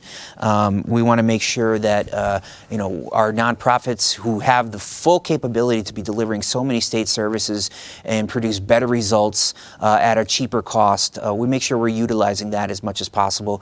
We're going to see a massive potential silver tsunami. Potentially 12,000 or more state employees are going to be eligible for retirement in the coming years. We want to make sure that the private sector is the one that they turn to fill a lot of those jobs, and they don't just fill them one for one with new state employees. So, with that, who has supported the pledge? We had an incredible number of candidates sign on to this already, and that's really been what we've been focusing on up to the election. 134 of the candidates are public officials. Nearly 40% of the entire legislative field signed on to this. We've had 142 trade associations signing on, and businesses, and 566 individuals. Now, the latter two categories are the ones that we're now turning our focus to. And we really need as many folks as possible to sign on and show their support for this pledge. It's going to be critically important in the coming year. And so we encourage people to go to CBIA.com, sign on to that pledge as an individual, and show lawmakers that you support these 11 ideas that will help move our state forward. And again, the big reason for this is we can't do this alone. CBIA, it cannot be the lone voice in the coming year talking about all these things. We need you to sign on and show your support. We need to ensure, especially in this difficult COVID environment where we can't interact in the normal way with lawmakers, that we still hold them accountable and want to tell them exactly what needs to happen to move this state forward. We cannot allow our legislators to simply go unchecked all session long in a closed building and not hearing from our side of the conversation, because they are certainly going to be hearing from folks on the other side of the conversation who want to see more restrictions on business and want businesses to be the ones exclusively taking on all of the burdens and dealing with all of the problems related to the state. So we need to be watching lawmakers right now more closely than we ever have in the past. And again, one great way you can do that that we can make sure that you are aware of everything that's going on, and every time that there's even a threat that they're going to break one of these policy pledges, you can find all that out by simply signing on to the pledge, becoming part of our roster to have all the updates regarding what's happening at the Capitol. And so with that, I will close there. I really appreciate everyone. I know it's been a long day, and many of you have been staring at your screen all day. Tried to wrap it up a little bit early here, but really appreciate the time and the opportunity to come speak with you all today. Okay, Eric, thank you very much. Right on time. Good job. Good overview. Some historical stuff, inspirational. I urge people to move forward with that. A couple of quick reminders here. We will capture those Q&As that we didn't get to answer and push some information out to everyone. You will be receiving an electronic evaluation within a day or so. We please ask you to take a moment to respond on that. It really helps us frame what we do going forward in the future. And in closing, I just want to say this is probably the last opportunity I'll have to be in front of a large group like this. I know some of you I've discussed this with, and the word has slipped out. After 25 years at CBIA, 12 years somewhere in the middle in private law practice, I will be retiring December 31st of this year. I will truly, truly miss all the relationships I've had with a lot of people. I do intend to remain engaged with a number of projects with CBIA and elsewhere, working on some reentry efforts to open up pathways for people to get jobs, fill that employment pipeline that Eric was referring to, including people with criminal records who are still qualified and suited for those jobs. Been working with disability rights organization, Disability in Connecticut, another group that promotes employment opportunities for people with disabilities, and look forward to doing some work in that area. And in addition, my involvement with SHRM in Connecticut, formed a lot of wonderful relationships with the HR community, and an advocate for SHRM membership and involvement there. So I do look forward to some continuing involvement in that respect. We are actively recruiting for the next person who will fill my slot and carve their own path. And I'm sure with the support of the team at CBIA and my continuing input to make sure that they stay on the right path with that, we'll continue to serve your needs with conferences like this, the telephone consulting that we do, the on-site training if we ever get to do on-site training again. Boy, I miss that. That'll be nice to get out to companies again. But I do wish everyone well, and it's been a wonderful time with you.